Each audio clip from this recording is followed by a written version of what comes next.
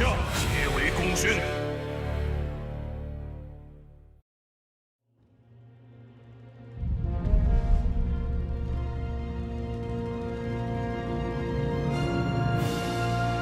Hi everyone, I'm Miles, producer of Conqueror's Blade 3 Kingdoms. Since our first teaser, many of you have been asking the same question: why does the new 3 Kingdoms world need its own standalone client? In this video, I will walk you through exactly why. We've built a realistic 3 Kingdoms world with over 60 cities alongside a massive visual overhaul. But it's not just about the visuals. The 3 Kingdoms era was all about warlords colliding in one massive, chaotic war. Our old multi-channel system split players up. It just didn't fit that vision. So we removed it.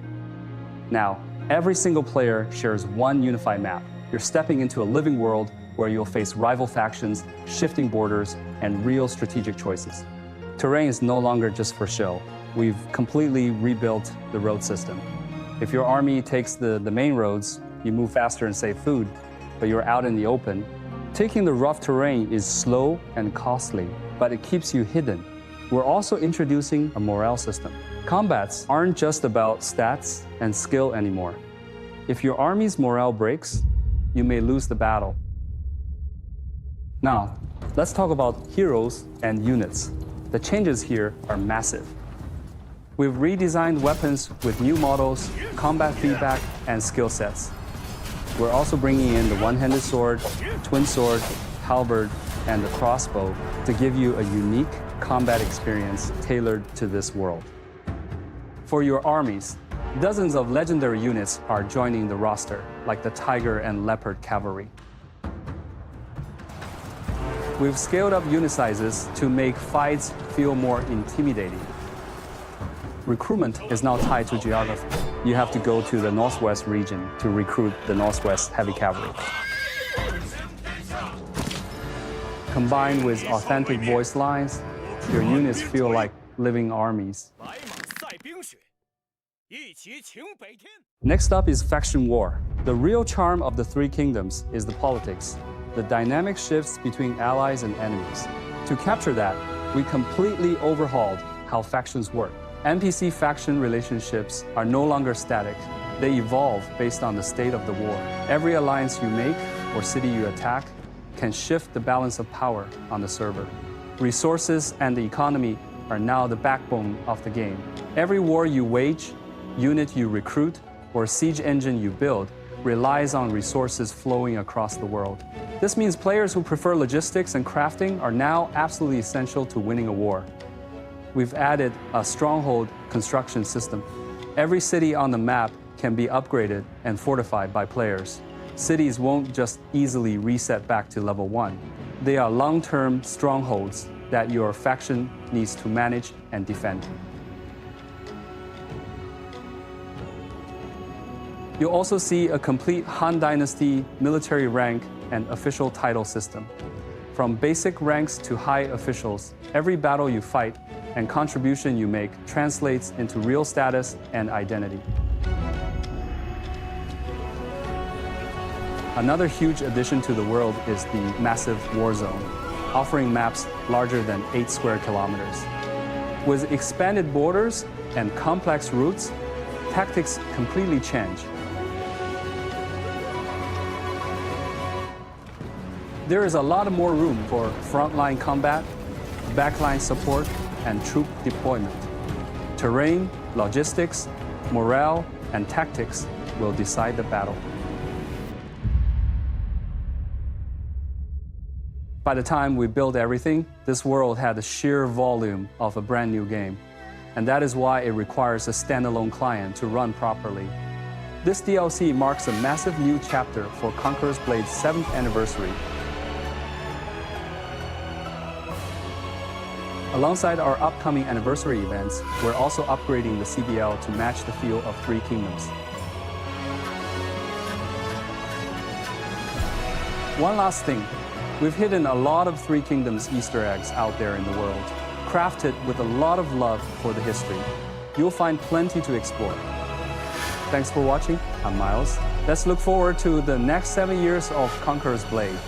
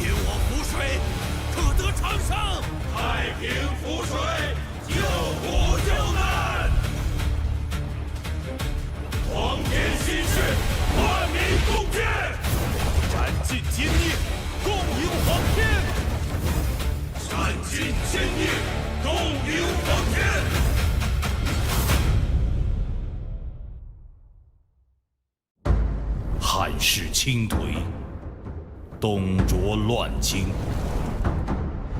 暴政之下，天下震动，群雄并起，始争洛阳。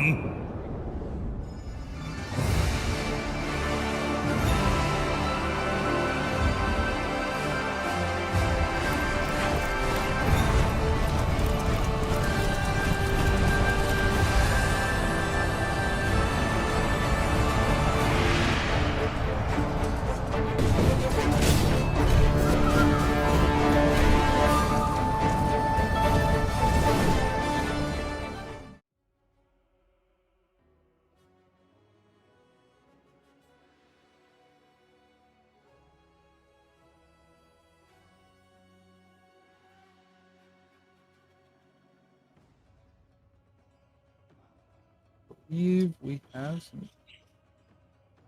Is it good? Alright, hello, welcome everybody to Conquerors Lead League Americas. I shall be your host, the Furious D, and I am joined here with my wonderful friend who I've been with since season 5, Create! Or as many of you guys know me by, Stars. Yes. This evening, we will be showing you some really good matches of the NA players, our good old Americas players on this fine evening. We're going to be having Costco Buck 50 Hot Dog versus Deadly Sins, so Warriors versus Vanguard Rangers, Exalted Few versus We Are Snaking, and Zodiacs versus Cabo Verde. Most of our matches shall be on Reginopolis, so it'll be a little bit longer of matches. There's a lot of artillery, and we will have one on Kurak Castle. A little bit of a diversity there. We haven't seen Kurak Castle at all this tournament, so very excited to see exactly how the teams will be performing on there. How do you think about the Stars? I mean, lots of Reginopolis ahead of us. So very, like you said, very long arty phases coming up. Honestly, Reggie goes one of two ways. You can lose it in one push depending on how you decide to hold it. I know earlier in the year we saw a team, I forget who it was, but try to hold the top of stairs and didn't execute it the best. I think it was Kermit thinking back, memory jogging. It was Kermit. So you might see some different things. Maybe somebody tries an A/B hold. Maybe we'll see, but I highly doubt it. You'll probably typically see that somewhat of a C defense. But if you choose to hold behind C, you can get one pushed on this map if you lose that fight to one-handed. Very true, especially with those musket buffs. Holding behind C is a lot harder for teams to really rely on. Get that musket having 200% more blunt damage on its bomb. A little bit more worried about your blob getting hit with it, and we have been seeing a lot of teams running 2 to 3 muskets. This is a lot more than previous CBLs where you'd maybe see one, or you'd be like, we really don't need a musket. So a lot more pressure on that musket side. We're going to see more of that inner C defense. Maybe those staircases. We did see that once on the EU side, but NA, I mean, we'll just see what happens, right? 100%.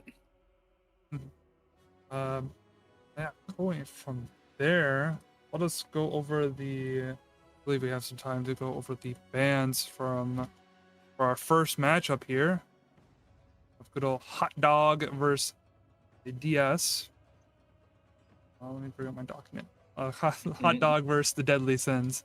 Looks like we will be having the White Plume Guard, Queen's Knights, Shenji Grenadiers, Claymores, Vipers, and Zycalian Militia Band, with a save of Spartan Chosen and Iron Reapers.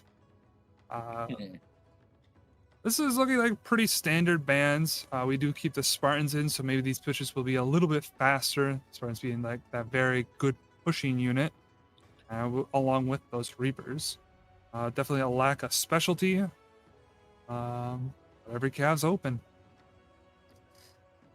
Right, so it's not the best Cav map though. So I mean, outside of YYD, you're not going to get any long charges, nothing like that going to come through. So I can see why Cav wasn't targeted with the map that was chosen. Cannon's still on the table though. Yes, we do. We'll still have the Lion Roar crew available. Which, I mean, on Reginopolis isn't the greatest time for Lion Roar crew. You can definitely get some value on it, but I feel like it's a little bit more cornery, a little bit harder to get those big open areas to fight in. Yes, he is good to fight in, but there's a lot of times you could get some elevation. Those muskets can get above your cannons, bomb them down, or you just get dove in because it's very open, kind of, if you're fighting inside that C point area, very easy to flank around. And I mean, so we'll definitely see how that goes. Keeping Reaper Spartans, I mean, I think this will be a faster pushes. Claymores being banned removes a lot of the damage reduction coming in. Shoots the Dingers and the Yellow Turban are also still available, so plenty of healing will be on both of these sides. The burst damage from Queens is gone, so really this could be either way. I still think this will be still fairly infantry heavy. We'll probably see a lot more of those Reapers. I'm wondering if either side will bring in some counters to the Reapers. I know before when we saw Reapers be heavily played before, there really wasn't an answer besides bring more of your own Reapers, especially with Queens being banned. I wonder if either side will be bringing those Zweihanders or potentially Uxing Pikemen. Okay. Definitely, I would say at least one Zweihander try to burst some of these Reapers down. But you're right, 100%. It does look like when these teams are going to be ready to push, it's not going to be a slow engagement. It's going to be, we're all in, the fight's done in 20 seconds. It's going to be, we're just full commit.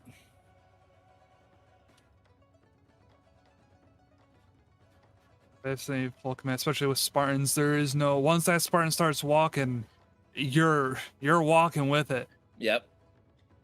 So I'm just wondering how these sides will be defending against the Spartan walks. You know, that Spartan walk having that CC immunity and pushing everything down in front of it. Hopefully they maybe we'll see some unconventional kind of units be played here, but I think we're just going to see probably the standard special units. Maybe, well, Claymores are banned, so we'll probably see a lot of Berserkers filling in that gap. And maybe, probably it would be just Reaper spam. I mean, let's face it here, Reapers are available, Queens are banned, we're probably just going to see Reapers. Reapers is your main, like, DPS overall unit, 100%.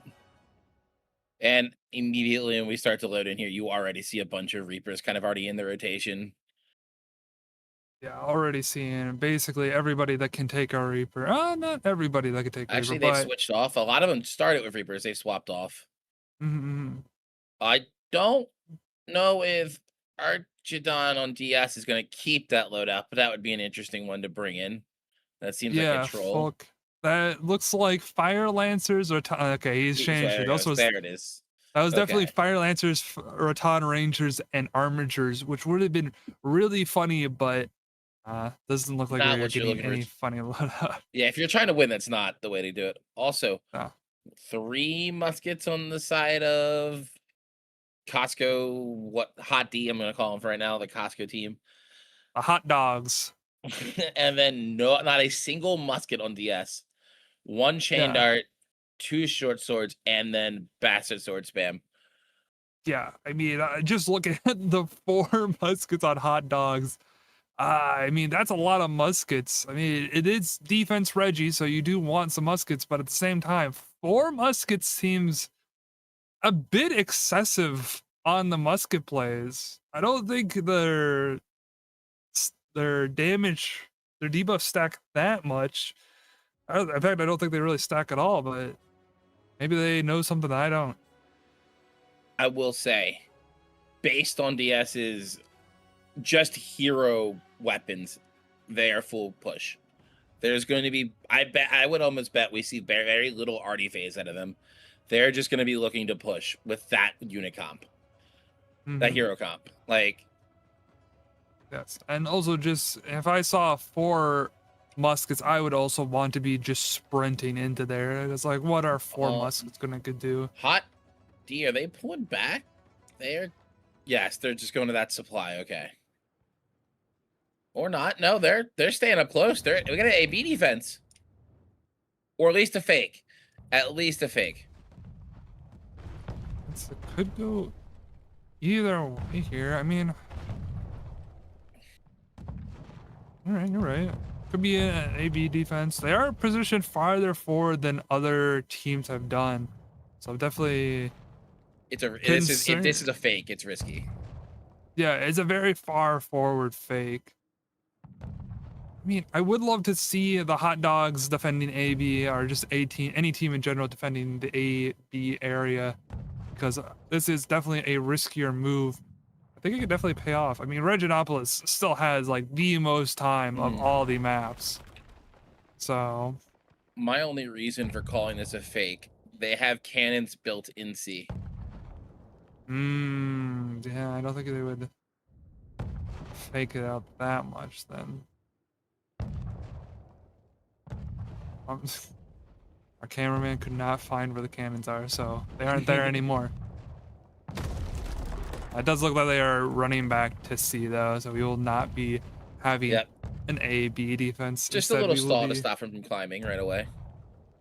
yeah, a little bit of stall, maybe buy a little bit more time. We'll see how much time that truly bought when we get down to it. DSCs, they pulled back. They're already coming in. I expect these towers to stop being pushed here soon and all units start coming forward.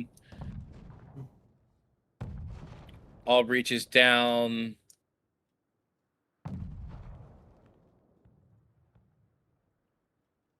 Now it's just that lull before the action as the other teams push up. Yep, we'll be sitting here for about a minute and a half, maybe 2 minutes, watching DS capture some of these points here.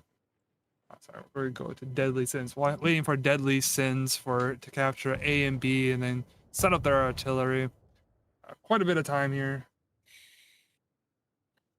You know, it does look like the hot dogs have set up their own mortars at that C point. I got 3 mortars there, 1 on the lower end, 2 on the wall. Maybe even another one. Yeah, actually another one behind the wall. So definitely a spaced out mortars here. While Deadly Sins sets up at the A side supply. And it looks like they're about to take down the gateway. If they just do the gateway to speed, get a little more vision there and get to arc some already through there a little bit easier. Also traps, more traps will land. Yes, yes. I watched the rubble hit the musket and I was like, man, that guy's lucky that rubble doesn't do any damage. Would have been really funny. It doesn't look like Deadly Sins is placing that much artillery here. I told you, I didn't think they would based on their hero comps. It feels like these guys are just going to want to go when they're grouped up. Yeah, I mean, they are basically all grouped up. They got still a few people at that B point there, but most of them are here at the A side supply. Also, I see the Wu Wei Mansion Guard on that supply as well. I'm assuming it's the chain dart with the Wu Wei. Going to go keep that supply clean of any foes that dare challenge. You would be correct. That is Chuki with the Wu Wei. Good, good, good.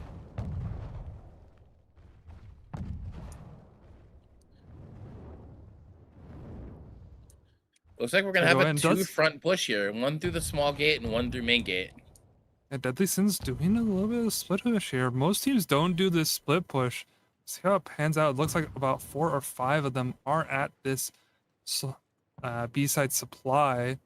And the hot dogs are main gate is pushing. Walking out. Main gate is up. Main gate has engaged. The front gate has engaged. Side gate starts to come through. That's already killing Benito. Benito getting caught out there on the side gate. The main Spartans are walking in through main gate. It looks like they have caught HOTD completely off guard. Here's the back gate. It's going to be able to come in nice and freely. Not many people are going to give them any resistance here. DS so far pushing through. Spartans walking straight on through these phalanx in Modal. Nothing they can do, and it looks like DS is going to win this fight nice and cleanly. Yeah, I mean, Deadly Sins is just walking over these hot dogs. That $1.50 hot dog, it might be cheap, it might be very affordable. Unfortunately, it's not that strong of a hot dog. We would have loved a better hot dog here, but it just kind of folded over. It's a little bit soggy of a dog. And Deadly Sins is really running over this dog. Oh my God. It's running through. Amazing job by Deadly Sins. And in that 2-pronged attack, getting that flank on the dog, the dog was just not prepared. Got aimed from both sides. And that's just not right. Oh my God. It looks like Costco's hot dogs. Their unit comp just was not prepared for that many Spartans push. They had Phalanx Modal. Spartans just countered those completely. That to me just felt like a complete unit diff. Yeah. The Deadly Sins brought a lot of Spartans, and the hot dogs, they had things that just could not deal with a Spartan walking into their face. And so they just slowly went through. Once the Spartans were fully into those phalanx, there was nothing the dogs could do at that point. Now we get into an artillery phase. We did see this kind of artillery lineup in a previous EU matchup, the absolute line of mortars just across the supply side, the small gate area here. I do find it really funny of a line. They do have the stalwarts braced in front of gates, so the hot dogs cannot do anything about this. They could bring their flames in the front and try to kill those stalwarts, but it doesn't look like they will be attempting that at all. Instead, just running their units around, making sure they don't get hit by this artillery barrage. I mean, Deadly Sins does still have 13 artillery after this artillery breaks, so they have plenty of arty to do really what they want. A little bit of a the benefits push. of using none on C as home point just gets this. This looks like they're going through World War II. Like there's so many bombs going off. Yeah, Costco's hot dogs cannot sit still.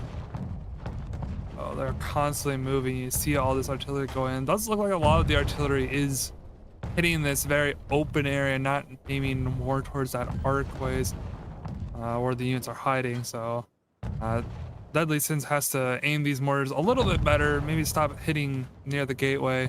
I think they also have a grace shot in the gateway, so that if any of the hot dogs walk in front of that gateway, they do lose their horse. So unfortunate for them. It's also very hard to see that grape shot because of the stalwarts and the ISG. But it is there. You will respect it. As we go in and wait for that. I do see the line of mortars on this front staircase. Yes, it is a long line of mortars. I did think I saw a short sword from Hot Dogs walk out there. And here comes the push. They said now is the time to push through the main gate. As Hot Dog has to meet them here. The Spartan's going to be engaging nice and alone here, but they're going to get silenced. Looks like Hot Dog was just not prepared for this. Force DS's flames are going to go through, and they're going to counter flamed by DS, and it looks like Hot Dog just is. I hate to say it, just getting walked through. The YYD are going to attempt to come through. The Iron Reaper's going to attempt to pillage. Here comes some more charge cav, but it's just going to get met by a wall of Spartans and Iron Reapers here. Yeah, it looks like gonna be all she wrote. Just a couple of phalanx here and some flames left on the side of Hot Dog. Rest in peace, Costco, man. You have some good hot dogs, but they were not good enough today.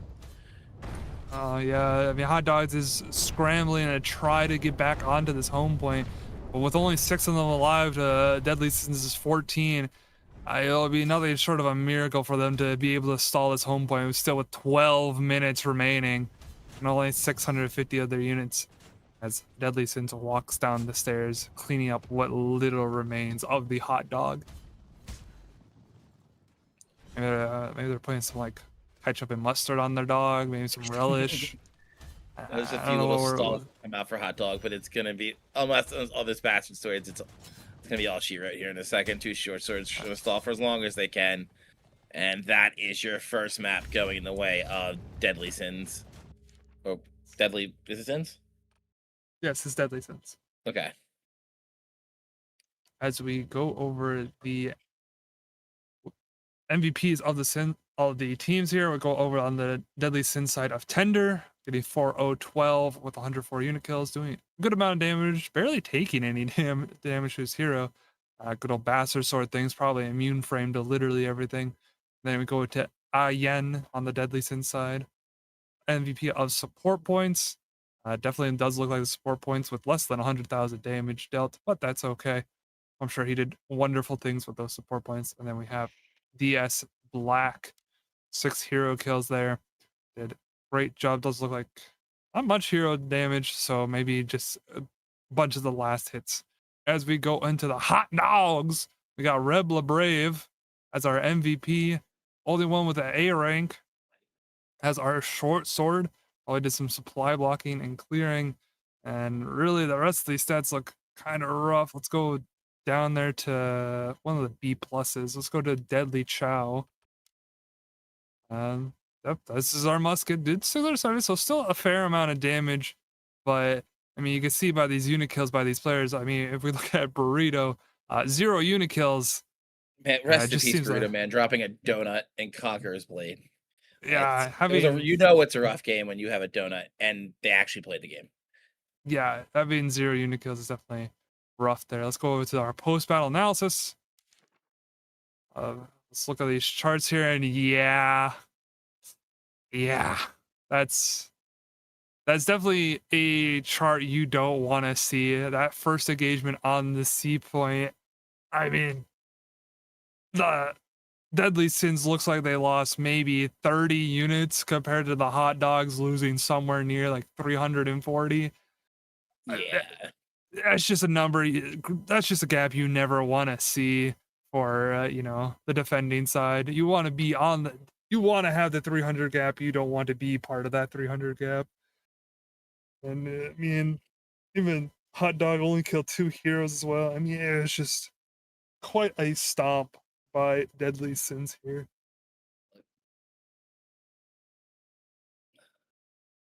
So you go.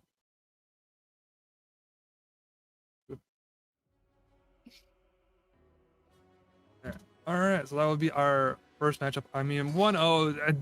Deadly Sins looked so good coming into this. Just that kind of that roll comp that came in with a composition that came in was like, we're gonna just run straight through you. And I mean, they performed what their comp did, and it just didn't seem like the Hot Dogs had it in them to hold it all. Kind of bringing more of a phalanx and Look, not ready for those Spartans. I'm gonna say this in the nicest way possible. Some of these boys took them to jump to Americas to, catch some W's. It's okay though. They still love you, DS. Yes, this might have been a little bit of the Europeans coming to them AMs just to be like, we're gonna have a great time here. And I mean, they're gonna have a great time. They're gonna run through some of these teams, but hopefully, one of the AMs really shows it to them that they can hold. But after that performance by the Hot Dogs, I love my European brethren, but I gotta be a little biased here. I gotta root for my Americans here. I love you boys. I got to though. I got to. It was a good showing though, DS. 100%. I kind of expect in the second map a little bit more of the same.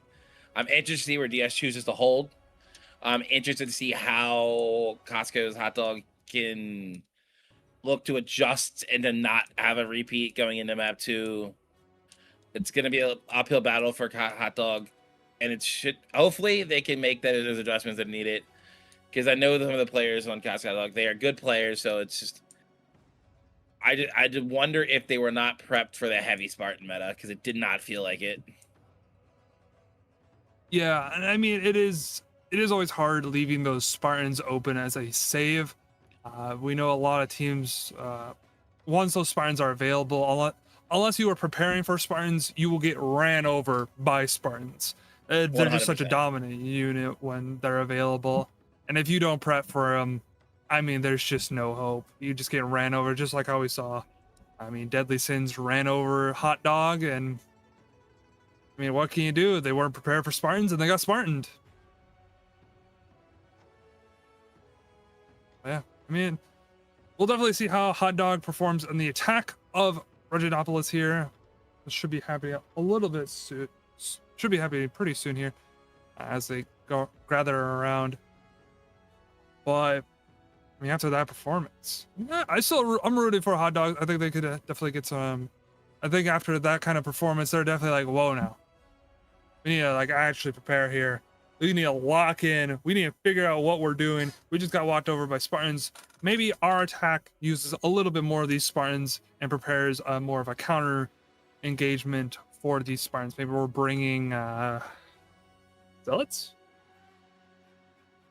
I mean, we could bring some Zealots to deal with Spartans. I think Zealots deal with Spartans pretty all right. They help, but when there's so many of them, the Zealots just don't do enough damage. Almost counter this, you just gotta bring your own Spartans and just hope you can out hero play the rest of the units to let the Spartans just walk past each other. Right. And some your own Spartans. I know Zweihanders are also pretty good at this. Maybe even some Varangians. Some little bit of like just units that are specifically for the Spartans, because it just seemed like Hot Dog didn't have any units specifically for the Spartans, and the Spartan just got ran over. It's unfortunate, but yeah. What's our ETA of when this matchup should be happening soon? Teams are still coming into the lobby. I assume DS has been a little slower. I assume Okay. maybe switching some players out, letting some other players come in. Yeah, I mean, maybe. I mean, with how they performed, I'm sure they could get a little bit maybe of their substitute players in. You know, get them some play time. You know, get the boys off the bench onto the field, get some experience and have some fun. We'll see if that plays in any part of it. Maybe they do swap players off, or maybe they're like, all right, we won so handily, we're going to just keep this roster. It worked out very well, and we're just going to keep playing it through. But it could also be, subbing. But this could be also just reconvening. All right, they're on the defense. We got to really go over our plans. I mean, Reginopolis does have quite a bit going around that C point. We want to make sure everybody's on the same page.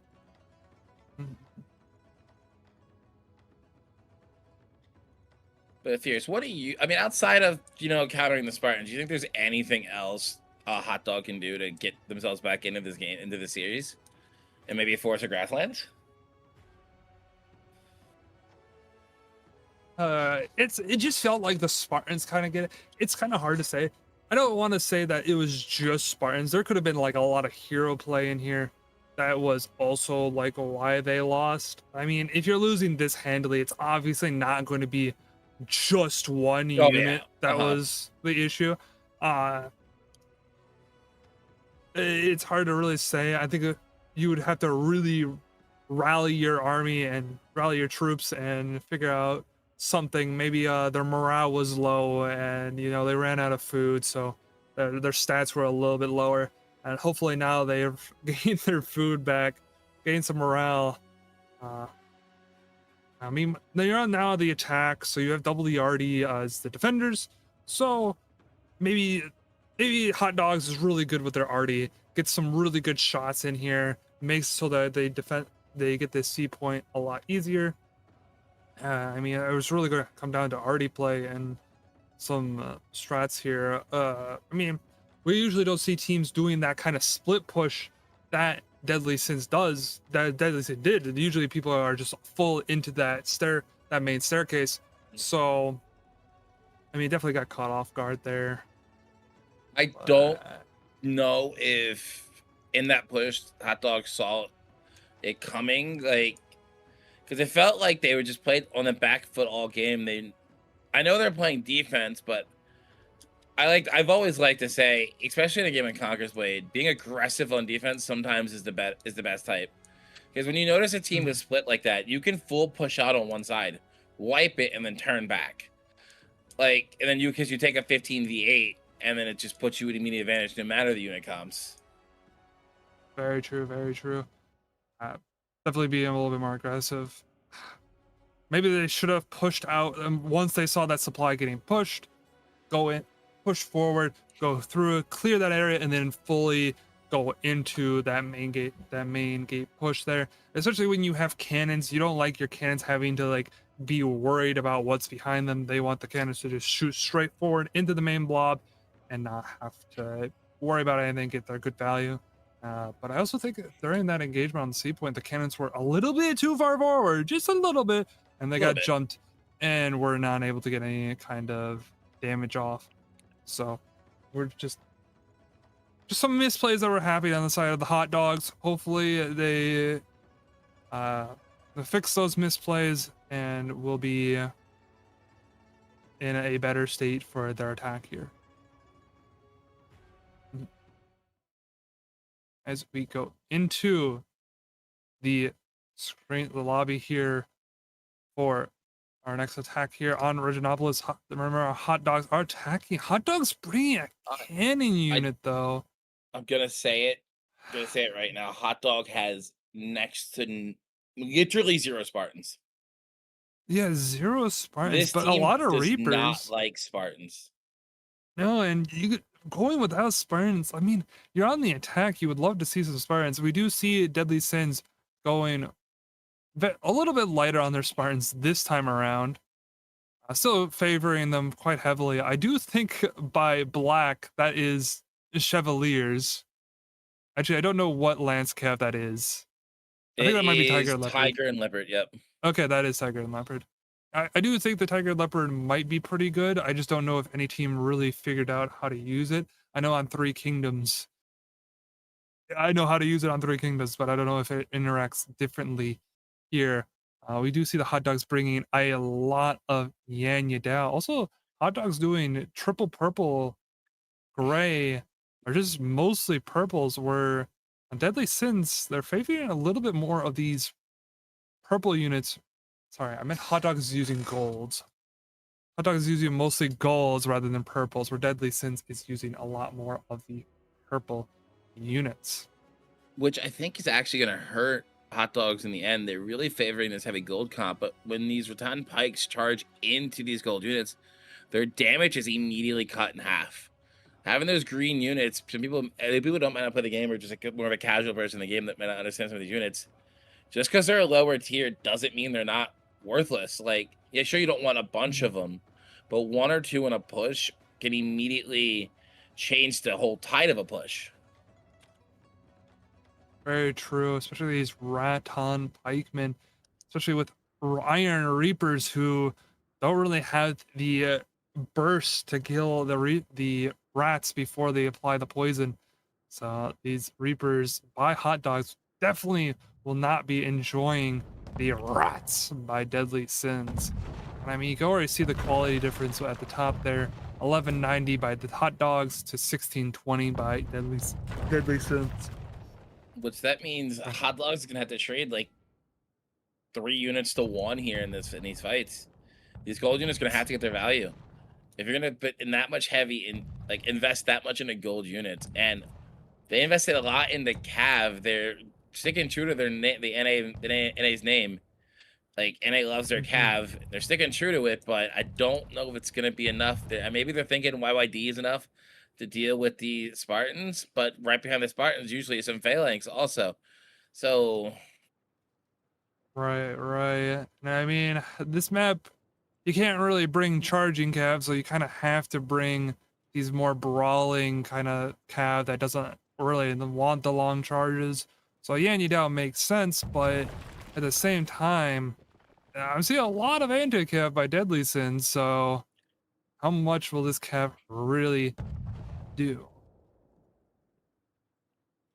And I mean, I guess we will see here as A and B get captured here. Deadly Sins running around at the top, waiting for hot dogs to capture A and B. It does look like they captured it a little bit faster than Deadly Sins did. Hot dog did do a little bit of fake out for Deadly Sins, so it bought a little bit of time, but it didn't really help them much. In the previous matchup, it was 16 minutes on the clock. Hot dogs can do, once again, really whatever they want. They could just take a nap and they probably come back and be like, all right, now we can push, and they still have 5 minutes remaining. So as we go into this engagement, it does look like Deadly Sins doesn't have that much specials. They do have a flame and a shoots a dinger, so very normal kind of setup. Hot dog having hot dog having a lot of anti-cav out, like a lot of anti-cav out.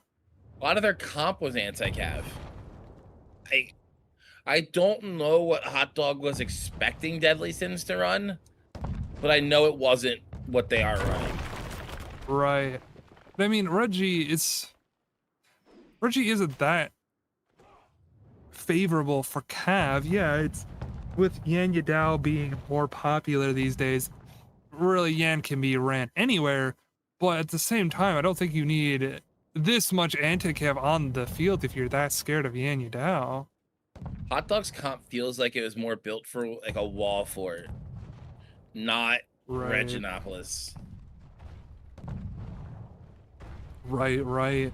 Definitely feels more of like a field map kind of field map, more composition, where Deadly Sins realizes, hey, we have a little bit more of a tighter area. We can run these Spartans. We can run a little bit heavier on the infantry. We don't have to worry about Cav as much. Yes, there is going to be some Yans brought by the dogs, but we got like 1, maybe 2 anti-cav will be fine, especially considering Yans, while they do have that one good charge in there, usually once they get that good charge, they're kind of sitting there very weak, very vulnerable, go down very quickly.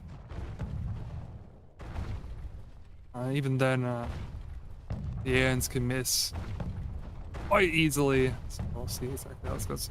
Good. Artillery phase coming out by Hot Dogs. I mean, standard stuff from Reggie. We'll see how long this artillery phase lasts. They just destroyed the breach. Finally, that goes down. So, with the breach being down, you could probably expect you to push anytime soon now. Now, I wonder if they'll elect to go through it or try to just fight him head on here. The Treb's going to go down onto the ballista so they can get their units up safely. Definitely an interesting play breaking that C breach. I know most attackers don't break it and instead wait for after C, because this now just opens a path where the fighting's happening. The defenders can now go through that breach side instead of the small gateway by C. That's why I assume they're going to go through it themselves. Like, I don't see why you'd open it and not use it this early. Yeah. Really interesting decision by Hot Dogs. Definitely taking a lot more time as well compared to Deadly Sins. Hot Dogs sitting here. Does look like they will be running a 15-man Unga Bunga up these stairs, not doing any flanks whatsoever. So, I mean, Hot Dog maybe in that mortar phase killed 80 units. It wasn't many. yeah, definitely not a lot. Definitely not what you want to see from your artillery phase. I would have loved to see a lot more. Yes, is going to pull out of C. They're pulling out of C, going to defend behind C. Pulling out of C, maybe a baiting. But the shoots are caught. Oh, it was bait. It was bait. Nice bait. Good. And the bait. shoots are going to Hot live. Dogs come to the main. As the engagement comes out, the flames from Deadly Sins also going in there. It looks like they will be fully firing in there. It's hard for me to tell from bit rate. Stalwarts priced in. The line is holding. They are going one-on-one here. The flames from Deadly Sins are still alive though, and they are cooking Hot Dogs. Hot Dogs just kind of stuck in this gateway. Doesn't seem like they had the units to really push past there, and will very quickly get cleaned up. It honestly looks like Deadly Sins barely lost any units. As the cavalry comes in, the Yanya Dao are going into these Modao. They're going into the Phalanx, and really got nothing for it. Eaten. They just got eaten. I got eaten right away. I mean, Hot Dog was like, all right, let's go bring our cav in. They do have some more cav coming in here. The Yorkist Household Knights and the Yanny that's coming from the side here, but it just, Yorkist coming, Yan's coming from behind, but it just isn't doing anything. These Modao are holding strong, stopping every single one of this cavalry in. Another Yanya Dao on the C point goes into a stalwart and dies. There wasn't even any anti-cav there. It's just stalwart braced. And Hot Dog is kind of just a kamikazing into this C point, trying to do literally anything, but it just doesn't seem like it is doing anything. They are throwing a pebble at a brick wall and hoping it budges, and it will not budge. I'm at a loss for words in that. I don't know what Hot Dog was thinking. They seen all the anti-cav. They pushed in. I know the plan was to fight double pull cav and come back in and wipe, right? But somebody on Hot Dog has to make the call that we didn't kill the anti-cav in the first push, and then stop that double pull. You can't just commit, even though the strat, just because I know your original strat says to commit. But anyway, here comes another push in back into my Hot Dog, right back into the C point here. This time they have flames in the push, and the flames are going to be firing beautifully onto the S here. It looks like Hot Dog's more of a formidable position, be able to quickly resupply their units before DS here, but the heavy front line of stalwarts and stuff is just looks like too much for the Iron Reapers of Hot Dog.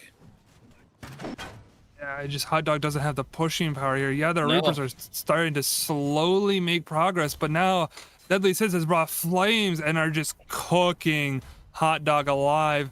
How do you like your hot dog? I think I like mine more well done on the side is what Deadly Sins is saying here as they push back out. Hot Dog. Treb's coming in. Where will it land? Will it be? It does look like this Treb is a very good landing Treb here. Gets a lot of value, but I mean, when you look at how many units Hot Dogs has left, down to 350. I mean, what can they really do? And And most of that DS is gonna 350 is push him out. crazy. Yeah, Deadly Sins goes on the sally. They go on the offensive. They realize, hey, we might be the defenders, but we are going to come attack you as they go recapture the A supply here quite quickly, going through the hot dog. And just You looks know like it's that'll over be when there's 4 sets of serfs of our territories coming into the fight. Very late cannon unit. I don't know why that wasn't in any of the pushes, but incredibly late. Would have loved to see this cannon quite literally in any of the pushes. Definitely would have it helped would have considering cleared the they got shields out. stalled. Yeah, they got stalled at that C point quite a few times. I don't know why they didn't bring that cannon earlier. Would have definitely helped them push. Maybe they were worried about the muskets And bombing we the got some cannon. stat patterns going back to the I forget the name of the big artillery unit for some reason. The bombard. Bombards, thank you. I've seen them so rarely, I forgot the name of it. So stat patterns going back to the bombards and firing them on these sallying units. And they're going back to the bombard. Hopefully get a good bombard shot off here, but it does look like Deadly Sins will not get punished. Greed is not in their sins as they run away from the breach there. They And might have these sallied, but they Next realized 7 minutes is just gonna be a wait for the game to end moment. I believe if Hot Dogs fully leaves, it will end the game. Well, we can hope So- we can hope because this game is Yeah. unfortunately over. Looks like Deadly Sins will take the first series of AMS CBL 2026 2-0. 2-0. Deadly Sins being just performing so unbelievably remarkable here. I think I just saw a bombard shot kill 2 people. So good job by Hot Dogs getting 2 kills there. But I mean, obviously it is too little, too late. This game is over. We got a fun bombard shot off, but that will be it for our bombards.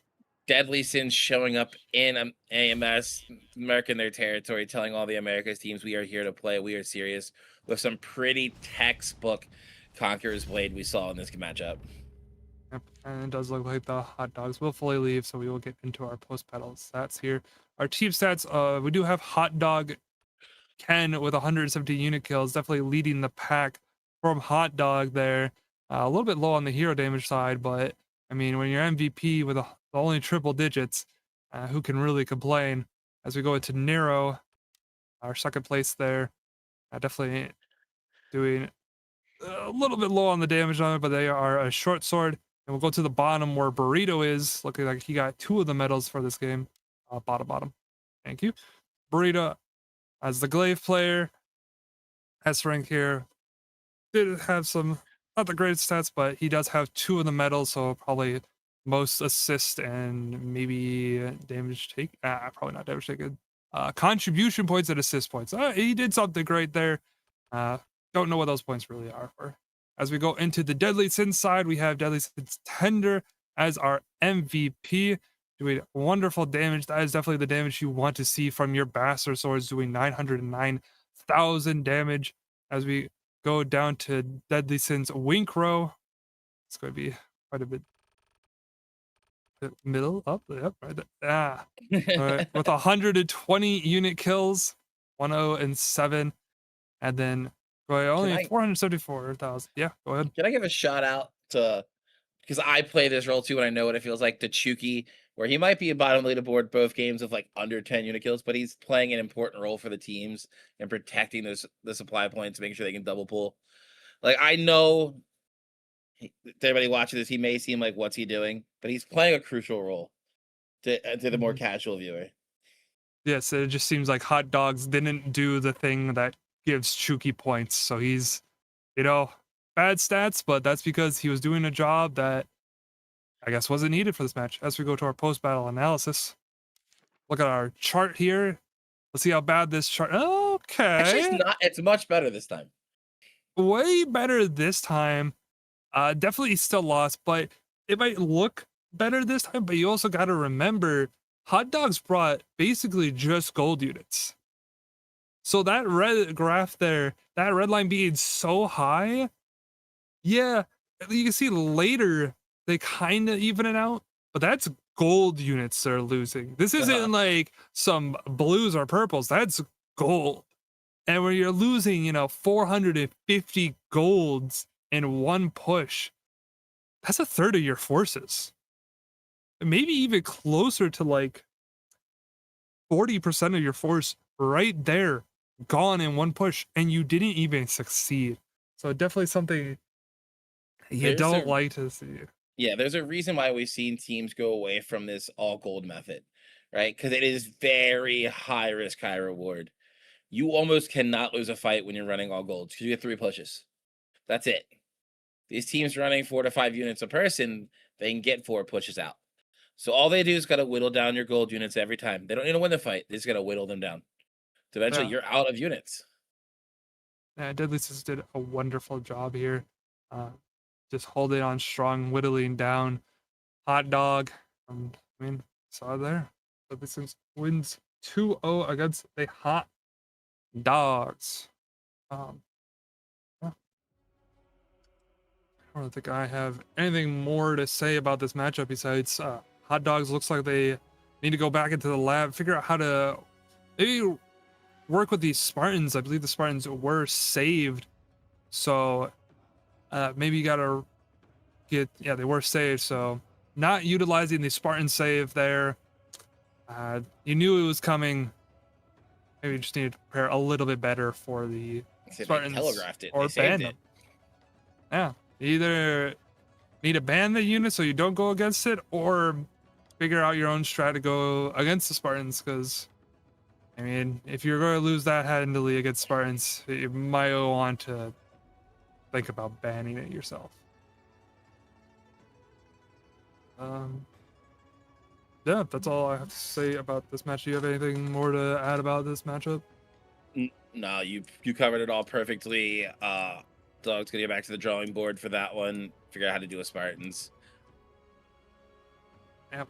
All right, then we will be going into a short break here while we wait for the next matchup of Warriors versus Vanguard, also on Reginopolis. See you soon.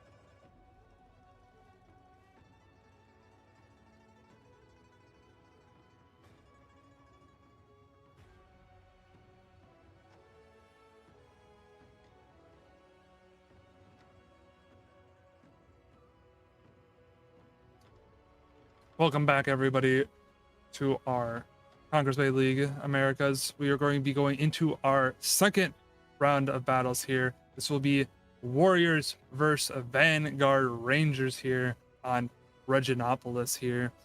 Should be we did just see Reginopolis, so we're going back to a very familiar map. Bye, everybody. Stars, you want to go over the bans for us? Yes, I can. Looks like from Warriors banning out Rattan Rangers, the White Flame Guards. Okay. I can't read that. That's okay. I got it. We got the Rattan Vipers. We have the White Plume Guard. We have White Queen's Plume. Knights. Yeah, not the White Flame. We got I like the White Flame better. It's a better name. It would be good as the White Flame, but they are just pluming. They are not flaming. Maybe you'd get flamed for calling them Flame Guards, but they are just a Plume Guard. We got the Queen Knight bands. We have the Lion Roar band, Tiger and Leopard, and the Shenji Grenadier band with saves of Siphanori and Claymores.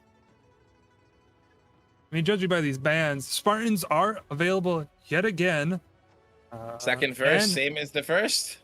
Yeah, second verse, same as the first.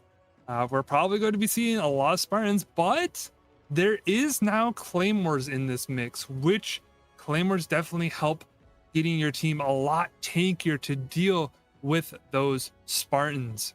So, I mean, we'll see exactly how that plays out for them. Maybe with these Claymores, these teams will be able to hold a little bit stronger onto their point there, not able to get walked over as much by the Spartans, as the Claymores do have the CC immunity while in their for freedom when they use abilities.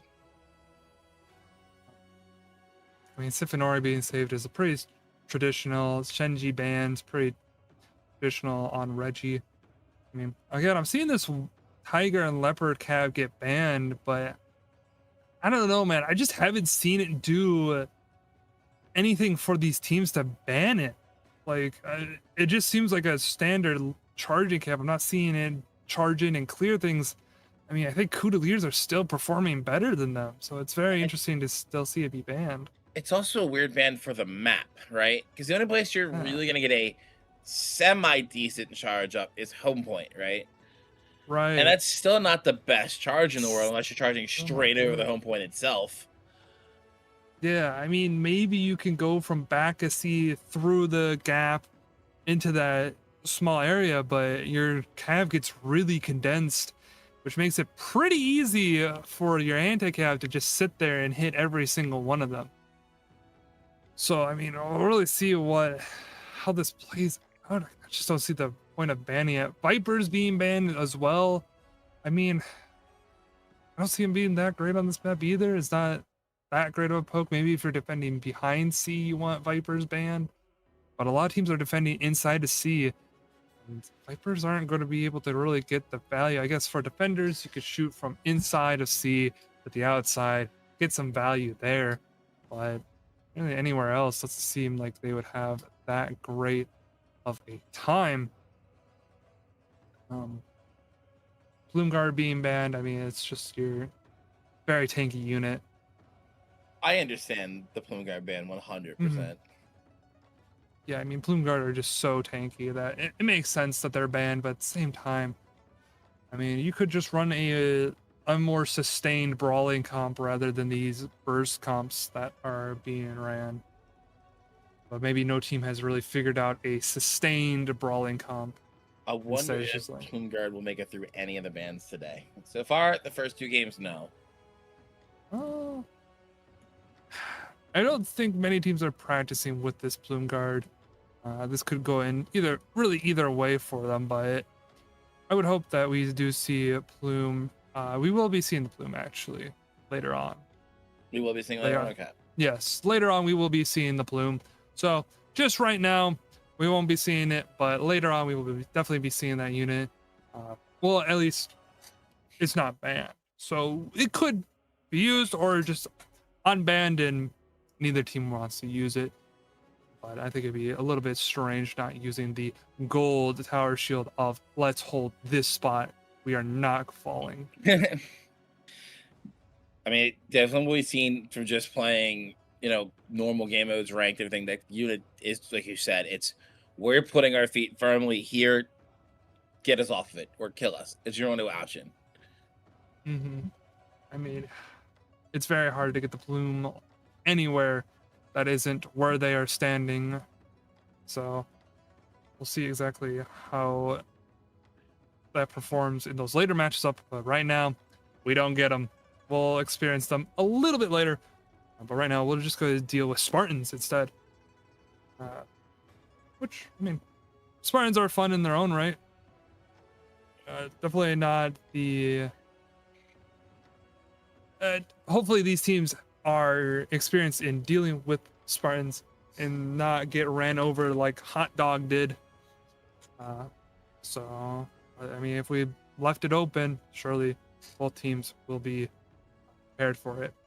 100%. Especially with Claymore, especially with Claymore saved. As we go into now Reginopolis. And our insider info is 100% correct so far. Not only do we have healing archers, we have 3 sets of yellow turbans. Yeah, I mean, that's a lot of healing. And I don't blame them for running a lot of healing, but 3 wait a minute. Dingers, 3 yellow turbans, by the way. Do you see something wrong? Okay, never mind. I'm seeing the... at first, I didn't see any Spartans by Vanguard Rangers, and I was like, uh-oh, something looks wrong here, but I'm seeing a few of them now. Definitely not that much. 5 Spartans right now? I mean... it's not much. Attack also only has 5, 6.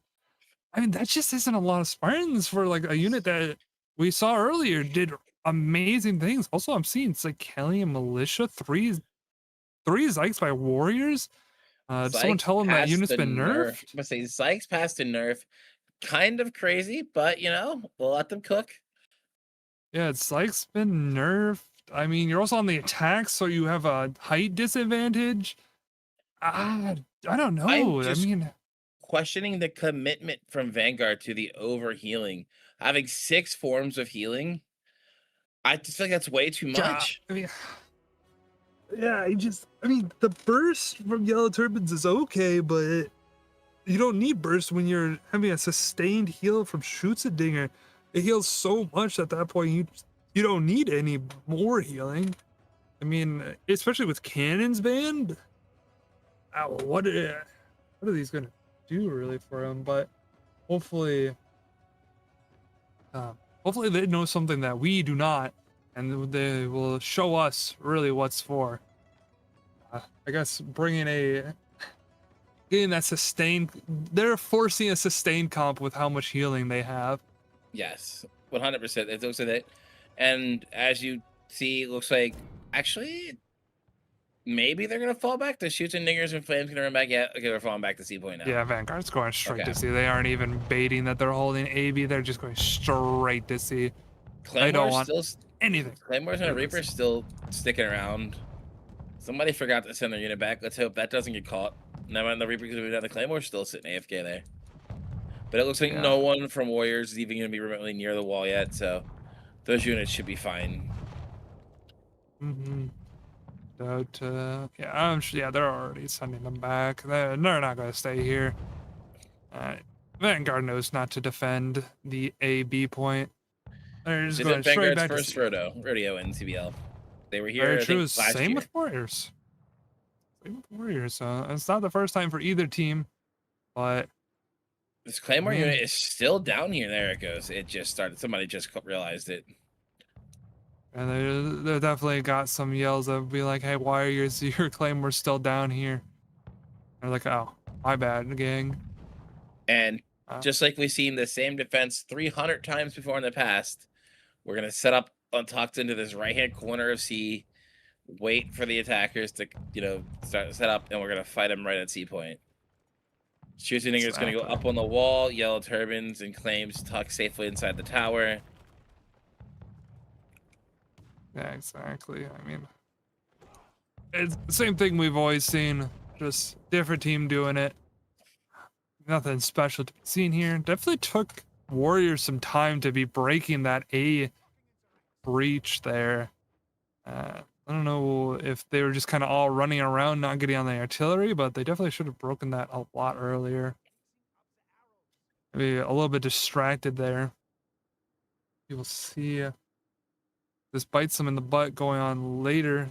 Do still, again, and this is Reginopolis, so even with taking more time on this A-B point, they will have so much time to do really whatever they want. I think it adds up to like 17 minutes if they take B right now. Like, it is a ridiculous amount of time. Mm-hmm. That should be, yeah. I don't think I get 5 minutes. I think I get 4, so it'd be 16 and a half.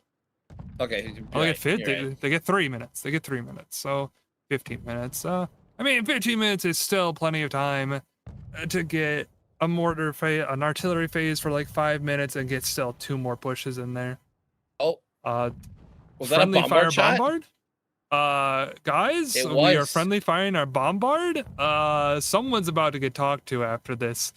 Definitely might be kicked off the team. I believe that was Almighty. Friendly firing. I don't know who. Or Opticus. Friendly fired or Opticus, the chain dart. I mean, Oh my. they're definitely going to have a talking to after this unit? match. Press spacebar. He did not. No, all units are good. We're good. Okay. Just got the hero. Yeah, I mean, it's good that he didn't get any of the units, but at the same time, that is 1 death, and that is your chain dart. Granted, the chain dart deaths don't really matter as much if he is just going to be sitting on supply, but losing a death when you don't have to, definitely not something you want to be having here. Warriors has placed down 7 of their mortars so far. Still got plenty of artillery. It doesn't look like they're getting the volleys that they would like to be getting in here. I know Vanguard is hitting their mark on some of these mortars, doing good damage. Mm-hmm. Vanguard doing a phenomenal job doing anti-artillery. These mortars are aimed basically perfectly. I don't know if Warriors has practiced these mortar spots because they aren't far enough to hit that left corner from where some of these are. Yeah, it feels like they were just told, hey, here's the general area, place it here. And I mean, it doesn't look like it's working out for them too well. It does look like a lot of these mortars are instead hitting the wall or barely getting over. So I mean, definitely not exactly what you would love to see from an artillery phase by Warriors. So maybe they will transition to a pushing phase soon here, realizing that their mortars not getting the value they would like. So they are already pushing up. Here, some heroes are pushing up, staging. Warriors beginning to show some aggression here. The musket's almost getting caught out there, but the Master going to use his rollout as an escape. Mm-hmm. One of the more safer escapes in the game. The musket's roll. Very true. Very true. Also, once again, that C breach has been broken. And I do not like it from the attacker's side breaking that C breach. It gives the defenders quite a bit of options here of flanking onto the C point once Warriors pushes in. Now, of course, we saw why the team's last game broke that breach.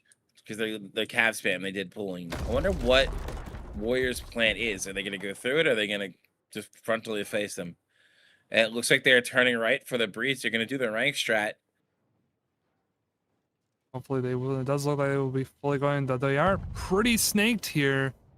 Quite a few units are not in this blob, and they are getting a musket bomb, so they're even more snaked. Hopefully they are being told, hey, we are snaking heavily.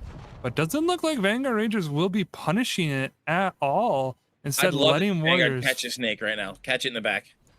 Yeah, this is a hefty snake, and Vanguard's just we have a Spartan unit it. come out by Vanguard. Just met and they threw a Spartan unit away. Vanguard did.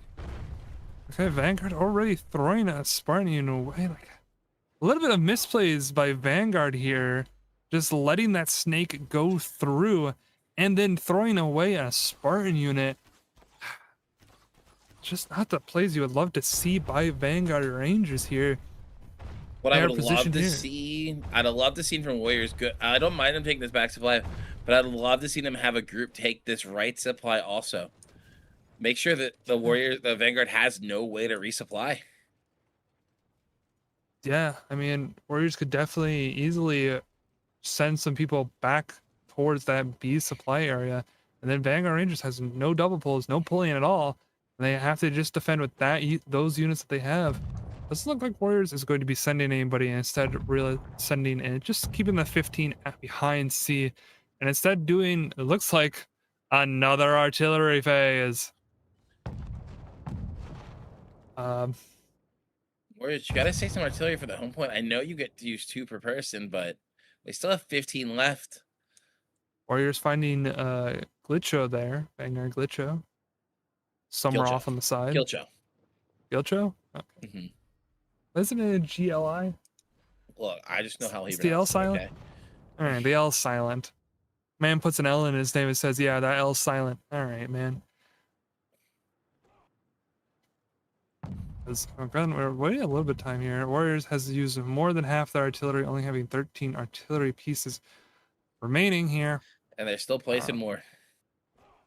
Still placing more. More and more artillery is placed. Nothing's happening. Have they killed any units really with this mortar phase? I feel like these mortars aren't getting the value that they needed to get. I feel like they're probably getting like a few hits every once in a while, but I mean, Vanguard Rangers has those yellow turbines there, so I would love to see them take this Cav back, farm this with this Vanguard player they've killed. Farm him. Oh, for sure. Just farm him, make sure he's out of the game. Then you make it a 15v14. It does look like that Vanguard Ranger is just holding his spawn until something happens. So. He can't hold it forever. It will force him to spawn soon. True. Cannot hold forever, so eventually will be forced to spawn, but that time is not happening apparently for quite a while. As now Vanguard Rangers looks like they finally started getting hit by Warriors. Mortars forced back a little bit further, but again, yellow turbines keeping everything topped up. No worries whatsoever.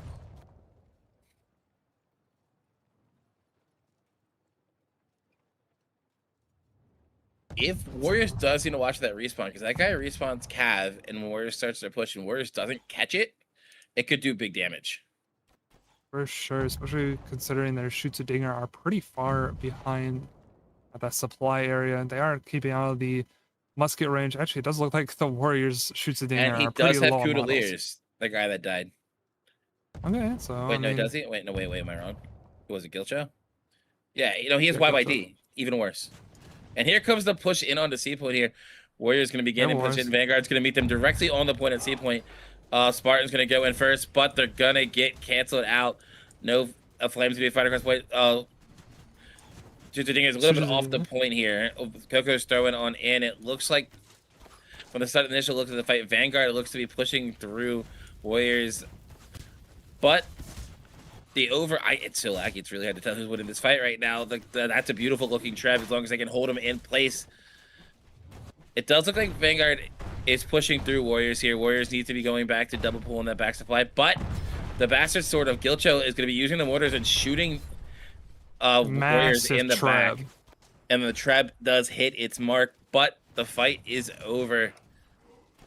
It's still going on here. It does look like Vanguard Rangers is handily winning this, but they don't have any supply here. Yes, they did send somebody to take this left supply. So Warriors could get in here and quickly clear it out, just bring in their reinforcements. Vanguard Rangers needs to find some way of getting a new unit. Actually, do they need a new unit? Doesn't look like Warriors is actually going to be pressing in the advantage. Warriors to just regroup. They still have all the supplies. They need to just regroup and not waste units.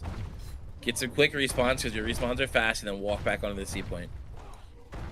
Sure, but again, you got to be a little bit quick. Never mind, they've lost this left supply. It's that they got to just reset completely now. Yeah, I mean, they had to be fast here, but with only 9 of them alive, but Vanguard Rangers has their full roster. I mean, it felt like Warriors just lost. It felt pretty even for a while there, but I guess it was heavily in favor of Vanguard Rangers there, and Warriors just didn't get the hero kills, where Vanguard got a lot of the hero kills and were able to regroup and stage, forcing warriors to not be able And to if we're come looking at back the in. quality of units that we just had up on screen here, it looks like Vanguard has a lot more purple units still compared Yes. to Warriors, and still a good amount of gold. So advantage is heavily, even with the unit size, it's heavy in favor of Vanguard here. Warriors needs to win a fight decisively to flip this back in their favor. Yes.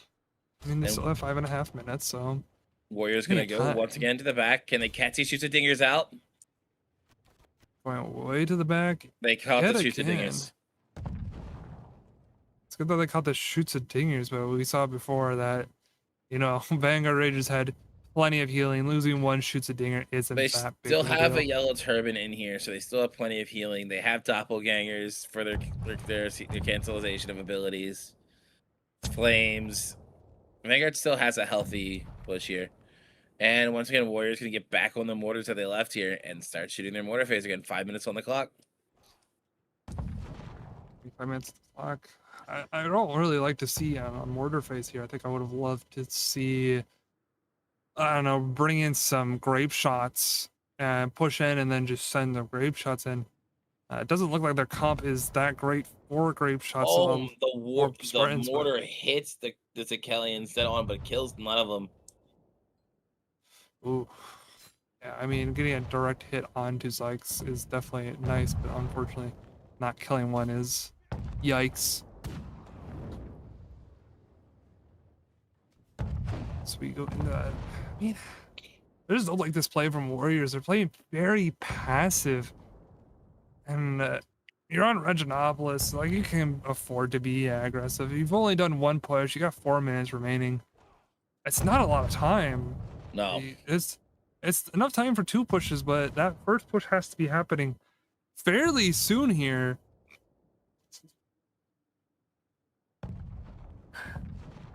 Anybody on just Warriors on def? Yes, there's one person. Lockout cannot die again. I mean, I already have a.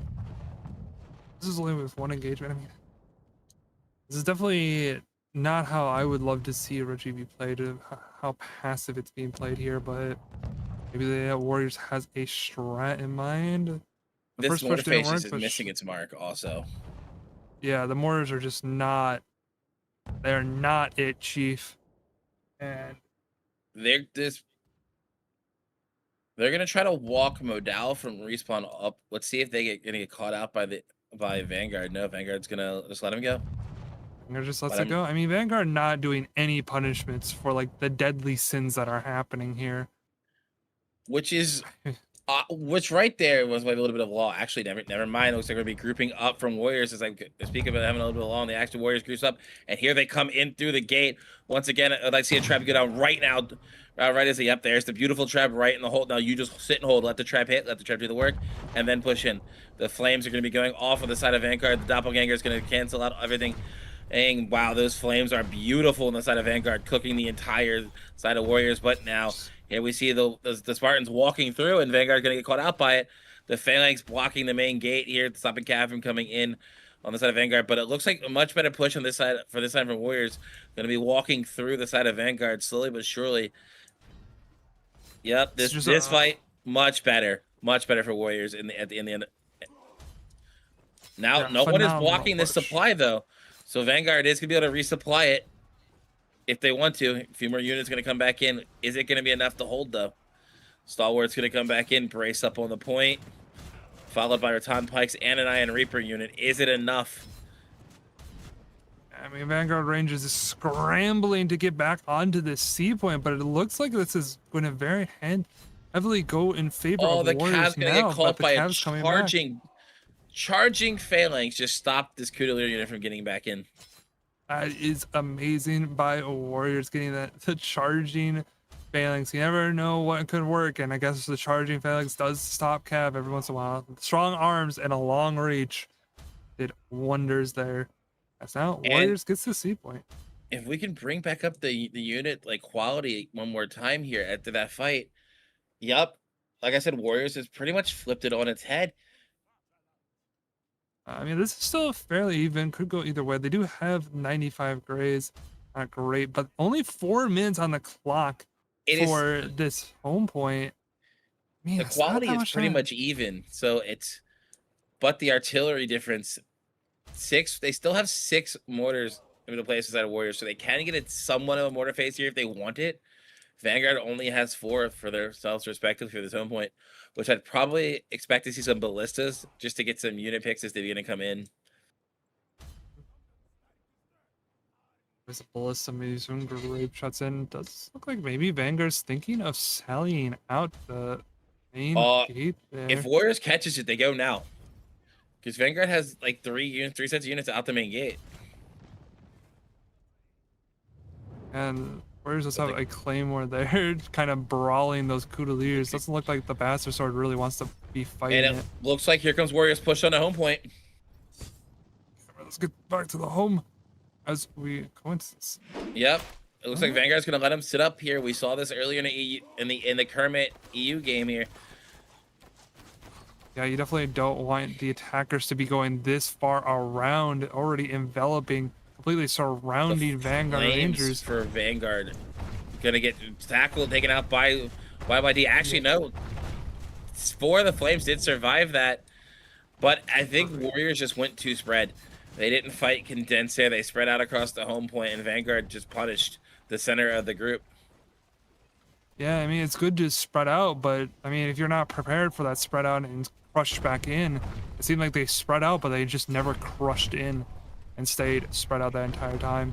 I mean, these Trebs are doing phenomenal work for Warriors, but I mean, you got 2.5 minutes, and I think most of them are probably on their last life, or maybe even out of this fight now. One person is out of the fight.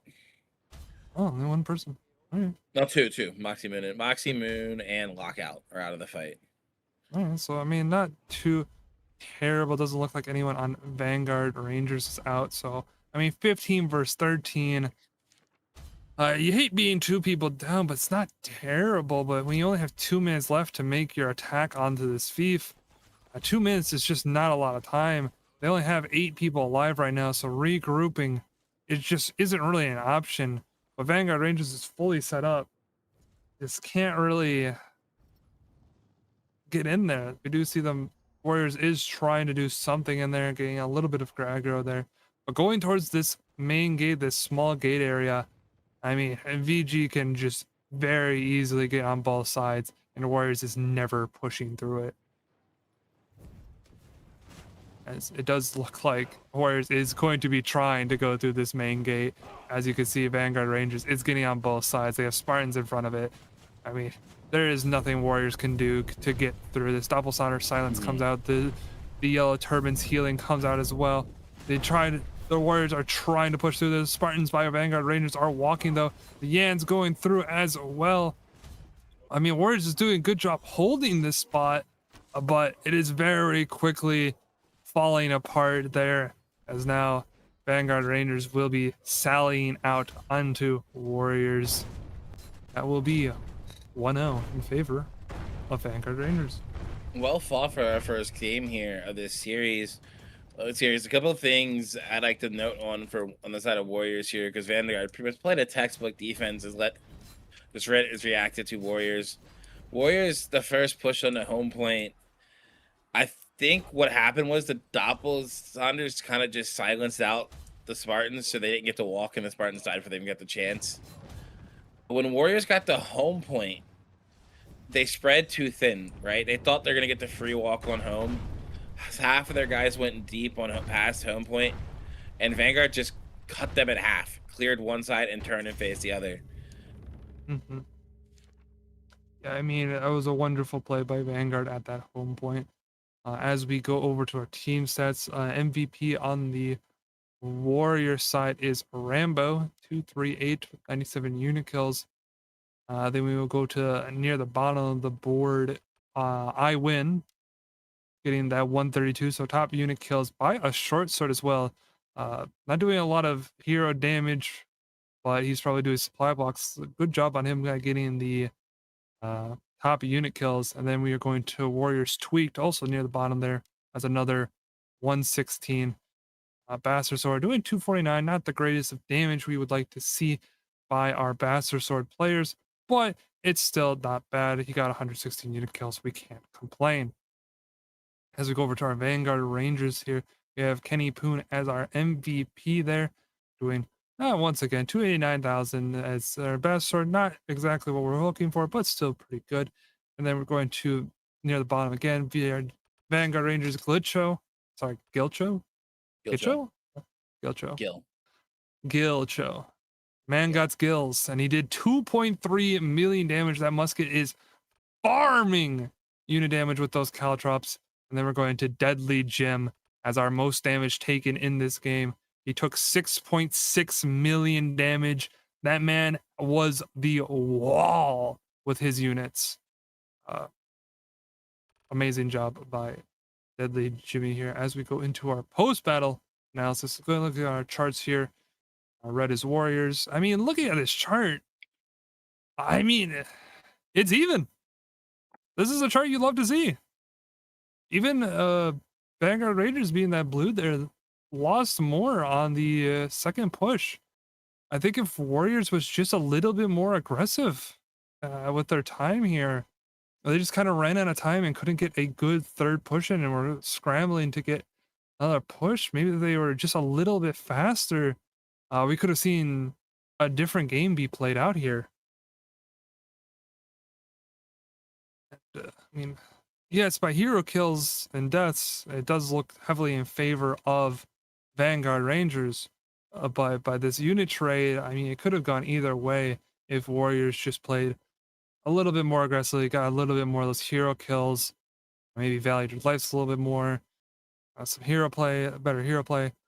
But I mean, it's so close of a graph that it really could have gone either way. 100%. And I've preached this in plenty of other tournaments. Yes, the graph is close, but you don't kill enemy heroes, you're not going to win a game. Almost every single time you see a team win, they've out hero killed the other team. Almost every single time. I mean, it just seemed like Warriors did not have the hero killing capabilities. They still had plenty of Bastard Swords. I think there was some pole axes that probably had chokehold. They had chain dart, and it just didn't come up to snuff versus Vanguard Rangers. They just seemed like they performed a little bit better. We realized hey, we need to be killing these heroes to win these fights. And I mean, they set their goal, and they did wonderful here on the defense side.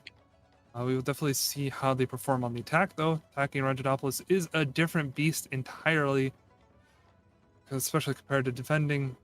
And with how close it was, maybe Warriors gets a 1-1 here, and we will see a Grasslands tiebreaker. I would love to watch a tiebreaker. That's I would also love to see a tiebreaker coming in by these two teams, especially with how close those battles seemed. Seems like a lot of teams, both of them were making some mistakes in there, but due to their experience, they were neither side was really punished for the mistakes that were being had. So could go really either way.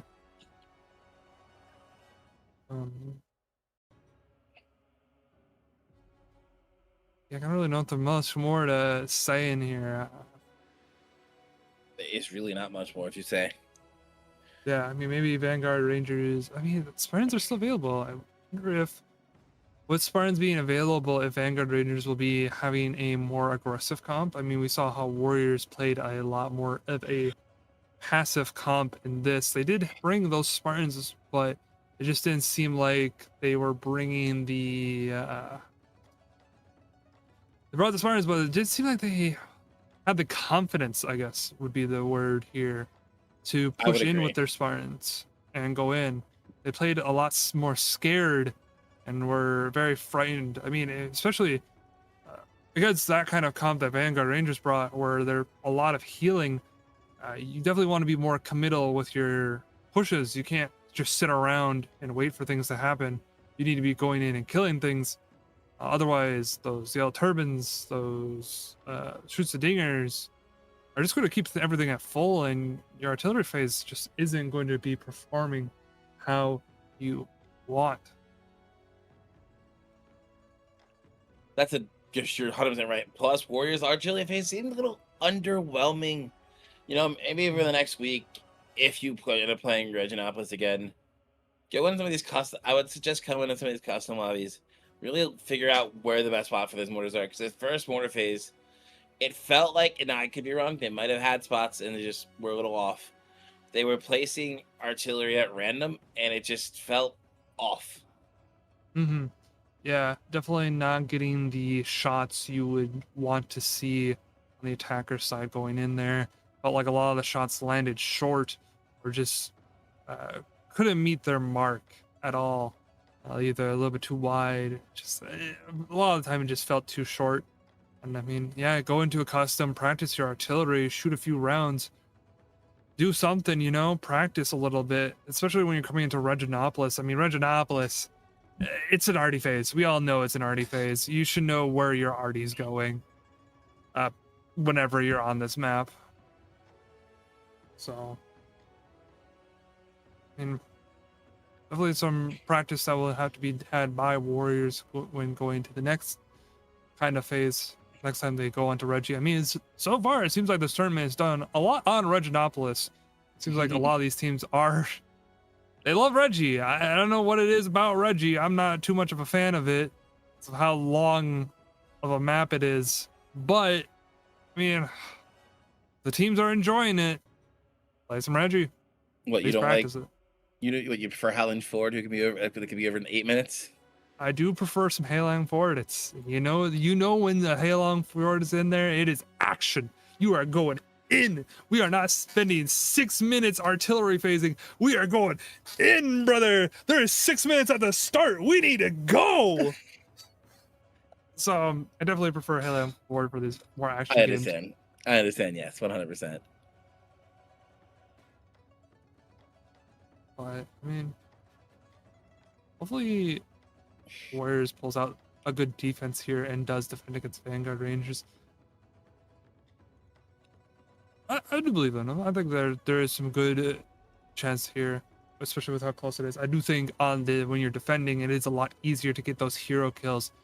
You're waiting for the enemy to push into you, so a little bit easier for defenders to get the hero kills, unless you are a DB that really knows how to do some fancy footwork that can really go through. Here we go into our lineup here in our match. Vanguard Rangers bringing in Longsword is funny. Also, Warriors starting with 5 muskets. Now, I don't know about you, Create, but when I see 5 muskets, I'm running it down. I hope that's just for like, I don't even know, because it's not even for artillery denial. Yeah.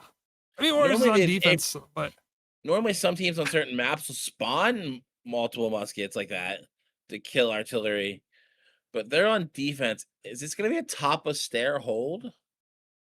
I hope it's a top of stair hold. I really hope that they are not going to be defending inside a C and instead going to be defending at the front of the C.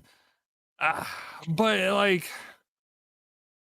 it's just 5 muskets.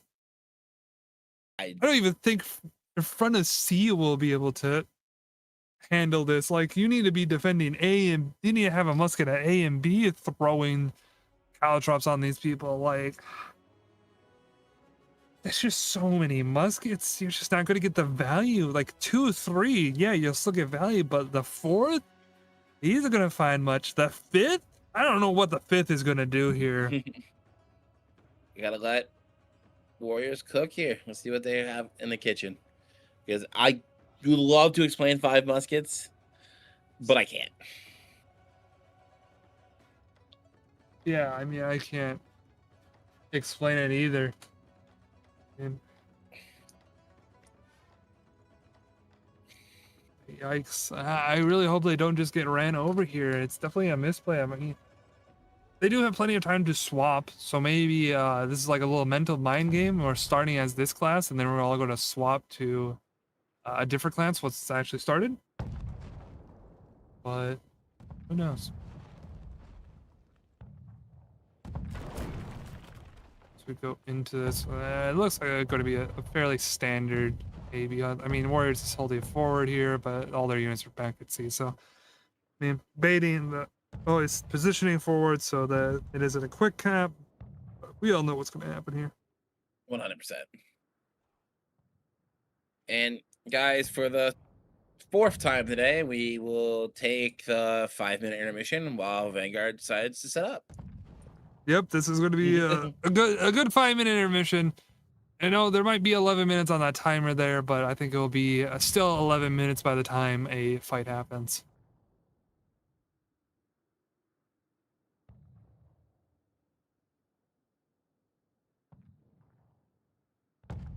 So we wait, and also Vanguard Rangers taking their time here. Nice, sweet old time. Sweet old time. All of them should be artillery shooting at some kind of breach, but I think I see quite a few of the artillery being unmanned. So I don't know really what they're doing here. We haven't even killing the gate.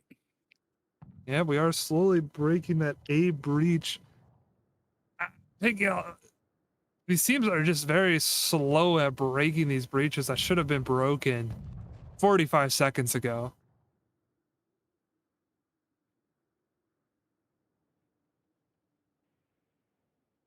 Which, I mean, I do finally break that breach there. Now Warriors runs back to see Dual Blade, thinking of pressuring them a little bit there. Maybe Warriors holds on to this C point just to posture here so that we stall a little bit more time. I'd love to see that by Warriors here. But it does look like they are instead going right back. The Martellatory will try to hold, but obviously it's just Martellatory. It will not hold for long. Poor Martellatory just got sacrificed. Yeah, I mean, it held for a lot longer than I thought it would. A little bit more dispersed made them live quite a while, but still. Full T5 tank docks, baby. True. Full T5 tank docks. We have the tankiest Martellatory in the game. Nobody can challenge our Martells. Still gets one shot, but I mean, if I have, you know, all the defense doctrines, surely, you know, I'll have iron sides, I'll have 150, no, not 150, 80 and 5. I'll have balance doctrine for another 6%. I'll have, you know, some other things in there. Health and defenses, so like. Warriors still running 5 muskets. They still have all 5 out. It is ludicrous that they would have 5 muskets out. Ludicrous is muskets a rapper? Oh, sure. Sorry. You're right. Ridiculous. Thank you. This is ridiculous. I think even ridiculous is a rapper as well, but who cares? I mean, 5 muskets. I get muskets been buffed. And like, I don't blame them. Those flames just freely got into the tunnel when there's 2 muskets there. Disrespect on who are they? I'm finding the names.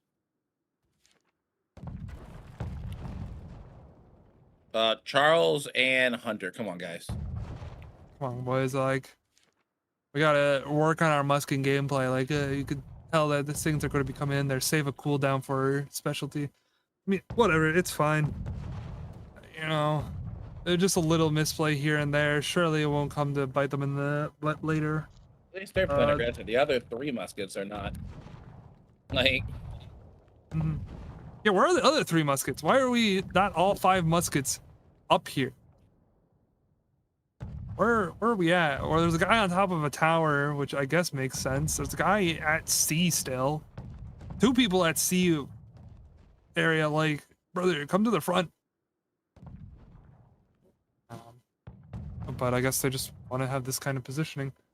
I did the same mistake Kermit made earlier. They just didn't have their muskets in position when the push started. Like, slow the push down. Caltrops bomb these specials as they come out of this tunnel. Mm-hmm. Hey, you're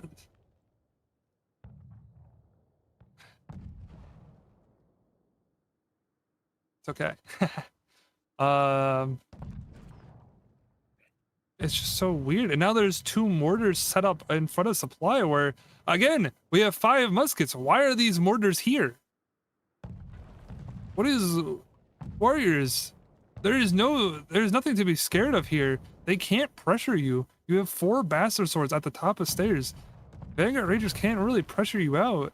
Our muskets should not be having any of these mortars be living for more than a second, or as long as the cooldown's up. But it just seems like these muskets don't know how to play their role of musket.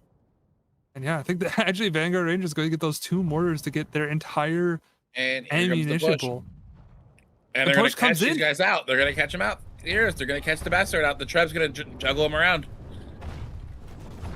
Yeah, but he's going to get out because not. What was that Schutzendinger shot? Keep your friends alive, I guess. I don't know. I don't know, but we're going to waste a Spartan unit on the side of Warriors. He's going to walk in and get burnt by the flames. Doppelganger going to waste their silence early. Now Vanguard has to wait for those cooldowns to come back. They cannot push it on. This is just so sloppy by both sides. I mean, what is really happening here? I mean, now their Vanguard Rangers is pushed far forward. I mean, this is a great time for our 5 muskets on Warriors. This is like freest farm ever. Yeah, the yellow turbines are healing, so it's not removing the lead from the muskets. But I mean, there's still bombs. They're still going off and doing a lot of damage here. And the Caltrops slowing the Reapers down even more, so they're coming in nice and late. Doppelslander is going to silence the entire block from top of the staircase coming in on the side of Vanguard. As the Vanguard is pushing from all fronts here. Warriors kind of getting surrounded. I mean, Warriors kind of surrounding Vanguard here. Got Iron Reapers deep into the middle of Spartans and the main core of Vanguard's push here. It looks like Warriors is going to slowly clean up the Vanguard's push. Good defense or hold by Warriors. I love this Doppelslander on the stairs here. It's a safe place to silence everything as it comes through the main gate. Now here comes the Trebuchet. Let's see if Warriors will spot it and back off to safety before the Doppelslander with the Schutzendinger coming in now. And we're going to send in some Kudalier charge here, but great Trebuchet on the side of Vanguard. Beautiful Treb. Huge, amazing, beautiful Treb. I mean, you couldn't hope for a better Treb even if you wanted one. Beautiful defense by Warriors here, and even going a little bit of a sally out. Maybe a little bit too aggressive here, boys. Getting a little bit full of ourselves. We're getting too aggressive. We gotta go back. We gotta go back. Yeah, we're gonna hit by a few of these Treb balls, but I'm gonna now run back inside of our feet. I mean, beautiful defense. You've got a surrounded on Vanguard.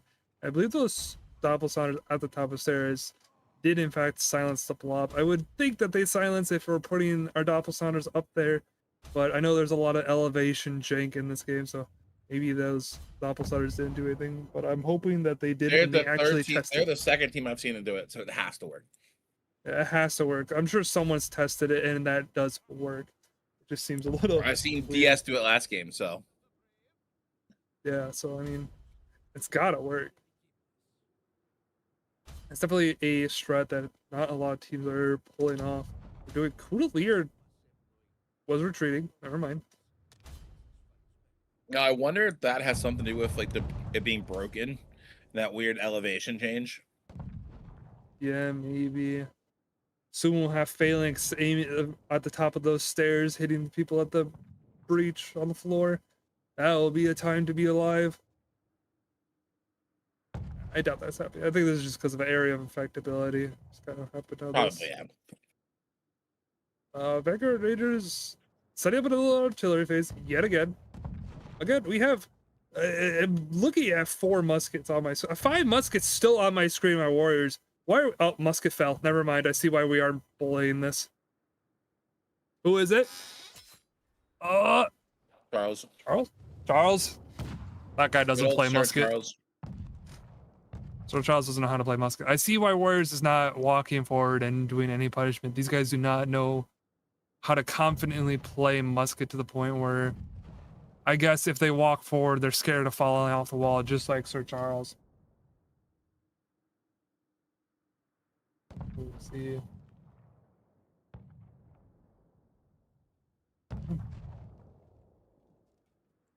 And we're spending a lot of time here, 7.5 minutes.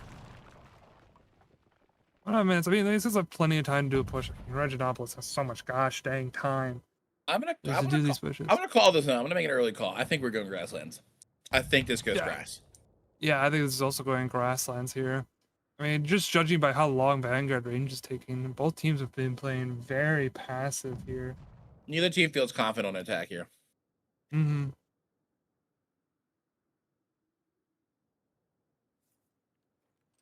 And looking at the unit differential, fairly even on units, Warriors definitely has more of the quality. As now Vanguard Rangers pushing up the stairs, going back up. Where will they go? Again, Warriors has 5 muskets. We should be caltropping this. Where are our caltrops? We're not. As we have 5 muskets, why is not a single caltrop on the board? They're gonna try to catch the tail. They're gonna try to catch the tail here. Yeah, we're coming on and catching the tail. They call the Schutzenegger's. Schutzenegger's gonna. Some Reaper's gonna go down. Now some stalwarts. They're gonna. They're turning back. Doppelslider's gonna silence from top of the wall there. The Troy's gonna come down on the berserkers and everything. I love the aggression from Warriors here. This is the kind of aggression we needed to see on their offense, but they just didn't do it. Very true here. Right, as they push into the back, it looks like Vanguard Rangers doesn't know really what to do. They're completely split and they're being crushed. Once again, Warriors just enveloping Vanguard Rangers and they just have no chance. I guess 5 muskets shooting from the wall is doing something here. Might have not have caltropped the blob, but I mean, the blob is still very much gone and Vanguard Rangers gonna have to reset up for another push here. Warriors just did an amazing defense. I said it with the Hot Dog versus Deadly Sins game. Sometimes the best defense is to play it like an offense, and that's exactly what we just saw from Warriors there. They didn't let them wrap around the back and set up and do a mortar phase. They punished them for their snaking and took full advantage of it and caught Vanguard out and made their shot caller panic. It looked like whoever's shot calling Vanguard, I don't know who it is, went into full panic mode and didn't know what to do and just was starting because their players were going every which way, nothing was coordinated. They just got caught with their pants down, and unfortunately, when you're caught like that and everyone's going everywhere, you're going to very quickly lose a lot of your units and players. Just didn't have the cool head and maybe needed to do the call of just go back and deal with the back, but didn't want to leave the front, so just got a little confused and didn't really want to go. But Vanguard Rangers already doing another push up, and it does look like they're going to the main gate here. As my cameraman figures out how it's going. It's okay. Yep. Vanguard gonna start their push on in. The flames are going off here, but it looks like Warriors is not set up for this. We have Iron Reapers up on the wall for Warriors for some reason, for no reason whatsoever. The Trap gonna come down and stop the reinforcements. Warriors coming in. Claymores now going. A bunch of Claymores going inside of Warriors. It just looks like Warriors wasn't prepared for this push. Yeah, they might not have been prepared, but I mean, they're meeting it very handily. And again, those muskets are still farming on top of the walls. 5 muskets doing wonderful things. But they need to get some units into here. It's going to be very rough for them to come back in. And it doesn't look like they're bringing any units, and they might be. It looks like we're going to go to the home point. Yeah. Yeah, we're going back to home. Hopefully swapping off of our 5 muskets. So realizing, hey, we can't do much with 5 muskets at this point. Definitely could have held that. I don't know what happened there from Warriors. Maybe just a little bit too slow on the regroup there. And unfortunately, was forced back to home. It's now 6.5 minutes for Vanguard Rangers to get this home point. Quite a bit of time. 9 artillery for Vanguard, so quite a bit of artillery as well to really do whatever they want.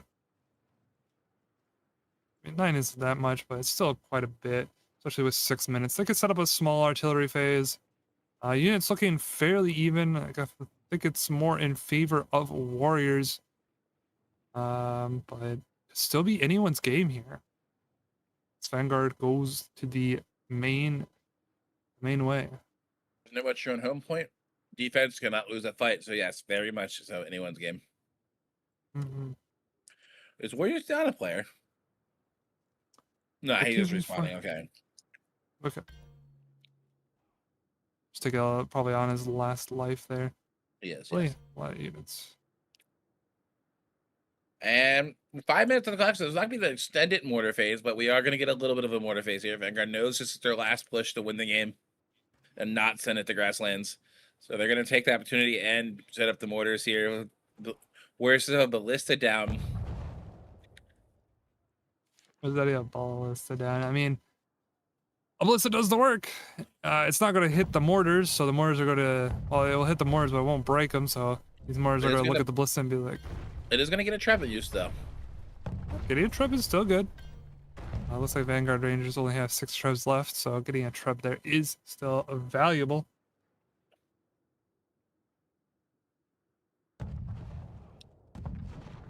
But yeah, a mortar phase. It doesn't look like Vanguard really put that many mortars, so look curious to see how this mortar phase is going. Also, Warriors going out and getting back that C-subside supply.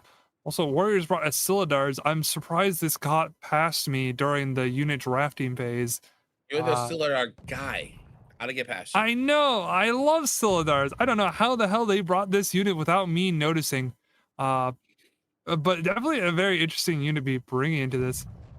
Would have loved to see maybe a little bit more shit. No, I think they got a lot of anti-cap. They have 3 phalanxes. Gosh dang.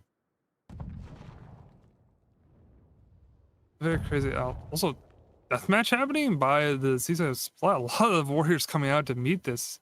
Is Vanguard going to push forward? Vanguard is pushing forward, realizing that a lot of warriors came out for that supply side. Here we go. Now, once again, Warriors going to do the same thing Vanguard did, and they're going to overextend to home point.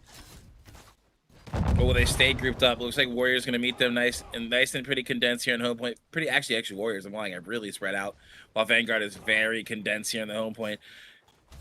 The Cav is not going to do much on the side of Warriors here. Vanguard very grouped, very condensed. Cav's not going to be able to get through that. Lots of phalanx in there, but plenty of Claymores still chopping their way through here from the side of Warriors.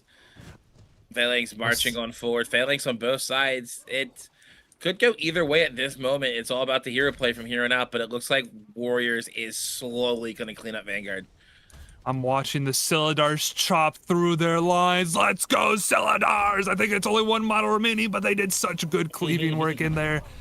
And yeah, this does look like this will be definitely in favor of Warriors.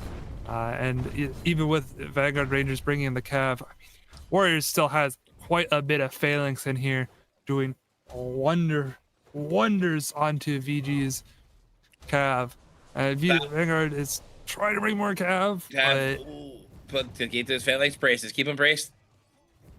Just keep them braced and stationary. We don't gotta do a thing. Maybe do some 1-1v micro, but I mean, yeah, this Cav just isn't going to be doing anything for Vanguard. Grasslands, here we come. Yeah, this is looking like it's going to be a 1-1. Don't think Vanguard has enough time to regroup and get back in here. Yeah, I mean, 2 minutes remaining, 200 units to 500. The quality is probably looking very in favor of Warriors. So even if they regrouped, and Vanguard fully regrouped to push in, I don't think they're getting through Warriors with what they have. A little bit of an overextension by Warriors here, but I doubt it will be that punishing for them. Dagger Axe coming straight on through here, but there's phalanx meeting him in the small gate. It just step of supply is gonna die, and they're just gonna they're running into a wall of phalanx, and eventually they're running into a wall of pokey sticks. Yes, without shields. Yes, and I mean, it's kind of what happens on Reggie if you try to panic at home and go through this small gate. You are never getting through this small gate when you are panicking and the defenders are already set up. It just doesn't work out. You have to go through the main way. This gate is just impossible to push through in a panic, especially when the defenders are set up.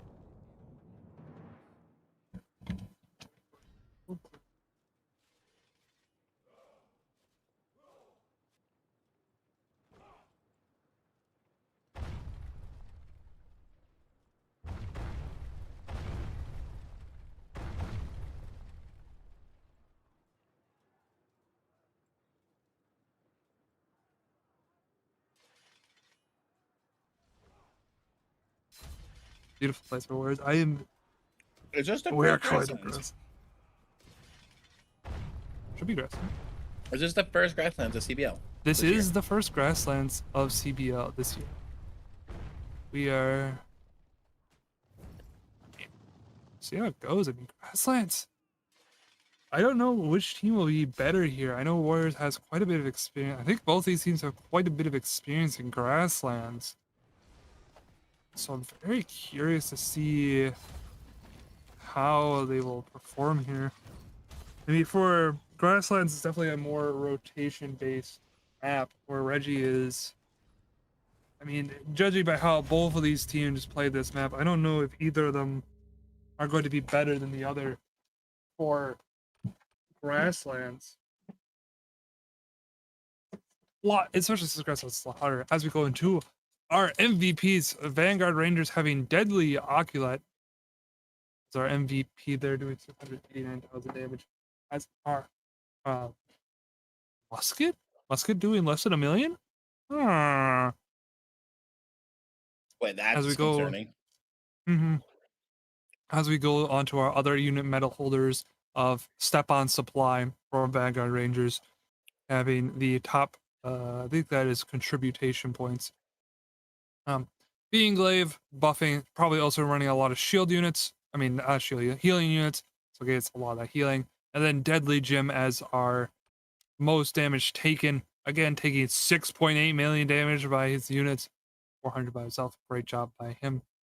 As we go over to the Warrior side, we have our MVP of Tweaked. Love that guy. Still not doing the damage you would love to see from Bastard Sword, but here MVP, so who can really complain? As we go to our other guy that got a battle, I believe that is contribution points of Moxie Moon. Good job by Moxie Moon getting our contribution points here. Did a pretty good chunk of damage for a DB, doing looks like 800,000 damage. So wonderful work by Moxie. Heroes. And then, yeah, 238 to heroes is a lot of damage to heroes.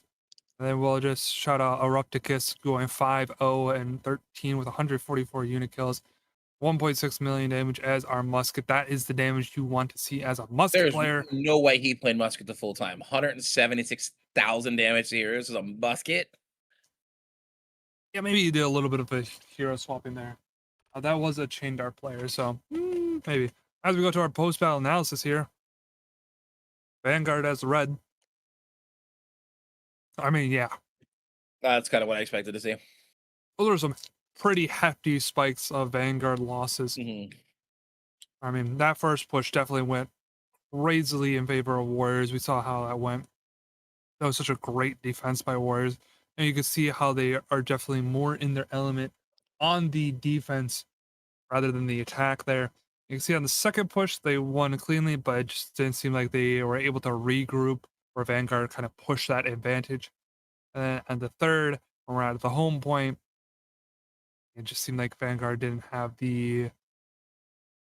I don't really know what they would... I mean, judging by hero kills, Vanguard just didn't kill any of Warriors, so...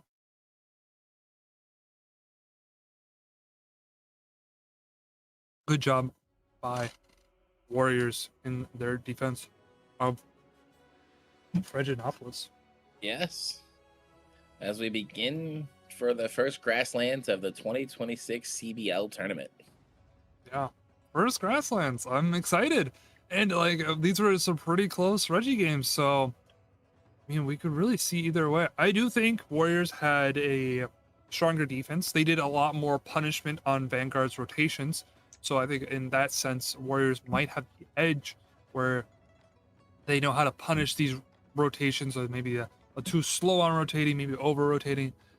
Warriors seemed a lot better in punishing, where Vanguard kind of let Warriors do those rotates and we're like, we don't want to punish you. We're just going to let you do what you want. Yeah. So I do think the edge does go to Warriors here. I mean, but Grasslands is a different beast, though. Like, it is a different beast. Grasslands is test your ability to be able to rotate adjust on the fly, right? You can go in, and Grasslands, it's very possible to call the game at the start. If one team goes heavy infantry base and the other goes heavy cav, and the cav just outmaneuvers the infantry, you lose the game. Yeah, I mean, you could just get really ran over by Cav here. That being said, I wonder what Cav we're going to see. Will we be? I believe. Let me go over. Let me refresh my brain on the bans. Tiger and Leopard is banned. That is the only Cav that is banned. So we won't be seeing any Tiger and Leopard. I would have loved to see that on this map, as it is, you know, Grasslands has really good charging lanes, and Tiger Leopard is very good at, once it does hit that connection of its charge, jumping back and hitting and charging again, and then also having the run throughs. So, I mean, it's hate to see not seeing that there. I'm wondering if either of these teams have any, or call me crazy for this, any chariot players to get those fast, immediate captures of the points. I know chariot isn't that great in the current economy, but maybe that the increased mobility of chariot could get them a point. It's a big investment, though. It is. It's a big investment. It's a very high risk, high reward here. Because the chariot could fail its mission, but at the very least, it does stall that point from going to either side. I mean, I don't know if we'll see many of it. I think we'll just see the Yorkist cavalry, probably some Yanya Dows, some Couteliers. I mean, we might see some purple charging cav. We might see some dagger axes, but I don't think we're going to see much of anything else. I mean, maybe someone gets brave and brings Rattan Rangers. Maybe, but this is an A we're talking about. It could be a full cav from both teams. It could be 15v15 and not a single infantry is pulled on either side, and it's just full cav, which would be insane by either of the teams if they went full cav into this engagement. That being said, I should join the lobby so I can also get a camera view here. Especially for Grasslands, because fights will be happening all over the place. Fights will be happening everywhere, and I don't believe our cameraman as much as I believe in him. I think this will be a lot to keep up everything. I've done Grasslands with our cameraman before. Yes, it is a lot to keep up with, and he knows it. Yes, I believe in him, but it'll just be a little bit safer this way. But that's okay. See how it goes. So we'll have a little bit more POVs here. I'll try to keep our cameraman doing great things. He's been doing great things the entire time, so I hope everyone is appreciating him, and you better be appreciating him. But yeah. All right, let's. I mean, what do we think will happen here on our good old Grasslands? Do you think we'll be seeing some AC rushes, or do you think teams will be doing that B and then close side spawn rushes? I know from watching Vanguard in the past, they've loved heavy infantry on B. If I remember correctly. If I'm wrong, Vanguard, I'm so sorry. I'm not trying to say, but if I remember correctly, Vanguard used to love their heavy infantry comps, fight for B, kind of have A on their side also. Whatever side they're on, they're like, there's their point, and just win the point on B. Don't know much about this Warriors team in Grasslands. I'm sure they've done it, but I don't think I've cast a single Grasslands from them. I mean, let's definitely see how this goes here as we go into the lobby here. This is a unit I wasn't expecting from Vanguard Rangers. I don't know if you're seeing the spam of it like I am. The IPG spam? The IPG spam. Every single person on Vanguard, barring like one or two, has an IPG in their unit class. What are we cooking with IPG spam? I'm seeing Orochi by Moxie Moon on Warriors. What are we, boys? What are we? I get it. IPG has a great walk. It goes against Bodao. It goes against basically anything that doesn't have a shield. But said, Vanguard, I don't know if they plan this, are countering the mass anti-cav spam from Warriors with those IPGs. Yeah, I mean, the IPGs go into, I mean, they probably don't go into phalanx that well. They don't like phalanx. but the Modal by Warriors But do not like. there's only 2 these phalanx IPGs. on the side of Warriors, Yeah, and they're starting with them. 3. there's 3 All right, phalanx. they just pulled a There's 3rd. 4. They I see just 4. No, I see was 4. there a 4th? Yeah, Okay, yeah, 4. Segway, Erupticus, Okay, and 4. then Gold Mass Tweak. So But I still, mean, you get these spear sergeants. oh. They're like spear sergeants, right? Or they're stalwarts. I didn't get to get a good check to see. But I would most hope it's people are Star Wars. running. Okay, let's say the stalwarts. Most people in Vanguard are running stalwarts, IPG, something. Mhm. So they can get their stalwarts inside of the phalanx. It's just GG. Yeah, I mean, it'll be very hard for Warriors to get through. You know, when you're getting IPG watch. I mean, this could be a really good play, but especially by the skill levels by these teams, maybe we'll see 6 IPGs walks at the exact same time, at the exact same way, and now these IPGs are useless. Which would be really funny, but at the same time, you hate to see it by our RPG players. As we go into our matchup of grasslands here. Does Vanguard- look like Warriors is doing Vanguard's going AC. I mean, They're C, going AC, yeah. yeah, AC. They're going With a split. few They of do them going B. Yeah, and it does look like we have the reverse happening. Warriors going B, C, so doing their close point in middle. I mean, you got it right, but you got the teams mixed up here. I did, yeah, as- exactly.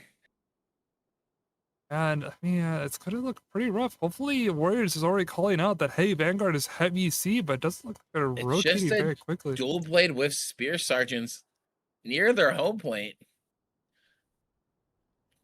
Yeah, I mean, this is gonna. I mean, that C The point is gonna heavy go to rotation is Vanguard. coming now. These with the Modalbo to catch the Cav and save the stalwarts. Are they watching? I don't think they're watching. I mean, it's great flag city here. We do see Warriors trying to get back on the C point. I see unbraced phalanx in V just going crazy. I believe Tweak might have died there. So that's why we were seeing Yeah, I think he this. died. Let's see. Yes. So unfortunate for his phalanx. C point gonna go the way of Vanguard. Now home point's in jeopardy. It's just a dual blade with Cav on home point. It doesn't look like Vanguard is going to have the units to be able to push to that home point, but No, they're gonna now push to the supply Warriors- point though. Warriors does have to stay at this area, and they realize, hey, we have to defend our supply point. They do have some failings that look like they're going to be caught out here. The Yen Yadao whiff horribly into the goodie hut there, but those failings are now caught out and will get swallowed by the infantry. Madao meeting into the stalwarts. B looking very late by Warriors as well, only having 2 units on it, but this engagement at the supply.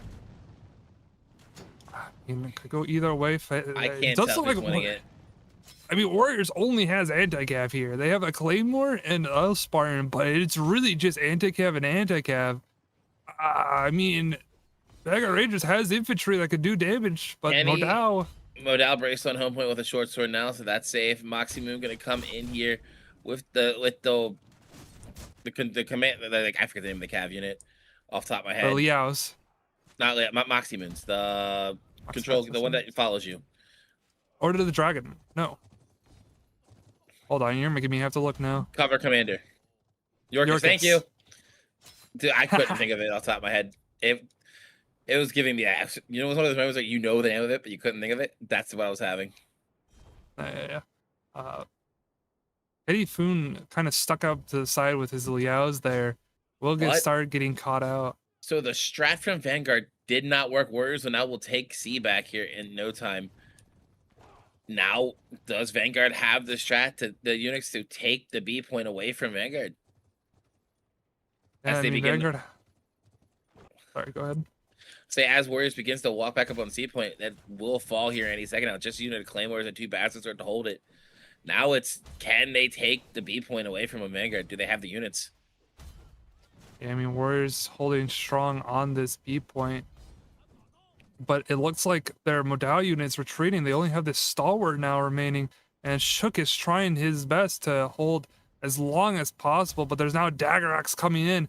looking for a flank onto these stalwarts. Doesn't look like the tech tracks are going to be able to really meet it, but instead charging into claymores, and those claymores do not care at all. Instead, going to use for freedom and kill the dagger X instead. Unfortunate by Vanguard there. And it does look like Warriors is actually going to be able to get back onto this B point. Got a lot of their infantry back here. Stallion very good here. Yan Yidao coming out the side into the braced IPG. Obviously, braced IPG are not going to do anything there. As now, I mean, it's looking pretty bleak. Vanguard doesn't have that many. Well, has 2 IPGs on there, so really, if Warriors brings any unit there, they will very quickly get it. The Yorker's looking for an angle in here on this B point here for Warriors. Now it's going to get in on IPGs without a walk because they've already used it. And it looks like the Warriors can be able to hold this B point here. Vanguard is now going to be struggling to get units back. They need to, in my opinion, Vanguard needs to stop going in one by one here. They need to slow it down. Yeah, take your time. You have 7 minutes. Huge cross charge by Mighty and gets JP in basically a full unit of stalwarts. Well, not even a full unit, but half the unit of stalwarts. Amazing Coutelier charge there by Almighty JV. It's now Warriors set up on B point. It's going to farm the rest of the units that are there. And Vanguard is just losing a lot of units. And also Warriors is supply blocking, which actually might be helping Vanguard reset up. Be able to reconvene at these points here. This does lose half of their SAR unit there. Actually, more than half of them. Unfortunately, the SARs just, they aren't what they used to be. It's now Vanguard doing a little bit of a split here. There's 2 at C point. Will they be able to find that much value there? I mean, let's see. The regrouping for B. They do have a stalwart on their home point, so they can't be back capped. But I mean, even if this game ends at this current position, Warriors wins just based on holding 2 points over 1 of Vanguard. So Vanguard does have to at least get one of these points back. And it does look like they are baiting a lot of Warriors off to the seaside. So this is gonna be. We dropped a blue Hawacha. Blue Hawacha! Do you know that a blue Hawacha is the strongest artillery piece in the game? By far none of any artillery pieces could ever dare challenge the blue Hawacha. Other artillery pieces have tried. The only one that can maybe think about doing it is the green Hawacha, but we don't include that because that's in a different rarity. So by far, the blue Hawacha is the best of the blue artillery pieces. IPG walking coming out the blue point. Vanguard going to begin to push on to B point here with their 300 IPG walks here. As the Yorker's going to come into the back of Vanguard. I don't know if they got caught or not, but Warriors is coming from all different angles with this cav. Beautiful play by Warriors, completely surrounded Vanguard. Vanguard does not have enough IPG walks to deal with all this cav. And Warriors just gonna collapse on Vanguard. I would love to be in Vanguard's head and what were they thinking? What was their thought process behind this amount of IPGs?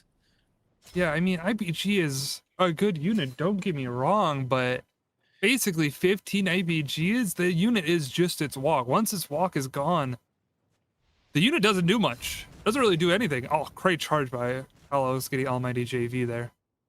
Almighty JV getting a taste of his own medicine, getting Coutelier charged. Oh, great. Coutelier charge. I mean, Vanguard has a lot of Couteliers that are trying to mitigate the damage that Warriors does. Also, a tremendous overextension by Warriors here. There was no reason for them to come out to this supply, and they are getting heavily punished for it, losing a lot of their hero lives. And I mean, this could definitely rebound in front of Warriors. 300 gold units to 70. Yeah, I mean, Warriors 227 tier 4 for 300 tier 4. It's going to be, it would be the throw of the century at this point for Warriors. Yes, it would definitely be a tremendous throw, especially considering I'm looking at some of the gold units. I think I see Liao's with a sprint doctor by Vanguard, so I mean, no, you're trolling me. You're trolling me, right? Oh no, that is definitely a Liao with sprint doctrine. or at least it looked like they had. It Yeah, is. they have sprint. It is. Yeah, don't worry. They have sprint. Don't worry. Yeah. Those Liaos are fast. Just so you guys, everybody, this server has 200 of every tier 5 dock in the game. Yeah, I needed a sprint dock. My Liaos are slow. They're fat and slow. They've been eating too many of Costco's hot dogs. Man, those But, like, $1.50 hot dogs really be those tempting. are 50 like they were really weighing down my calf. You know, we had the American diet there, so we needed to put a sprint doctor just to kind of mitigate it. And you know, Vanguard boys, it might be time to check your boys' docs before they come to the games. Gotta do some docs and checks. Doc check. All right, boys, share your screen. What's your docs looking like? I mean, the rest they look fine, but definitely the sprint doc on the Liaz is a choice of all time. We have a Modal battalion from Deadly Ghost with a blue doctrine on it. I don't. No. I don't. No. It does. Okay, yeah, we might need. I think some people need to go to the Amya's library and figure out what doctrines to put on some units here. I mean, yikes. Oh wait, there's another Stalwart's brace. Never mind. I'll accept that one. Yeah, Stalwart brace is good. Stalwart brace. That I'll accept that one. Mm-hmm. Let's stop ratting on these dogs a little bit here as another. Wait, here comes the push for Vanguard right here. If Vanguard could take B point right here, they can still win the game. That's one of the beauty things about Grasslands. It's just all about who has the most points at the end here. Vanguard's gonna full commit on this B point here. Warriors has to hold. Warriors cannot afford to lose this here. Vanguard gonna use their stalwarts and IPGs to try to walk over all the anti-cav of Warriors here. As the C point starts to get capped for Vanguard, Warriors gonna be careful of that as well. Tapping off screen here. So it looks like Warriors. I can't tell who's winning this point right now. I believe Warriors is winning B. They do have a Berserker unit in. They did have a Berserker unit, but there's some Claymores there. And there's a lot more infantry. I'm more worried about this C point there. We do have a Rupticus. Chain Dart. Can't die. He cannot die there. He has the phalanx on it. Yeah, Rupticus cannot die here. I mean, if he just plays safe, he should be fine. Yeah, he's full healing. And I mean, step on supply can't really do much. He is a Coutelier short sword versus a chain dart phalanx. So this looks like it will be going in favor of Warriors.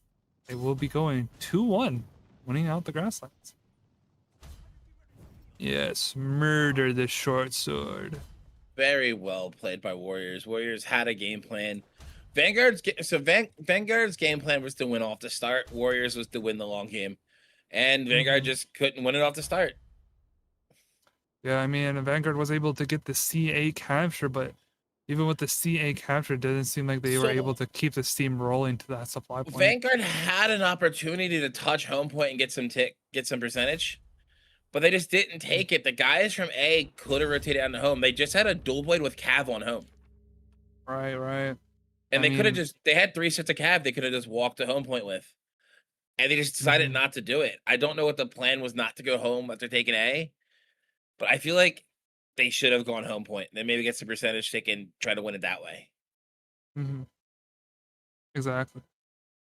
Okay, as we go through the other MVPs, we're going to go through this quickly. So we're only going to cover the MVPs. So the MVP is Warrior Sanguinor, going 127, 165 unit kills, doing pretty good damage. Not great for a Bastard Sword, but still did pretty all right. As we go into the MVP of Vanguard Rangers, as roll 423, 103 unit kills, doing actually pretty all right damage, 664 unit kills. As we go to our now post-battle analysis, go to our chart here. As you can see by this chart, I mean, this is fairly even by both sides. It just seemed like Warriors won the chart a little bit more than Vanguard Rangers. So it just went into their favor. Hero kills are fairly even, but Warriors did come out.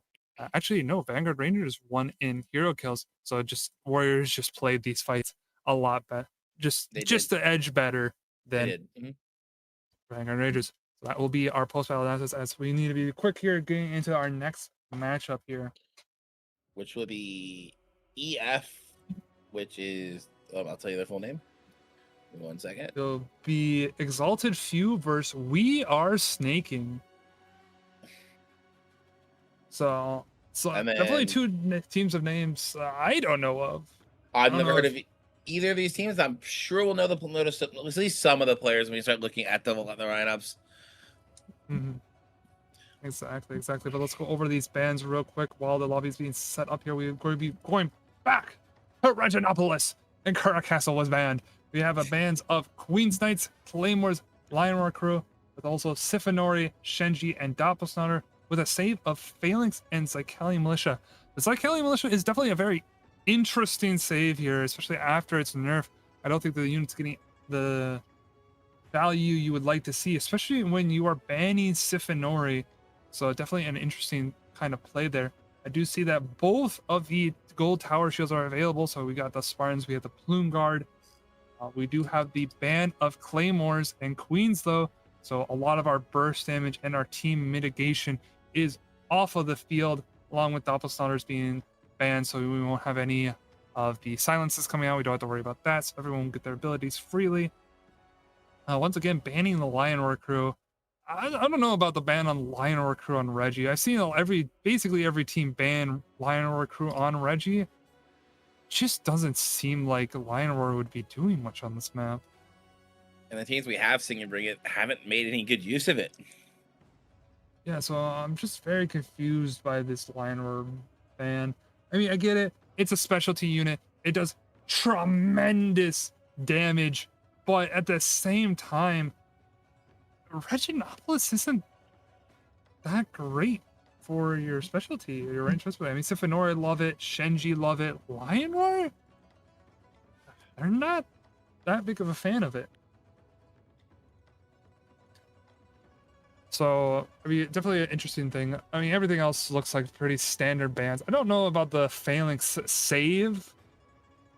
No, I don't think any teams are really banning anti-cav. I think a lot of teams are banning specialty ranged or some of the infantry. I don't think many people are bringing the anti-cav, well, banning anti-cav because cav isn't that strong here. So definitely a very interesting to be saving it. But maybe they want to guarantee it, and maybe they have really good Phalanx players and they want to guarantee their Phalanx didn't get banned. Mm-hmm. Yeah, Remember how we talked about we'll know them these teams once we see their lineups? Yeah. It looks like we are snaking is the. It looks like the core of them are the remnants of an old competitive team called the Chosen Ones, based on the players I'm seeing in here. And EF, as some players I recognize from like TW, but it looks like to be a brand new tournament team. Okay, so I mean, brand new tournament team, first it seems doing its introductory to the game. I mean, this is a very good tournament for introduction to the scene. You get an account with every unit, all the docks, all your equipment's the same. I mean, it's the most balanced way to be playing the tournament scene. So it's honestly, it's the best time to be introducing yourself to the tournament scene. Definitely hope to see them further on. I do wish all tournaments could be under these same situations, but CBL exactly is the most balanced. It's no longer, oh, I don't have the right docs to make it work. Everybody has the right docs to make all the units work. And the only skill difference is your ability to draft a team and a strategy and the way you play the game. Mm-hmm. Yeah, I mean, it just makes it so much.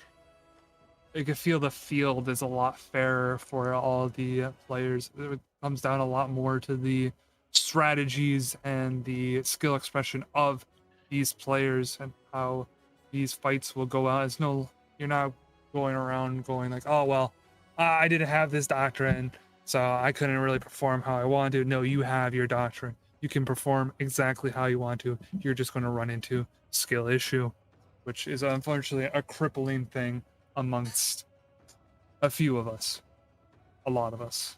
I'm as guilty as charged. Yeah, skill issue runs around.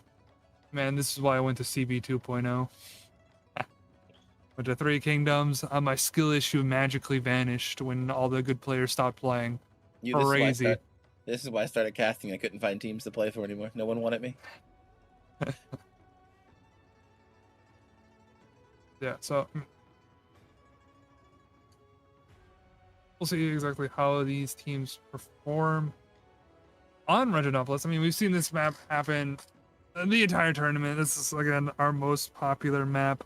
Don't know why the teams love Reggie, but apparently something about this is like the most balanced defense, maybe, as for attackers and defenders. So, see exactly how they perform this time. I'm hoping to see a good match. I wonder if we'll get a little bit more of an aggressive play from both sides. Maybe maybe the teams will be rushing the C point instead. Maybe we'll see some Helid Auxiliary be played for a little bit of that movement speed buff. I know a lot of teams have not been using Auxiliary. We saw it be brought in for another match, but it doesn't look like they were. I don't believe they were actually used. So,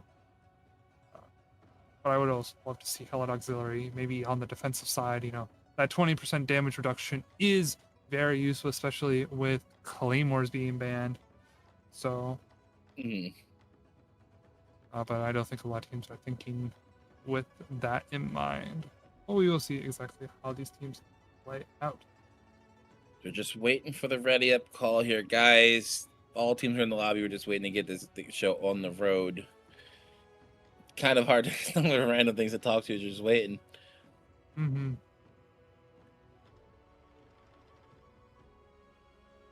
But yeah, I mean,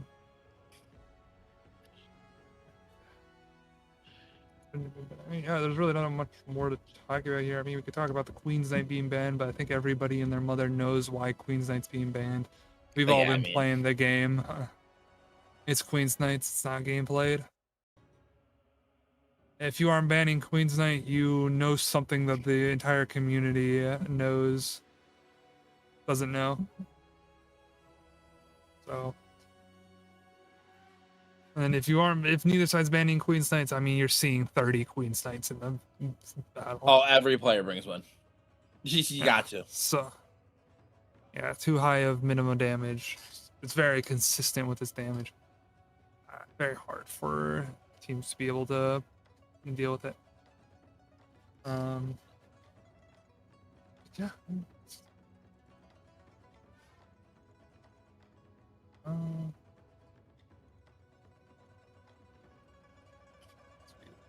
Wait for this radical. I don't know what we are waiting on. It looks like something is going on in the background, but we'll just gotta wait. Yeah, a little bit of organization issues apparently. We're just gonna call it technical difficulties. Technical difficulties. It's just easy to call it that. If anybody is filming to other pro scenes, this is a tech pause right now. We're trying to sort some things out. Mm-hmm. Grasslands has stalled out this tournament by quite a bit here, but I mean, we always love to see a Grasslands. It's good fights, especially when it's that close. So definitely Exactly. It's unfortunate it delays the tournament, but happens. Yeah. It wouldn't have delayed the tournament if we were not playing Reginopolis, but teams love Reginopolis. So get punished for your sins of loving Reginopolis. Let's just hope next week isn't another 3 Reginopolis games for Americas. Yeah, hopefully the teams have realized, hey, maybe we don't want to play Reggie and want to play, I don't know, one of the other ones. Like we could go to Alnwick Castle. Again, like no one's really practiced for Alnwick Castle, but like, come on, man. Play Alnwick Castle. It's a new map, new to the competitive scene. We saw it happen on EU. It was a very interesting match of how it was played out. Like I loved watching that. But here, as we now actually are loading in to our stat on our game here, re-maximize. Holy short swords for EF. That is a lot of short swords. I hope they are flame shackled. If these are anything besides flame shackled, they are trolling. And then 4 muskets for We Are Snaking. I want you to look at Silverwolf's units. That is Siladar's, Harang, Reapers. Also Pomphorus bringing Silidars. Love these guys. You love Also them. Churchill bringing. Oh my God! Both teams are bringing Silidars. Oh, I'm excited. I'm so happy. Both teams are bringing 2 units of Silidars. 3 units, my was. Oh, okay. I don't care how this goes. I'm excited. I'm so happy that both teams are bringing Silidars. Such a great fucking day to be alive. I see 4 by We Are Snaking. On top of that, 4 sets of Zakeli Militia for We Are Snaking. That's so good. Oh, I love the Silidars he played. I'm wondering exactly how this is going to go. I see a lot of Spartans and Silidars. So also looking like We Are Snaking will be doing a Sally. I don't know if you saw the same setup that I did, but that was a lot of green and blue cav. So No, I think missed it. Are we gonna get a Sally? I think we are going to be seeing a Sally here. You had me a little distracted on the Silidars. Like, I was gonna have before you. That, and did you see? I think there was 13 set of Spartans on the side of We Are Snaking. Yeah, so I mean, Spartans pushing forward, Silidars cleaning up any unit that the Spartans don't kill. Look at all that cav. It's going to be beautiful. Yeah. So this is going to be a Sally to remember by We Are Snaking. Yep. Milk truck's opening the gate. Here we go. Finally, a different strat. Here comes the Sally. There comes the green units coming out. It's coming. Coming out immediately, killing the Martellatori. I hate peasants. As the cav swarms out. If EF catches this, run through the tunnel and go inside. Go through the tunnel, go inside. They could just go straight to the tunnel. It does look like they are heading into this tunnel. Smart play. Doesn't look like. Now just go. Go inside. I mean, We Are Snaking gets a lot of map pressure here. You can't sit here. You are trying to. Oh, cav there goes Silidars.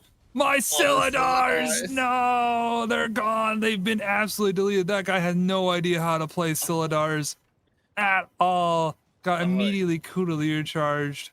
Exalted, go inside. You can't sit here. You just go inside the walls.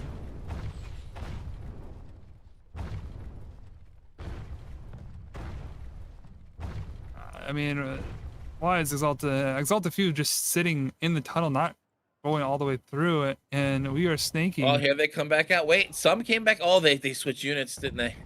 Or the heroes died. The heroes died in their retreating units. Another Silidar goes down. Another Silidar goes down. I believe that was Exalted all of is going inside. They are going inside now. I mean, Exalted is also going into their invulnerability zone. Well, they don't have much of a choice, do they? Now, I love this. We Are Snaking. It's fallen back inside. They realize it's over. Exalted's giving them no more, and we're going back.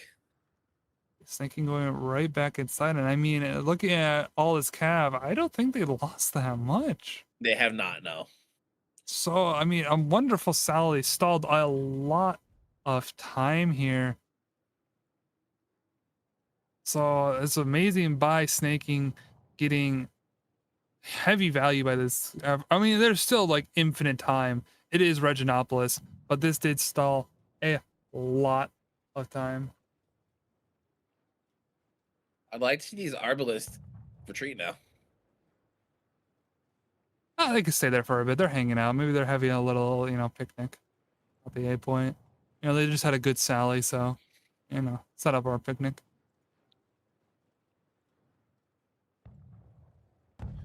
And then welcome back to our 5-minute intermission, everybody. And now we go back to our 5-minute intermission. Doesn't look like Snaking will be doing any kind of Sally again. They had their one Sally. They're done. It would be really funny if they just went out and sallied again. Like, close the door. All right, we did our Sally. Come back in. And then they go back out again. But it doesn't look like we will be seeing that. They got their fun. They got their value. So we'll see how we do here. I mean, Exalted are pushing these towers up, getting their battering ram forward. They haven't broken the breaches yet. I mean, I would have loved to see Snaking break a little bit more of those outside culverins so that Exalted Few were not able to bring. They had the opportunity to kill the bombards. They could have killed everything before coming back in, but they just chose not to. Yeah, and I think if they did that where they broke everything, we could have seen an A-hold, but it's just not. They just didn't do it. I guess they didn't really need to, but I mean, I guess we'll hold back to see. And Exalted Few is definitely being very skeptical, walking forward, very slow. Also, I just realized Snaking has is that a Nodachi player? Yeah, that's a Nodachi player. Oh, this isn't That's 3 Nodachi. seasons ago. That's Nodachi. That's a 3-season old thing. That's 3 seasons ago. All right, well, keep your eyes on this Nodachi, I guess. If he's at the top of the charts, hats off to him. He's playing a class that I believe a lot of people would consider right now to be If he's top turbo of the charts, garbage. I will personally apologize and eat my own words. Yeah, it's definitely something to keep a look at. We'll definitely look at him after this to see where he places. But No disrespect to him, it's just the weapon is just not yeah, it at and the Nodachi moment. just Nodachi in the competitive scene. I mean, why play Nodachi when you have Bastard Sword? Nadachi had its time. Bastard Sword took over. Yes. Master Sword has taken the limelight. You cannot play Nodachi anymore. Thank you. Goodbye.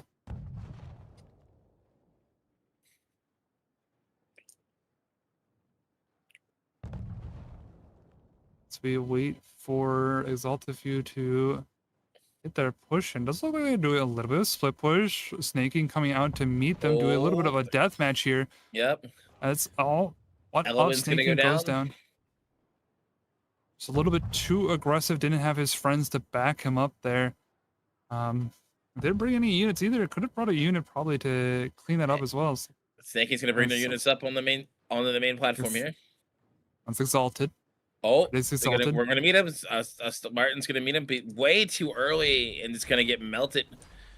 Like that Spartan came out way too early. The trap's gonna come out on all the other units styling out now. The Silidar is going in for the side of We Are Snaking, but We Are Snaking is way too spread out, and EF is just going to deathball through them. Yeah, I mean the Silidars are pumping out as much damage as they can, but We it Are looks like Snaking is fully surrounding now. The Spartans in the backside for We Are Snaking. I'm sorry, I didn't see that. The Berserker is going to be farming their way through for We Are Snaking. EF won the initial engagement, but the re-engagement for We Are Snaking on the flanks is what completely surrounded and got into the flanking side of EF there. Snaking and Exalted. These names are different. I'm not used to saying them. But here comes the backside push onto the C point here for EF. Just some Spartans now still staying here. Can they hold long enough for reinforcements to arrive? I don't think so, but we'll find out. It's just Silver Wolf. It's Mighty Asano and his units, but there goes Mighty Asano down. I mean, I think those Spartans went through their entire walking animation and then canceled the final attack damage. I mean, that's something you definitely don't want to do with Spartans. So you want that final attack damage. That is a lot of their damage. So going to this unit trade. I mean, this is definitely in favor of Exalted Few. But, I mean... So, We Are Snaking started that fight horribly wrong. And then the end, like, rotations around EF was beautiful. Yes. Amazing surround and kill. Surround and squish by Snaking. But still lost quite a few units. The Silidars, you know, they did look like they were losing quite heavily, but because of how tanky they are, they have a lot of damage reduction. I think it's basically on par with Reapers, but Silidars don't lose their DR on hit. They just maintain it the entire time. So Silidars just held on long enough. Deathmatch going on down here with why are we deathmatching? Yeah, why is there's a little small skirmish going on over here? Azaps and Wuxing versus Spartan and Stalwarts. Yeah, I mean, it's just really weird for Snaking to keep doing these skirmishes. They've lost every single little skirmish they've tried there. So I don't know what their plan is, but I mean, they keep failing it, so, but they will be doing a little fight on that supply side there. So we'll see exactly how that goes on. See how supply's doing. Thank you. as the supply push goes in here. Does look like Exalted will be getting it. And we'll be clearing the Spartans and those stalwarts on that supply. Yep. Doesn't look like Snaking. Gonna scare that supply point. Snaking keeps trickling in. They're like, oh, we gotta go defend it. And they said 1% at a time, and they just slowly die out. Don't keep this part. It's not worth it. So why take it if you're just gonna give it? Yeah, well, they went all the way over there, took it, and then the second they took it, they left. What are we doing, Exalted Few? I'm confused on the point of taking it, man. Yeah, we could have just like left. It's when they going to kill the units and then leaving, but they took it and then left. And here comes the push. Once again for EF. And they're going to go back onto that supply point. There's lots of few coming. Oh, once again, we're taking an aggression from both sides here. Once again, like I talked about, if they're going to split, punish them for being split, push on out into them. Now, once again, we are thinking going to completely flank and engulf EF here on both sides, left and right, while the remainders of EF goes up from the supply point into C point. But it looks like EF, by the time they get here, it'll be a little too late. We are snaking completely, just going to collapse in on both sides and sandwich them in between them, kind of like the hot dog situation earlier we saw. Yes, but Exalted Few getting a good dagger X charge into there does get quite a bit of value. The Modal will find it and kill it down. It does look like Exalted Few won the front battle, but there is one snaking with stalwarts in for the Brascio holding it down. It does look like actually Exalted also went into the back line at the C point. They got 2 units into the C, are fighting over there.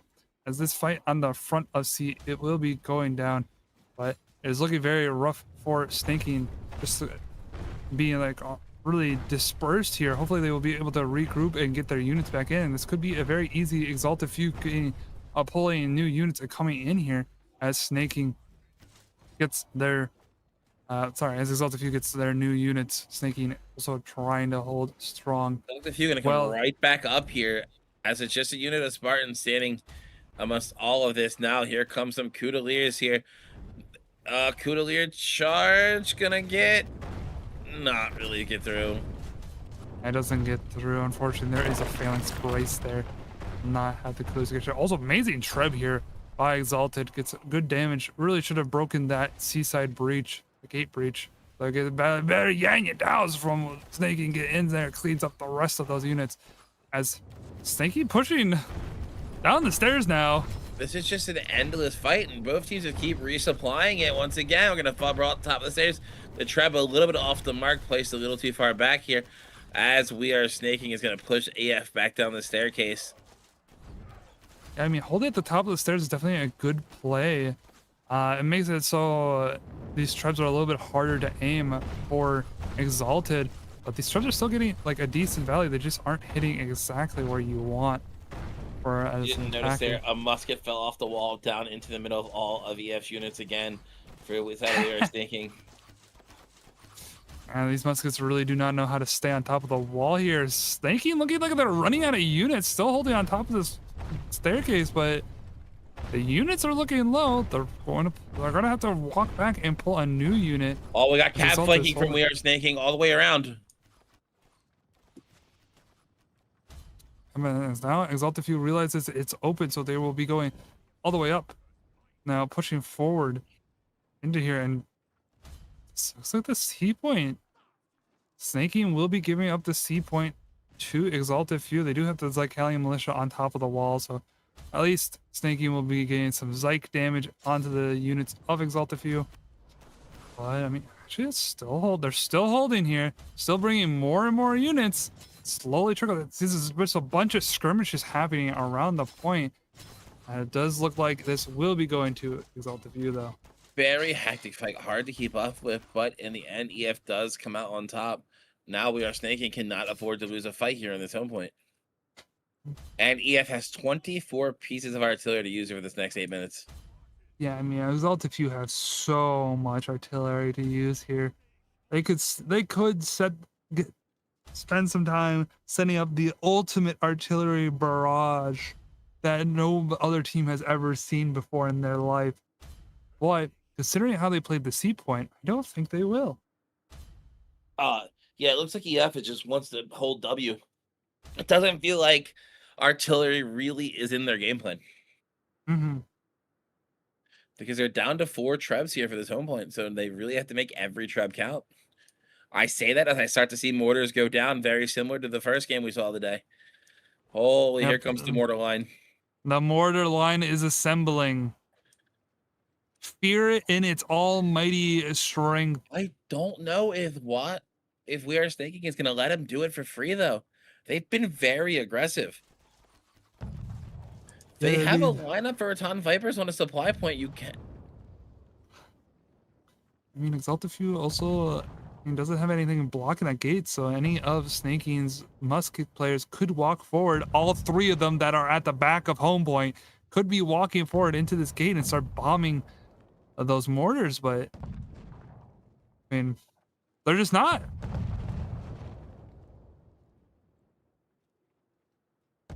It's almost like some of these players, it's their first tournament and they're scared to make a mistake. Like, as a musket player, you have to be aggressive. Yeah, and I mean, you're really not scared of a short sword coming up for. What's he gonna do? He's gonna like start revving up a thunderstruck. You just dodge out of the way. Yeah, that dual blade is a little scary, but you had a bastard sword friend there, so you were fine. Teams are playing very scared by this line of mortars, and other teams usually have a stalwart there at the gate, so it makes sense. But Exalted Few don't have anything at this gate. It is just heroes.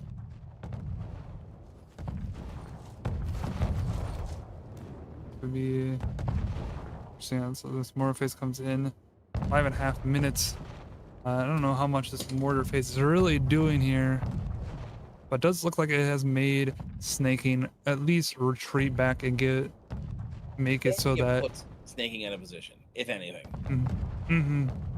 It is making Exalted Few have a lot of position here, a lot of space that they can take whenever they so choose. I mean, you'd love to see all this space be available as an attacker, but we all know how this works. No. I think they are. Surely not. They're going through small gate. Sure, we're going through small gate. All right, Exalted Few. But We Are Snaking is not in position to stop this, though. True, Snaky is not in the position to stop it. We're putting a Modal immediately into the gate. Okay, we're just throwing a Modal unit away. I hate to see that from Snaking. The Treb is questionable. Treb is also questionable by Exalted. It forces them into one path. I mean, I guess it's a preemptive Treb to stop Snaky from going in. Yan's coming in a little bit prematurely, completely whiff their charge. The range galore for the side of We Are Snaking here is going to be enough, it looks like. Yeah, I mean, this is just Exalted Few got in and then they stopped and they couldn't get past the ISG from Snaking. And the range from Snaking was able to pelt it down. Looks like there was Vipers there, so I mean, it's just amazing damage. And it looks like it's going to be heavily in favor of Snaking winning out. 4 minutes on the clock, so still plenty of time for Exalted Few to go back in. But, I mean, looking at heroes remaining alive here, very hard for them to. Yeah. It'll take a lot of time for them to regroup. Wait, hold up. Biggest problem. 1, 2, 3, 4, 5, 6, 7, 8. 8 players out of the game for EF. 8 players out of the game? Oh yeah, then Exalted Few is just not going to be able to get back into this. If you are 8 players down, I mean, that's called wraps.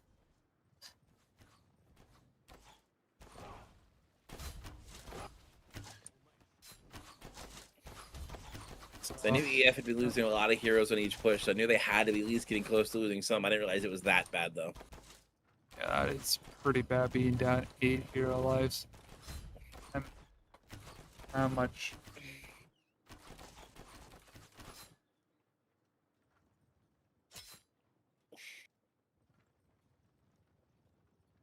So, I mean, 2.5 minutes. We'll see if Exalted Few will leave out so we can go quickly into the next match, or if they will just kind of stall this out. Hopefully they will leave match so we can go into the next matchup very quickly.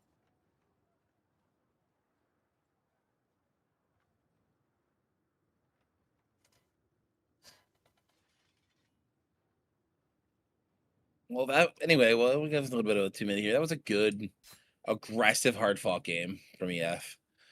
They may have lost, but they played very. They did. They at least went down fighting. Like, Oh, for sure. Like this was probably the most aggressive we have seen our Reginopolis be. Even getting sallied on is way more aggressive than most defenders. So, I mean, just great aggressive plays by both sides. Could have played any other map, but I guess we needed to play Reggie. Could have played Halong Fjord, man. But whatever. It worked. It worked for snaking. I mean, 1 out. 1 minute and a half still out here. Waiting for Exalted Few to fully leave.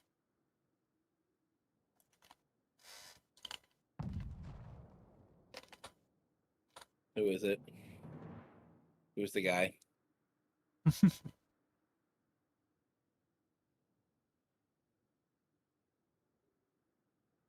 don't think anyone's still here.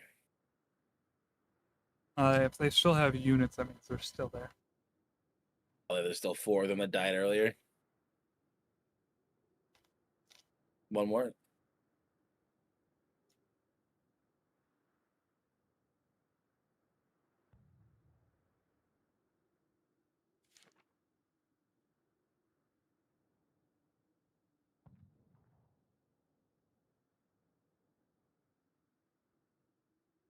Very excited to see the stats of some of these snaking players. I'm especially curious about Same. the Nodachi.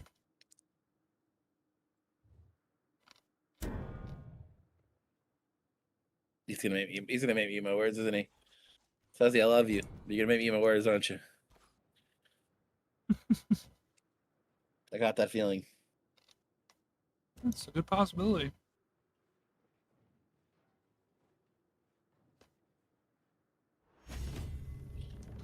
Felt a few completely stalling out the timer. As we go into our team stats here, we'll go over Exalted Few as our MVP, the best short sword NA, maybe even the entire world owns. We all look. He's definitely the best, better than Gachi. Oh, for sure. As he goes 2-2-6, 164 unit kills, just truly deserving that MVP title. Then we will have. We'll go down to the bottom where Drake Shadows has our most contribution points. Good job getting that medal there. And then we'll go to the snake inside where Deadly Python is our MVP. Short sword, definitely not better than owns. Doing good damage, 600,000 damage, taking 500,000 damage. With our, at the bottom we have Viruses as our most assist points. Doing musket things, doing 1.5 million damage. And then what we really care about, Susie as the Nodachi from snaking there. It's going to be up a little bit. Nodachi. Not really the greatest of stats here, but it's not bad. I've seen you did better than a lot of Battle Swords. So not bad from Susie as we go to our post-battle analysis of our chart here. Look at this chart. Red is Exalted Few. I mean, that first push definitely went pretty bad for Exalted Few. It's not the highest gap ever, but definitely a gap that you don't want to see. But looking at the rest of the fights, I mean, this is a fairly even fight here. So going to swapping sides, we could see Exalted Few winning the defense. But look at the Sally. It doesn't look like the Sally got that many units either. The Sally was just a stall at that point. Yeah, it was just a stall, but I mean, it got still a fair chunk of units, probably a lot of grays, not anything of value. It did get some Silidars, which rest in peace, those poor souls. It does look like this was more of a hero difference, getting 40 hero kills there. Made it so that snaking won, getting that double of hero kills. Just amazing. As we wait for the next matchup to I mean, that was a pretty close match. Do you think this could also be a 1-1 going Grasslands?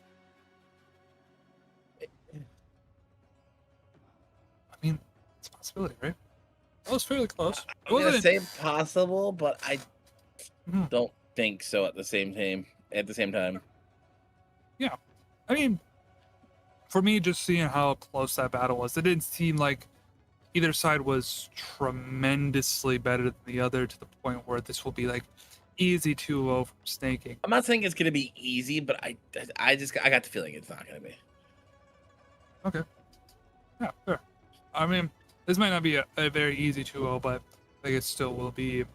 I think it will be 1-1, and then even Zodiacs will get stalled even more, and we will just never see Karak Castle ever in our life. Unfortunately, Reginopolis is the only map in this game. But who am I to say?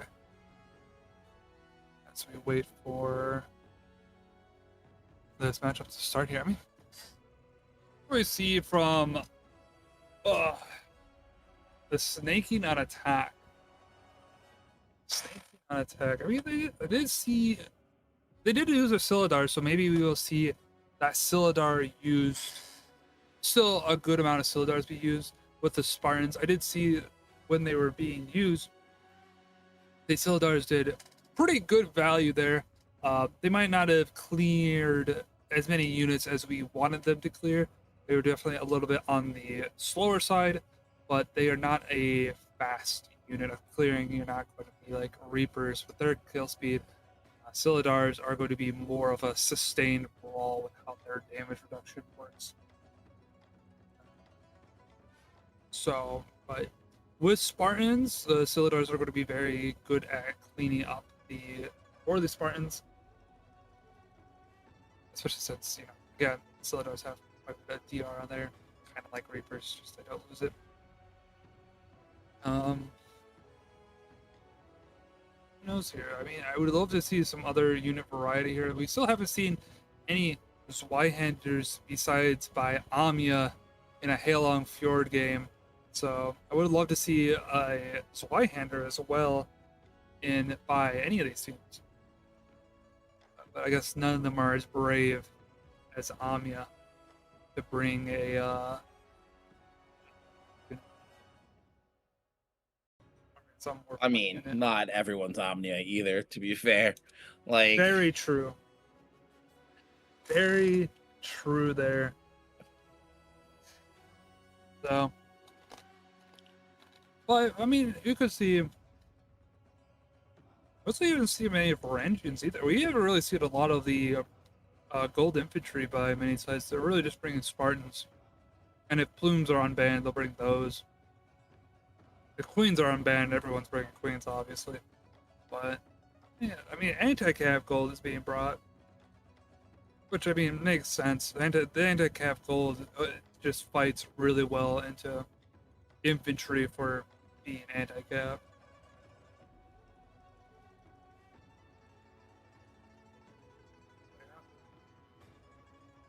I'm still waiting for the day one of these people bring Crescent Monks. That will be the day. I think you're more likely going to get that in maybe like CBR Division 3. You might see that there. Maybe not in CBL. Yeah, CBL is a little bit too high risk for it's mainly the fact that maybe more of a having the unit situation, right? It's just what they have. Yeah, no one's going to kid out Crescent Monks. It's Crescent Monks, man. Like, who in their right mind is going to get Crescent Monks in? But, I could believe maybe when Yeah Buddy goes against a really bad team, they'll have some fun units in there. They'll win through that way. They'll lose one and they'll be like, all right, we're done with this. But, yeah, I mean, let's see the way all this goes in. Talk about here.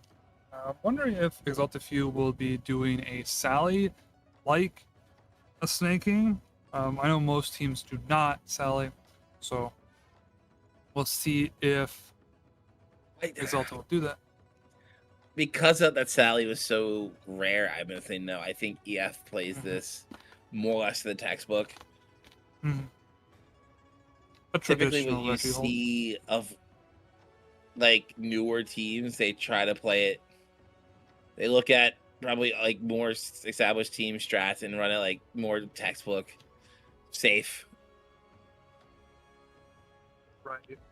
That makes sense too. I mean, a Sally is pretty risky. You could get nothing, and now you've brought a lot of green and blue cap that probably isn't going to do anything later on. Or even worse, you get completely countered, and now you get no value, and you wasted like another purple unit you could add. Right? And now they like, rubber band you, and you hate that. So we'll probably see just a traditional thing, a standard kind of ready defense. So we'll be sitting here for 7 minutes waiting for a fight to start. But I mean, it's traditional, so it makes sense. Of course. Not everybody can be running the kind of risky stuff that some teams do.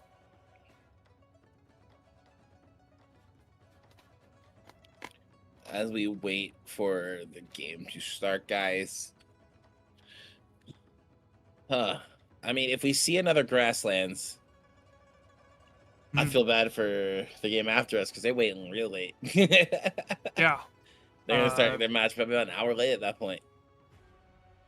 Yeah, I mean, Zodiac's first Cabo Verde would be incredibly delayed if we went to another grasslands. I'd be basically delaying this tournament by like an entire hour. And I mean, it's not big a deal, but this is getting pretty late for some people. I think most of the European boys probably are not staying up for this section of the stream. Maybe they're excited to see Zodiac's first the Carbonara, but I mean, they're staying up pretty late for it. At this point, it's going to be morning for them. So these are moments I wish I could see rosters. Who is on Capavera? Wouldn't you love to know? I would, honestly. I would. I would too. You know, trying to pass the time in between these two teams, you know? Just waiting for some ready checks, I believe.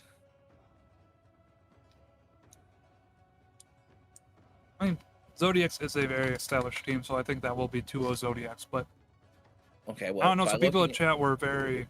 Looking at the lobby, Capavera seems to be some of the Just Do It guys.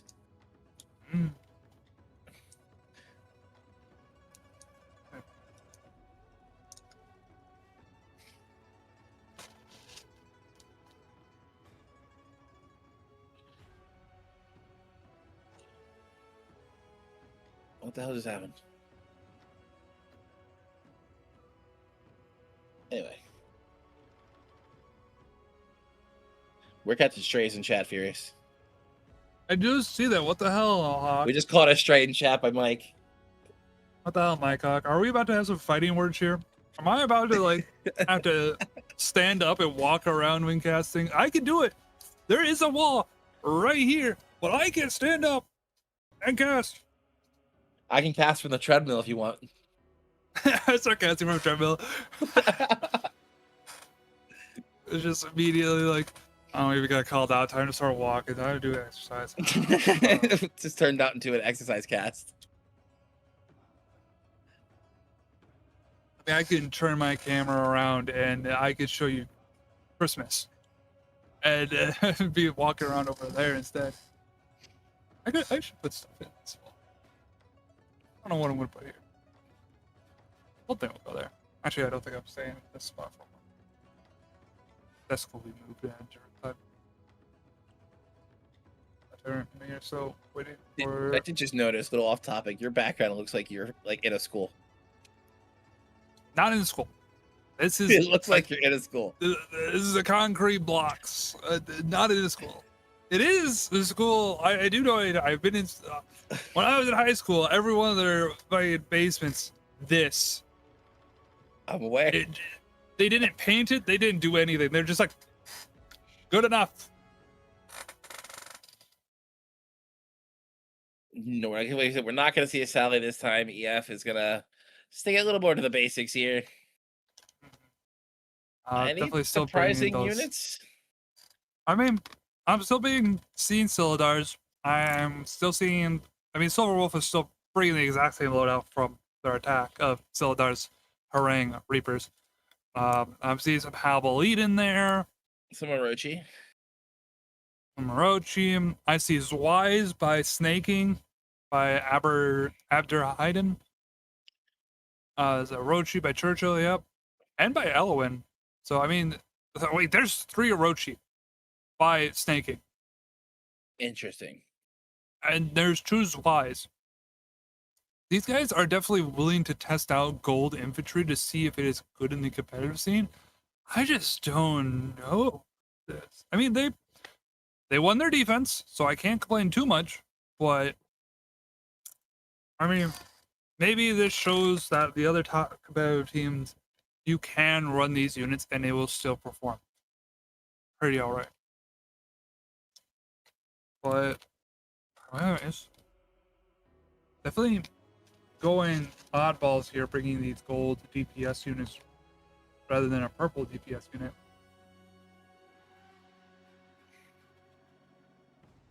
But we'll see.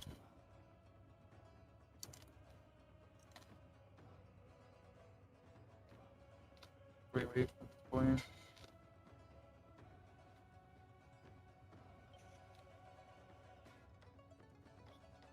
Let's go through our cutscene here of Reginopolis here. You mean our extended intermission? Yeah, and also our extended intermission. So we wait for. Look, Sure. I love Reggie, but I hate maps where it's just like there are points we don't use, and it's. Wait a minute. They're hiding units down underneath in the tunnel. Oh, are we going to have a tunnel push out to A? Or are we just gonna hide units there and try to surprise them? That looks like what it's gonna be. They're gonna hide units there and try to catch them coming up to the supply point. I mean,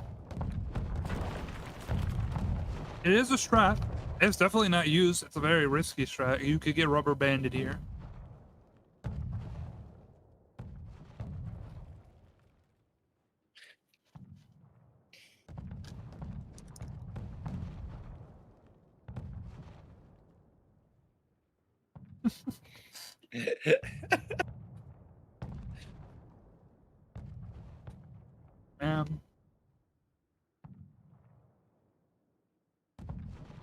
We get roasted, Furious. Really? I can't do anything around here.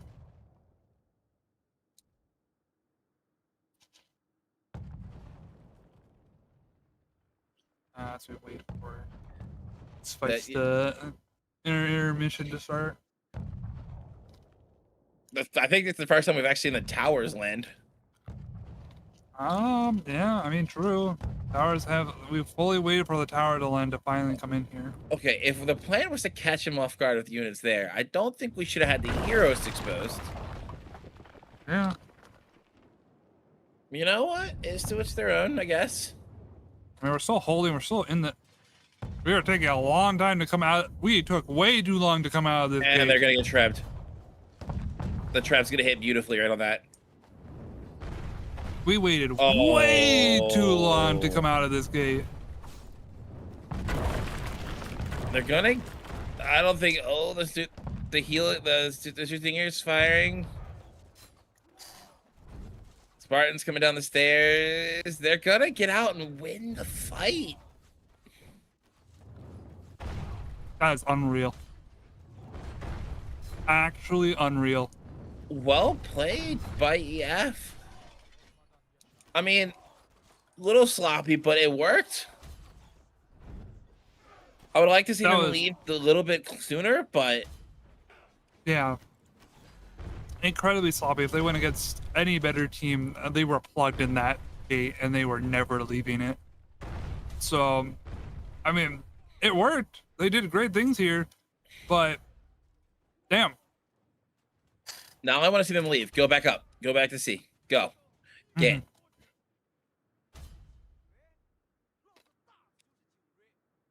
Yeah, get on out of here. You've done your job. A little bit of a supply fight happening. Short sword stalling that supply. All right, one fight taken by EF and one. Now let's see how the rest of them play out. Good. I'm gonna say good fight because it worked, but execution was a little sloppy. But touche, it worked. That's all that matters.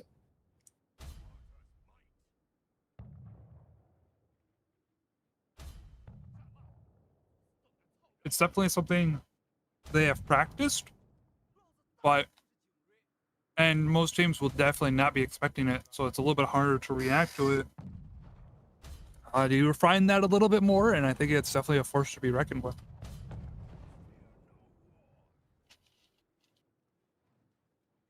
We'll wait for our good old 14 intermission period of Reginopolis bombarding. Over under they push by 9 minutes.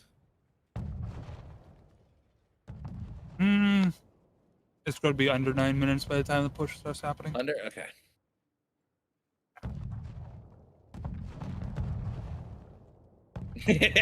Alright, it's under 9 minutes. Look, you make me watch this intermission arty phase for 6 times. I'm gonna start having fun with it. We are going to be seeing it. So that's fine. We cannot hear. They cannot hear our cameraman. Don't worry. He just told us it's not a gambling stream. We're not gambling. We're just having a fun little banter session. It's gonna be under 9 minutes by the time the push happens.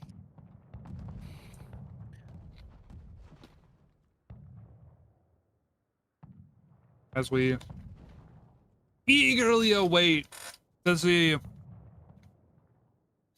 when the push is happening.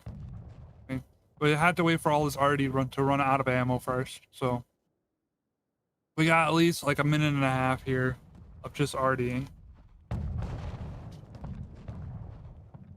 Exactly, yeah. This is very aggressively placed mortars as well. If Exalted Few had any more muskets.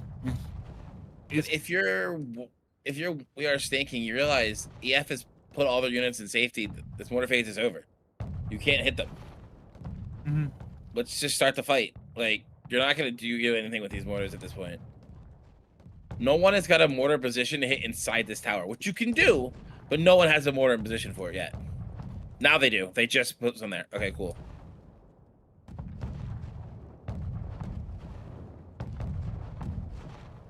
And it's still warrior phase, man. Reginopolis.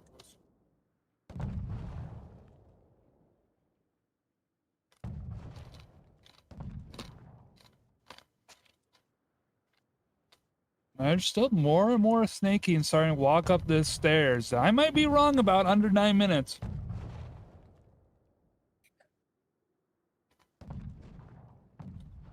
You say that, but I'm waiting to see when people get off their artillery. So far, they're just not off their artillery. Right.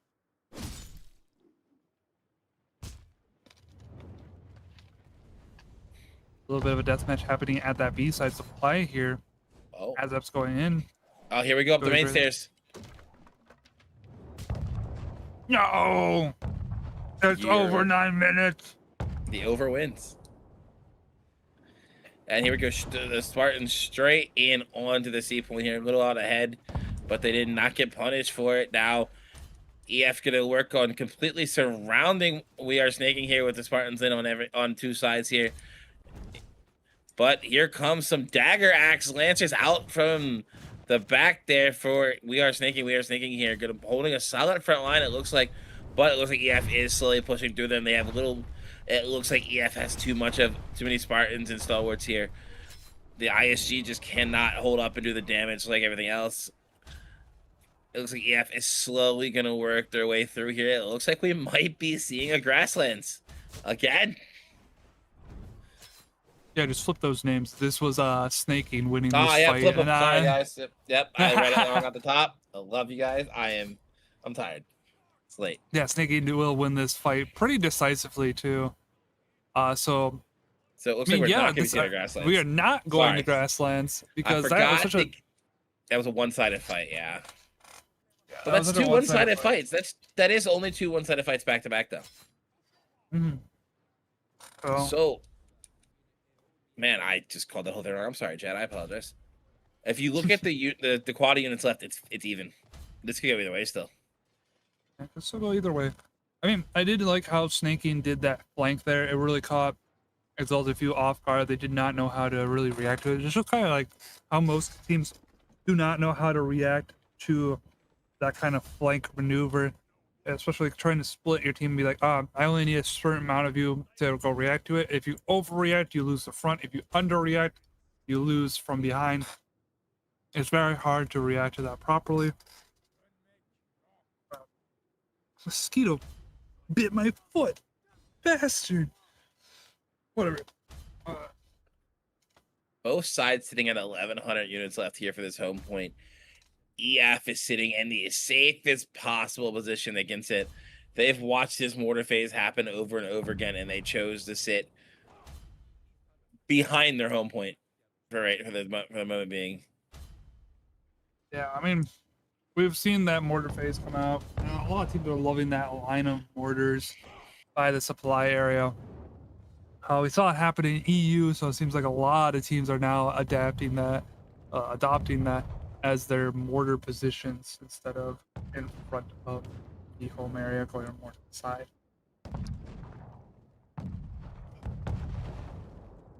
We'll see exactly how this mortar phase happens this time, though. Exalted Feud looks like they're in a pretty safe pocket. Not really worried too much about this mortar phase. Have their own mortars to do a little bit of counter artillery. But I mean, Exalted Few, what artillery they have down is the last of their artillery. They cannot place a singular other mortar here. Where Snaking still has 9 pieces of artillery. So, still plenty of artillery to do really whatever they want with. 10.5 minutes for home point is ludicrous amount of time. A Culverin, a Ballista. Okay, so we got stopped. Double Ballista up on the tower. Also for We Are Snaking, just trying, I guess, pick off forces at this point. Yeah, yeah. Actually, no, he's shooting this phalanx unit in the back. You know, that works too. Sniping something. Well, good stuff there.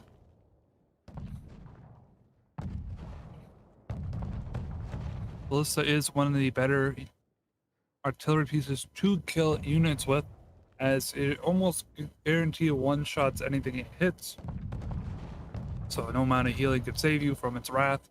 It will just one-shot, I believe, 2 or 3 units. 2 models. So definitely a good thing for getting that single target damage in. Not the greatest for getting AoE damage, but I mean, if the enemy has a yellow turban to heal them, the mortar isn't going to do much either, unless you are hitting multiple mortar shots at the same time in the same spot. Doesn't look like they're getting that great of coordination, but they are getting some coordinated. Having 1,100 units left, I expect to see the first push soon. Mm-hmm.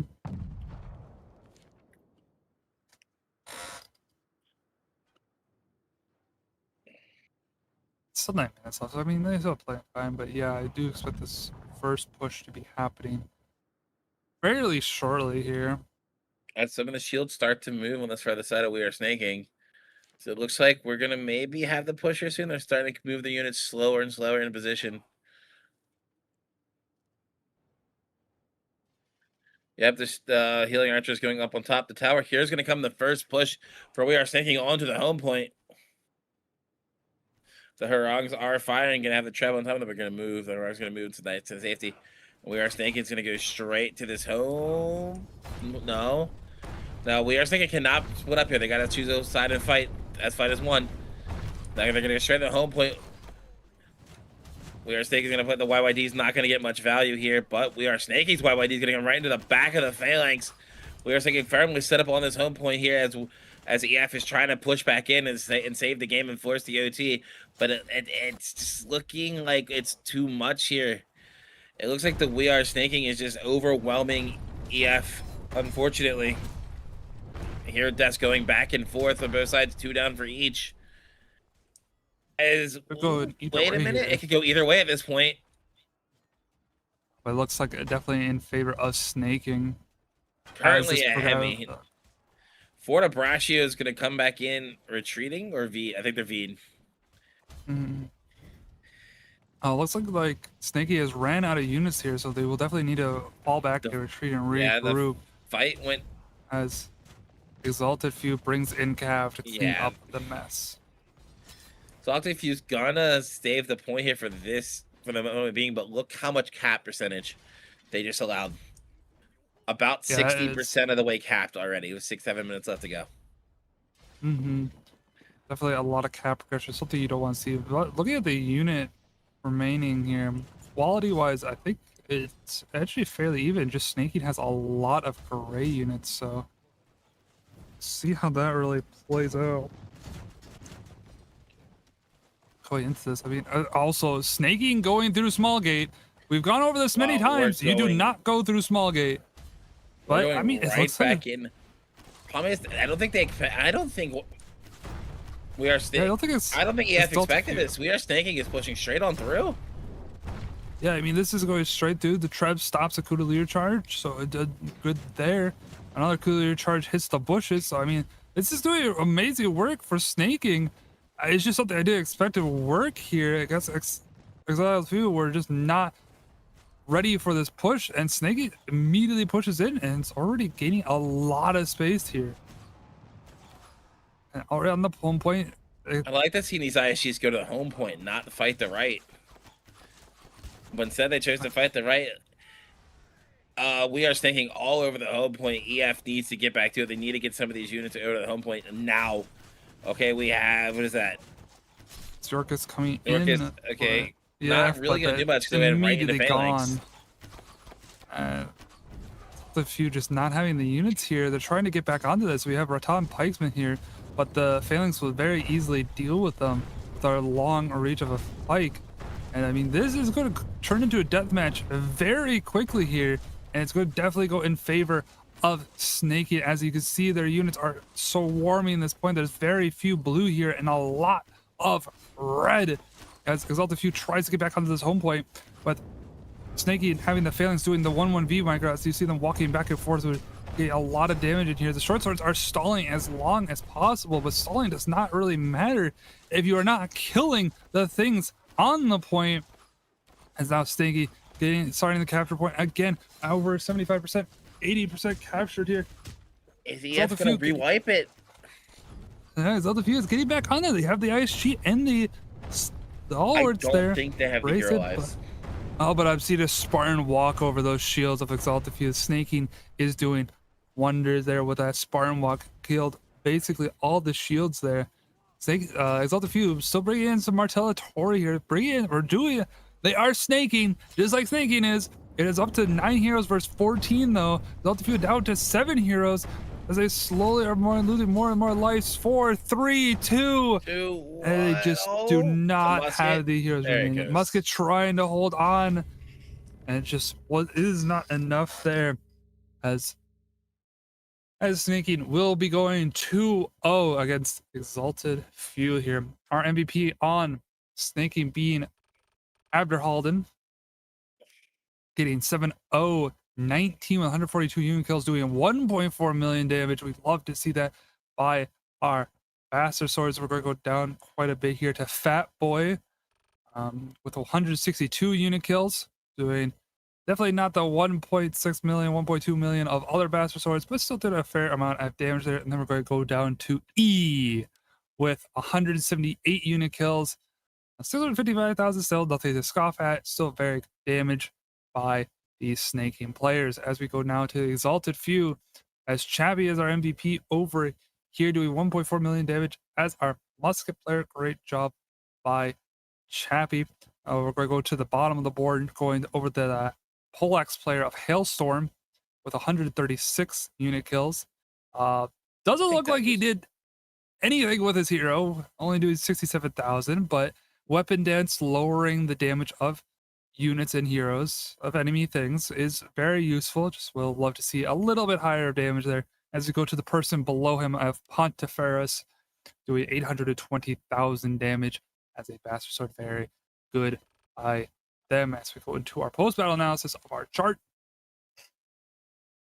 As you can see here, Snaking lost that first battle pretty heavily, but after that, I mean, that second fight, they were ahead, and third, and then from on, all right, they were pretty even.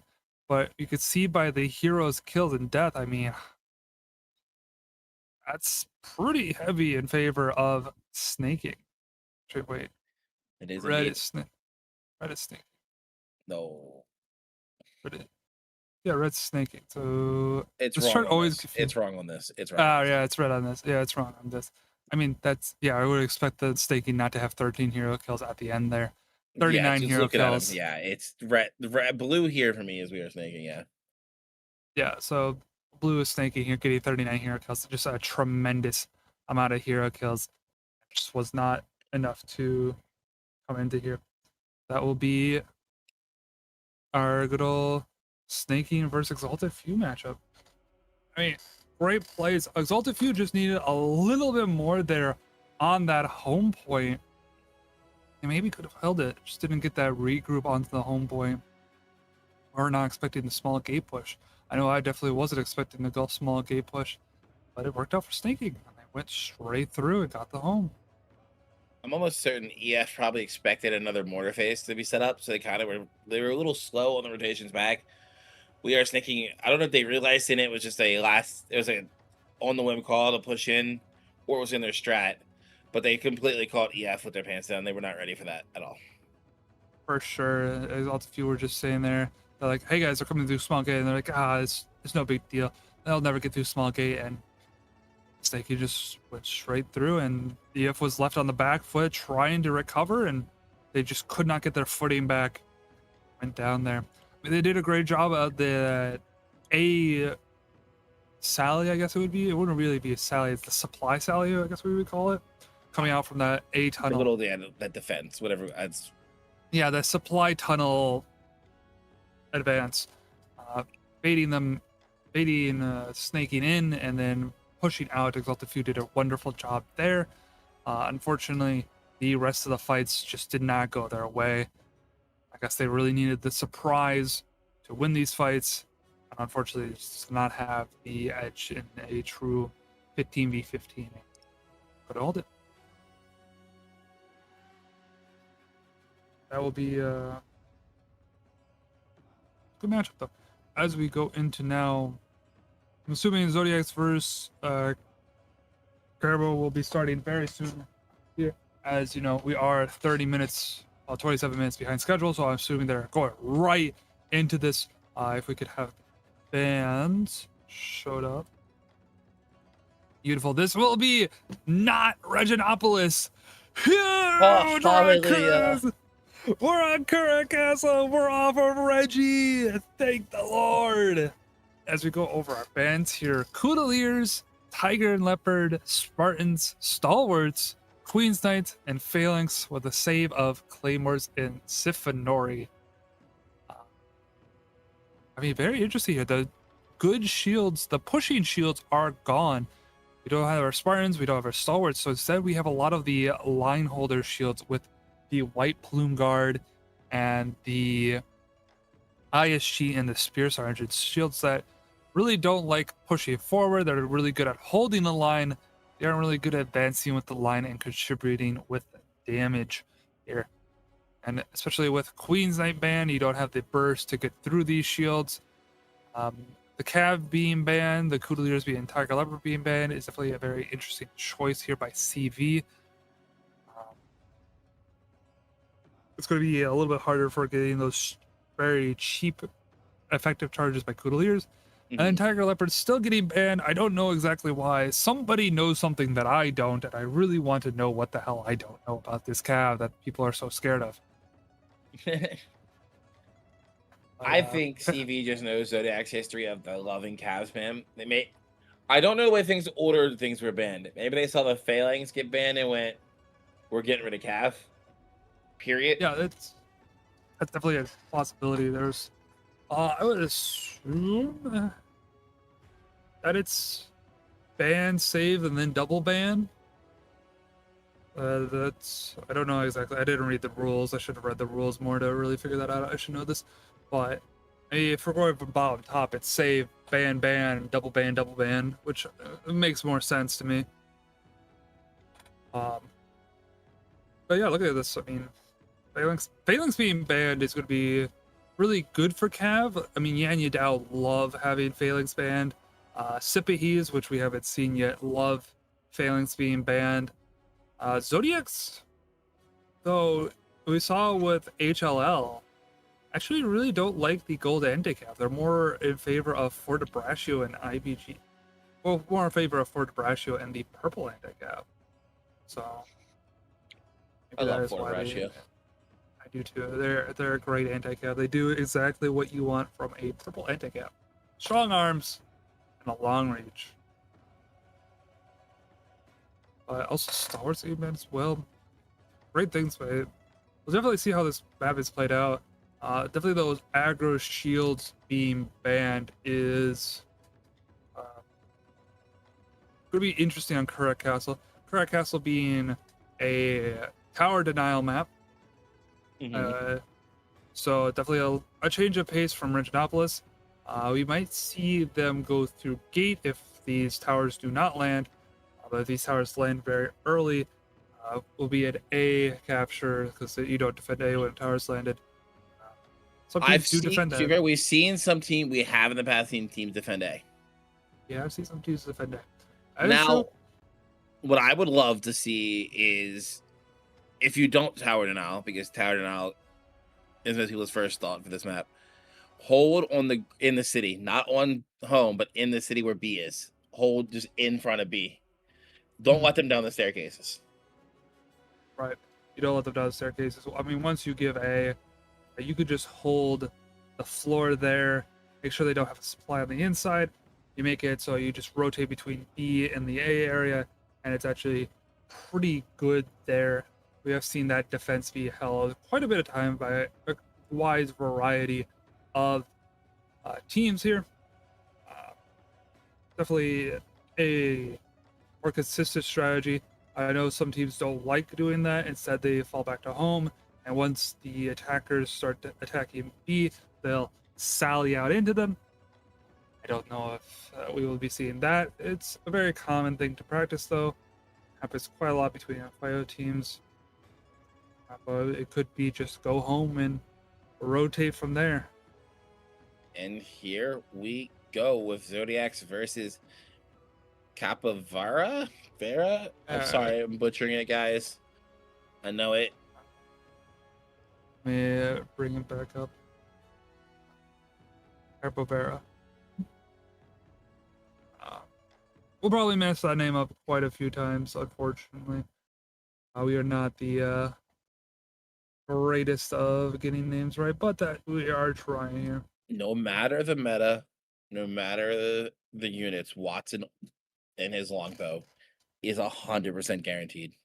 Watson will not swap off a long bow. Also, there's a class we have never seen, and quite honestly, it's probably considered the worst class in the game. Short bow. Zodiac's Garga. Keep an eye on this guy. We'll have to see what his short bow stats are looking like at the end here. I assume because he's a DB player, he's playing short bow to start to shoot Artie, and then swapping. So. I would assume. Yeah. I would hope so. I don't think any team is going to let a short bow player onto their team.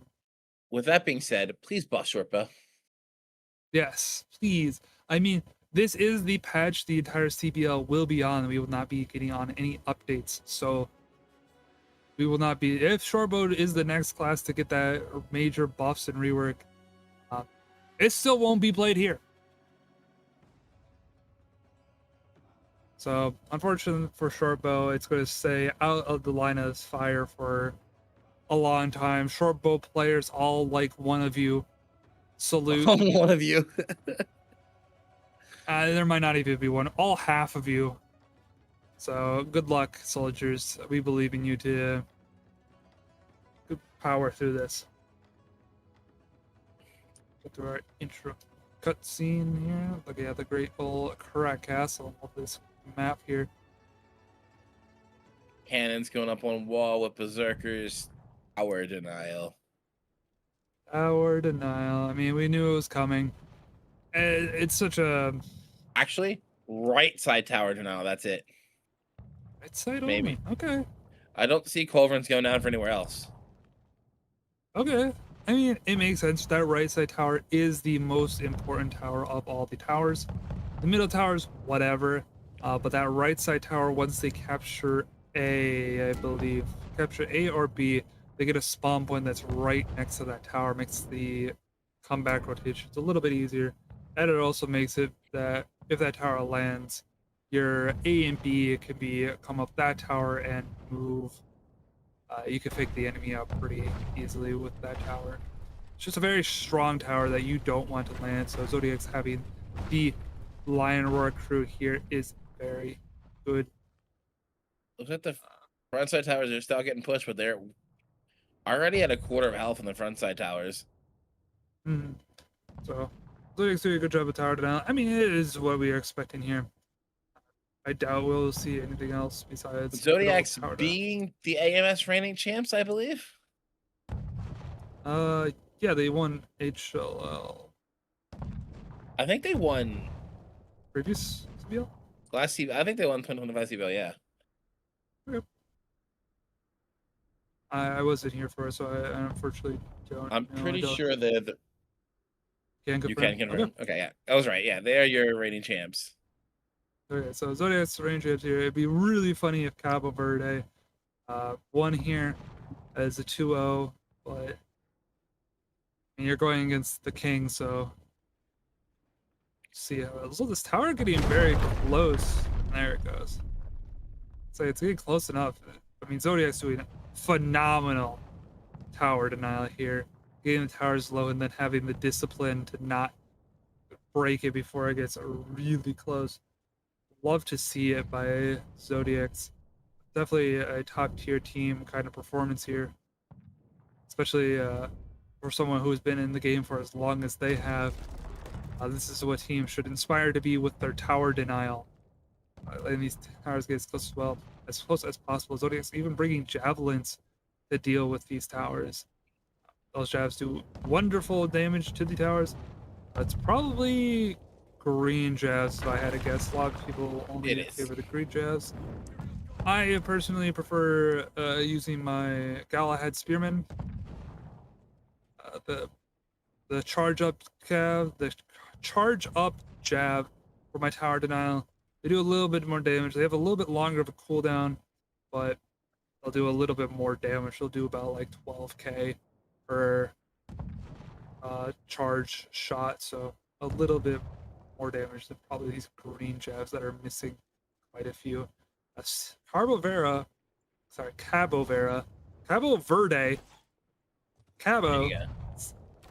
positioning at the gate and actually going straight through the gate here.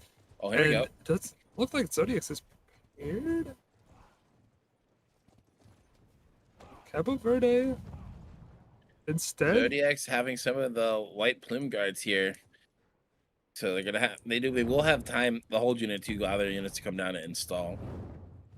Yeah, I mean Zodiac's has plume, so like Cabo Verde can't really do much here. A little bit of a bait there.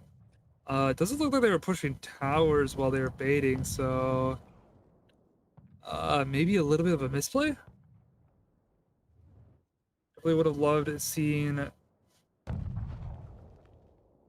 them be pushing the towers while they're doing this, but they're all now swarming towards the supply. I don't know what happened. The right tower landed. Oh, that's what's happening. Oh, Cabo Verde getting that right tower landed. Oh, that's not good for Zodiac's. I mean, maybe they wanted this to happen. Zodiac's is not reacting to this, and I know they see it happening. Yeah, they see it happen. They realize, we're not going to plug them at the tower. Well, and the Lion Roar, I don't know what happened to where Zodiac's was. The towers have quarter health. That feels like a misplay. Yeah, that just seems like a tremendous misplay by Zodiac's. Maybe the Lion Roar missed too many of its pellets, and the tower was able to land, but I feel like a call should have been had of place a culverin from across map and start shooting at this tower. But we'll see exactly how it goes. Zodiac's down to only 2 of their artillery left, as now Cabo Verde looking like they're going to the B point. Zodiac's gonna have to rotate now. They're gonna have to respect it. Yeah, I mean, the B point is a very risky point here to push at. You have no supply, so you have to win with what units you have. It's going to be very risky for Cabo Verde. They have to get that supply point. They really can't fight for B. They have to fight for the supply. You can see all their units now turning for the supply now.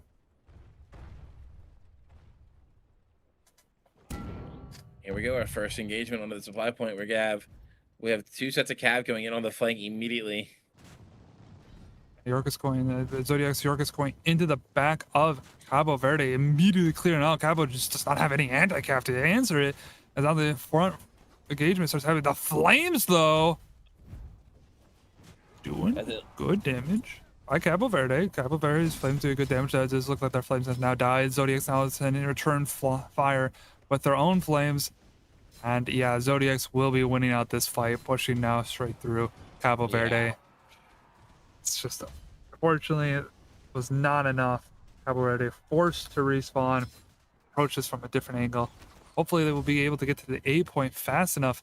Not a single tower was landed from the front side, though, so they will have to be a slow rotation, maybe get through the gate and set up a little bit of a kill box, but there's 4 to Brascio at that A Good gate. news for Zodiacs. If they want to, they can probably rotate right back up to A.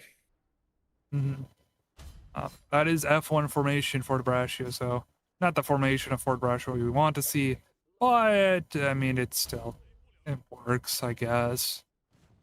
Not really, but it works. As Zodiacs comes back to A, cleans it up, and comes set up for the gate side. Claymore's in through main gate with flames alone? Oh. I mean, it's ambitious. The Claymores will go down. The flames do escape out. Very ambitious by Cabo Verde there. They could have lost their flames there before that fight ever started. That was and scary. That would have been detrimental. They do break off about half of that for the Brascio unit, so good on them. But I mean, 3 minutes on the clock. Yeah, 1 tower landed, and we're still trying to go through this gate. Mortar by Zodiac's shooting in there along with flames. It's looking pretty rough. Pretty rough for Cabo Verde. Yeah, they do land the middle tower now, so definitely would love to be going up that, and I think they are forced to go to A after that. Are gonna plug them in the tower, maybe? They are reaching, and then the ISG going a little bit far forward, trying to force Cabo Verde to look left instead of go down to the point to A, but it looks like it's working. That Trebuchet is stopping Cabo Verde from immediately going down, as now Treb has stopped so they can start pushing down. The Iron Reaper Claymore spam has initiated the Fort Brascio gonna do much. The flames from Zodiacs are absolutely cooking with 2 knights on those yellow turbines as well. The ISG's holding strong in front. Yeah, I mean, these flames by Zodiacs have just stopped Cabo Verde's push. There's just no hope. Yeah, you were not getting on this hill, the staircase. I'm good, sorry, you're just not. Yeah, and Zodiacs is already pushing right back for it. Does look like a lot of their DPS has fallen down, and really only remaining is those Plume Guard and the ISG, but I mean, they don't need to attack. They're fine just holding here. Those Medal are holding it strong by Cabo Verde. Cabo Verde brings their own flames up here. Treb's coming in. Does do some good damage, but it just does not look like it will be enough for Cabo Verde to win this push. That's gonna wait this last minute and a half out. Zodiacs with a strong hold here, showing why they were the last year's AMS CBL champions. Exactly. Yeah, just I mean, looking at what units remaining, I mean, Zodiac still has 1,000. We're still above 1,000 units with Zodiacs. Yeah, they just did not lose that many units. It's unfortunate for Cabo Verde. I just might have been a little bit too much of a skill gap here for them to conquer. As now we go into a Sally, and there is cav everywhere. There's units everywhere. Nobody knows what's happening. There's Claymore spam by Cabo Verde, but you really do here. Big Treb coming out here will get Zodiacs below 1,000 units, so that is good by them. But I mean, you just got the below 1,000. You unfortunately it's way too little, way too late.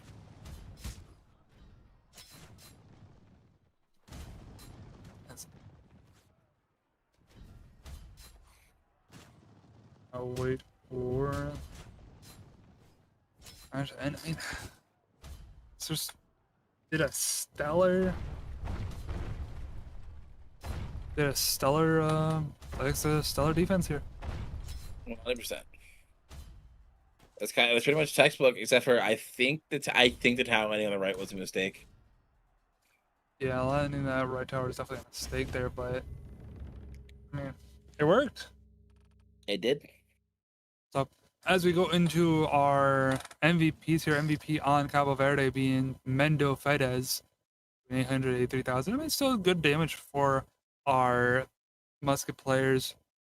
Musket player here. We'll go down to MVP, most damage taken of Dahaka, our longsword player, taking 6.5 million damage. Longsword not doing too much damage, only 14,000, but he's a longsword. He doesn't really do much damage. I'll go into we'll go into tank.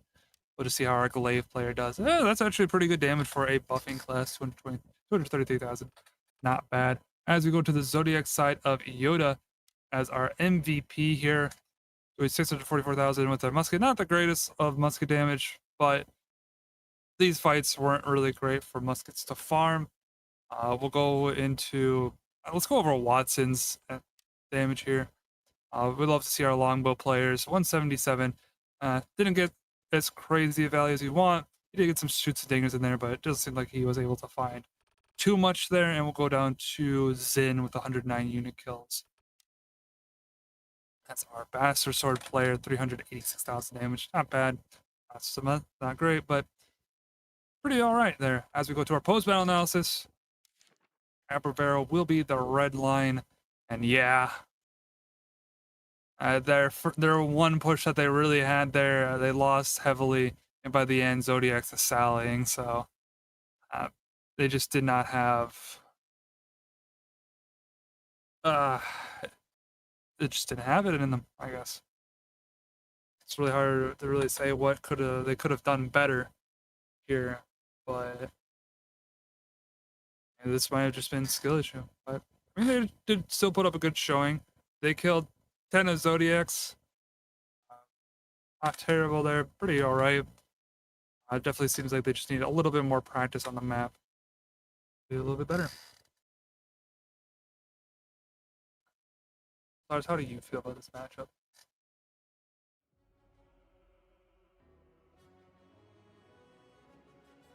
He's muted. Sorry, I'm sorry. I was my bad. I'm muted because that's why I got my phone was going off. It feels like, man, trying to be nice.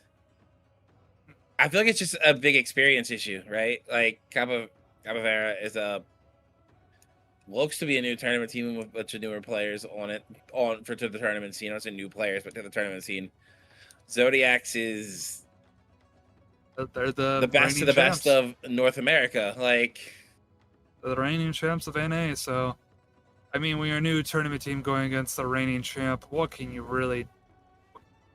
do? I mean, they did still put out a good showing here. They didn't get completely steamrolled, so there is that. But yeah, I mean, we can't really expect too much more from here. Well, my word of advice for Capoeira for this defense is hold on tight and hope to win a fight, because this map can be over real fast on offense if you can win it one push. Yeah, you definitely can just snowball your way from A to B and go in from take about 30 seconds to regroup and then just push straight to homing and it's over. It is a very fast map sometimes. I'm sure some people have played ranked where this map has lasted, I think, 3 minutes, 3.5 minutes. Yeah. Like it can be over immediately. So, I mean, we'll see. Hopefully they put out a good showing and we'll be able to hold Zodiacs for one push, or at least trade somewhat evenly. I'm not really expecting too much from here from Cabo Verde. But if they get Zodiacs below that 1,000 units, I think that's still a pretty alright win.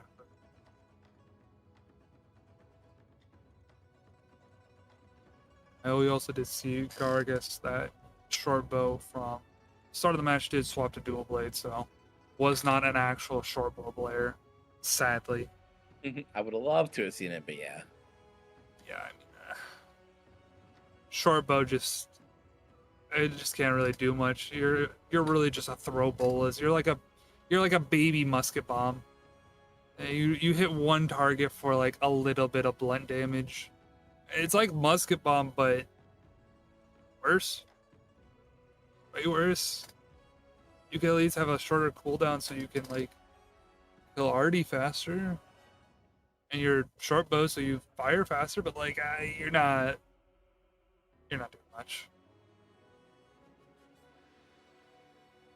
Yeah. So we wait for our next matchup to happen here as Zodiac's on attack. Do you think Zodiacs brings any fun units after that match? Maybe we see maybe some Orochi, some Zweihanders, maybe even some Rangians, some gold DPS. Or maybe they really go full troll and bring purple damage, bringing out could be bringing Palace Guards as their damage instead. I don't think Palace Guards are there. I mean, with that kind of showing, you could bring some fun units. I mean, you could, but like, do you want to? Probably not. I mean, But look, I can't talk because I have done some things in CBL versus teams that we just knew we were going to win that I'm not proud of. Like, so they could. But I'm a firm believer of just show some respect and just you're gonna stomp them, but just get it over. Don't mess with them, right? Right. I mean, that makes sense. Just get it over with. I do think I remember seeing some teams bring like some. I admittedly was a part of a team that didn't bring a single weapon to a game. I mean, yeah, that is some severe disrespect, and you probably won that too. We did. I mean, that's why I'm saying I've done some things I'm not proud of because the whole team wanted to do it. I was actively against it, but I guess I am a firm believer of just show them the respect they deserve of being show them respect of being a team that you respect just because they took the time for America. Because we only have 8 teams, right? We're a smaller region. They came out and tried. Show them the respect. And just play them like they would be any other team. Right. I mean, it makes sense. Just give a little bit of respect to them, especially for any newer team. Coming into this, especially a newer team going against the champ.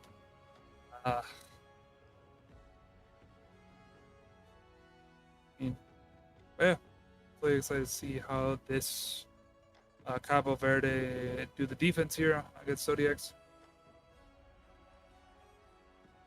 We have a little bit of time here. I wonder if Zodiacs will be doing a gate push through, not waiting for these towers to land. Would be. Nah, I don't know if Cabo Verde tries a tower now. It's actually quite hard on this map.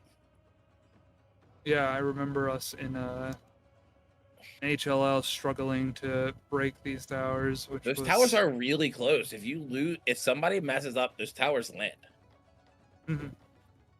So, if you are not well versed and practiced, it's very hard to do. Yeah, for sure. You need to start bringing some Falconetti gunners so you could shoot down from under and hit those towers. I'll bring that unit back into the rotation of units that people are bringing. I mean, Lion Roar here works, so Lion Roar, jabs, it works.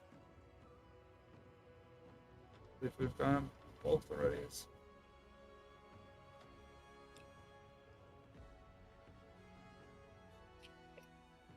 And the countdown has started. We're going into the lobby.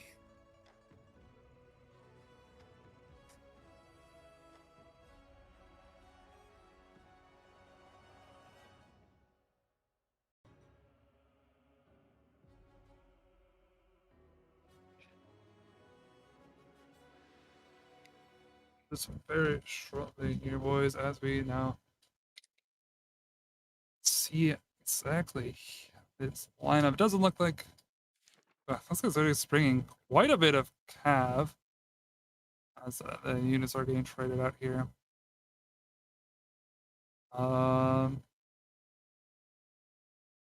Fairly normal. There we go. Fairly normal stuff here by both teams. We're not seeing anything too out of the ordinary. So, I mean, looks like we'll have a standard correct castle. It's just up to Cabo Verde to be able to defend. They are full goal, so they're going to attempt the towers.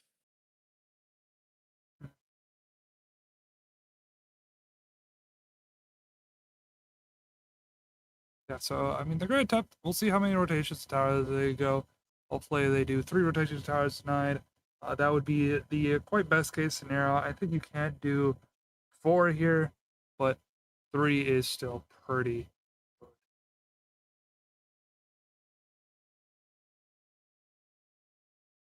So we get into our cutscene of Kara Castle.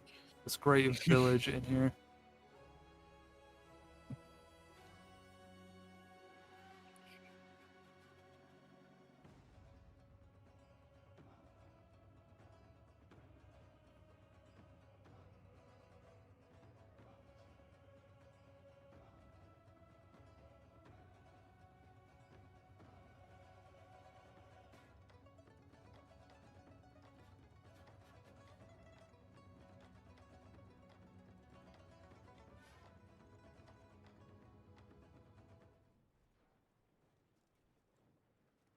This looks like Zodiac's really pushing out. It doesn't look like the Zodiacs would have been ready for a sally out if Cabo Verde did sally out. Same exact culverin spots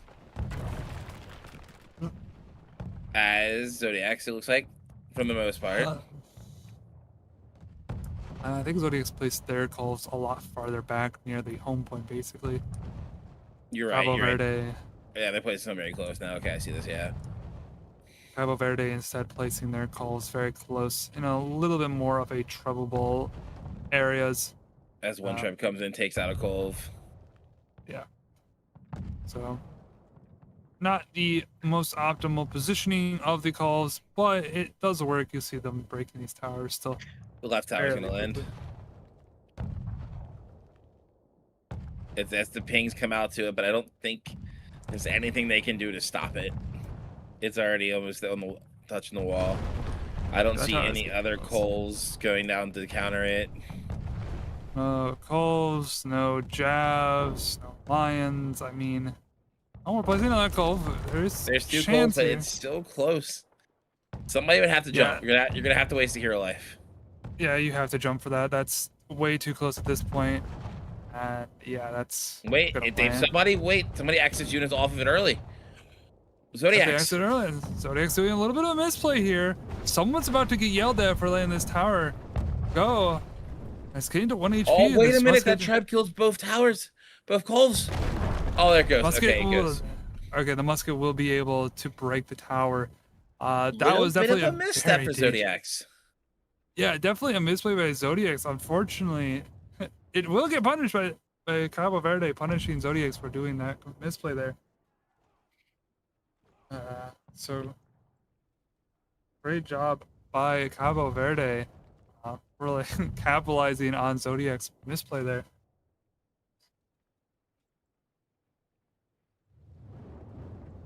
It's now Zodiac's climbing with rap bikes and just. Okay, Zodiac's doing a little bit of trolling here for sure. They are getting onto this walls. Like getting some climbers up the ladders, working out very well here. There's some rat pikes poking claymores on the supply here. No.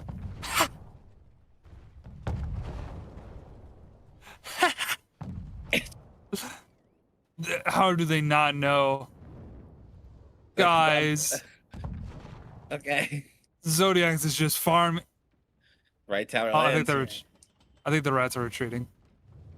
They are unfortunately no longer poking those. That was just funny to claymores. see. There's like 5 rat pikes just poking away.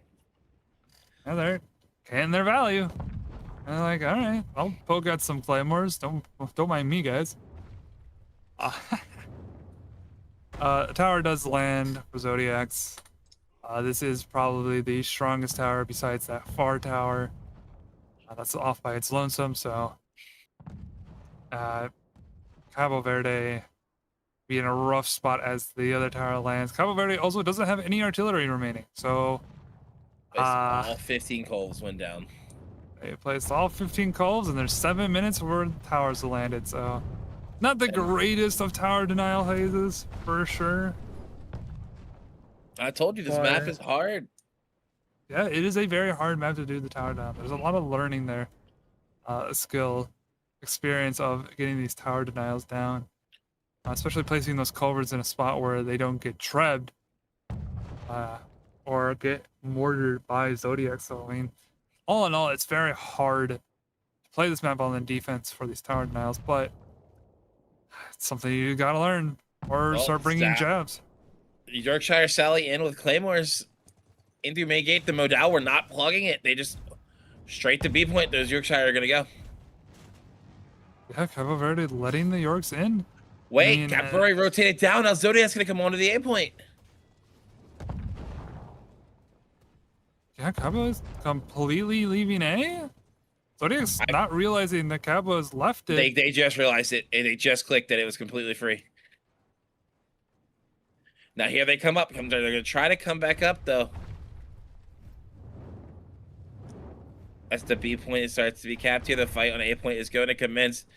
Those white plume guards are going in, leading the way, followed by 2 sets of claymores, doppelgangers, and iron reapers.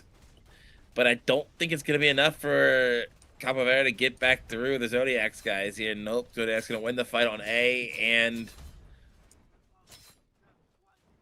wow, look at the hero deaths. Oh my. I mean, Cabo Verde is definitely looking pretty rough here. Quite handily lost that fight. Titan will trade 1 back, but 1 for like 2 now. Titan's gonna trade 2 for like 8 heroes. It's just not gonna be enough. Zodiac's only losing 3 people during that fight, and Cabo Verde going down to 9, maybe even 8. I mean, it's gonna look very rough for Cabo Verde, and Zodiac's already down on the floor, getting that supply point. It's gonna be hard. Cabo Verde is definitely fighting uphill here. They have the low ground. They are Luke Skywalker here, and they are trying to battle Obi-Wan, and it just does not look too good for them.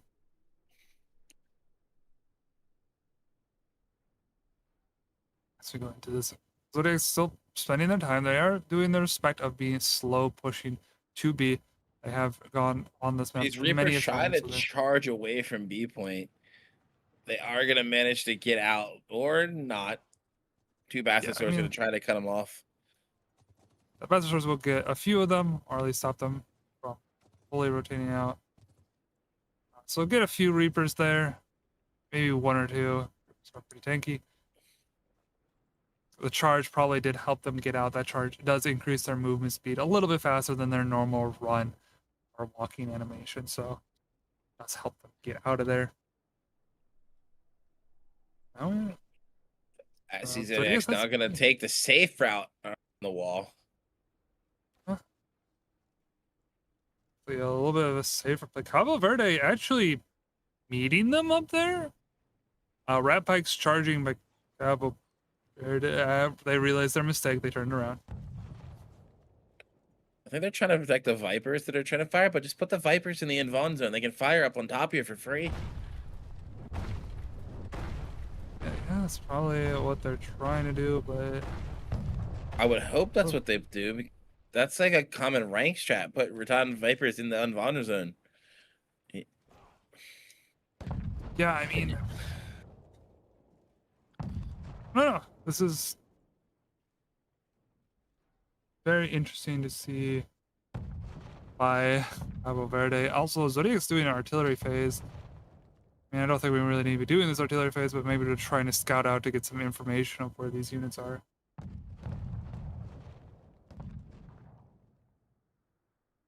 These, we wait for Zodiacs to do this push in 10.5 minutes, so plenty of time to do whatever they want.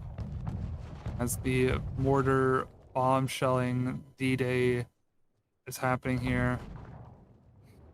Zodiacs looks like they're heading off the wall, realizing, hey, we don't actually want to push from here. So now, yeah, it's just our phase. Just waiting for this artillery. Brawl on this left supply point. And down goes Nazul. Nazul? Nah. Nazul. I think, or it could be like Nazul I, or Nazul I, Nazul L. Who knows? Looks like Zodiac's going to go through the side gate here. Trying to meet out some of these ISG. Walking forward, does look like they are fully grouped up. And Zodiacs, yes, they will be pushing through the side gate here, taking a lot of space. And Cabo Verde is just giving them this entire area to go wherever they want. Giving a lot of space for Zodiacs. We doppelfingered the right side where there was no units for Verde. Yeah, as the engagement does stick out out here, Zodiac's going to frontally charge him in with a bunch of Iron Reapers and ISGs. He's into a pretty much a modal stack coming out of the side for Verde as they just cut through this anti-cav. Slowly but surely, Zodiacs is cutting their way through. The Iron Reapers are just slaughtering these modal. There's nothing they can do about it. As a unit of White Plume Guards going to hold the ground on the home point, now going to be surrounded by dagger axes and another of their own White Plume Guards from Zodiacs here. As the point begins to clear up a blue, we just got to take out this unit of White Plume Guards here for Gunjbar. As Claymore is going to come back in for Cabo Verde.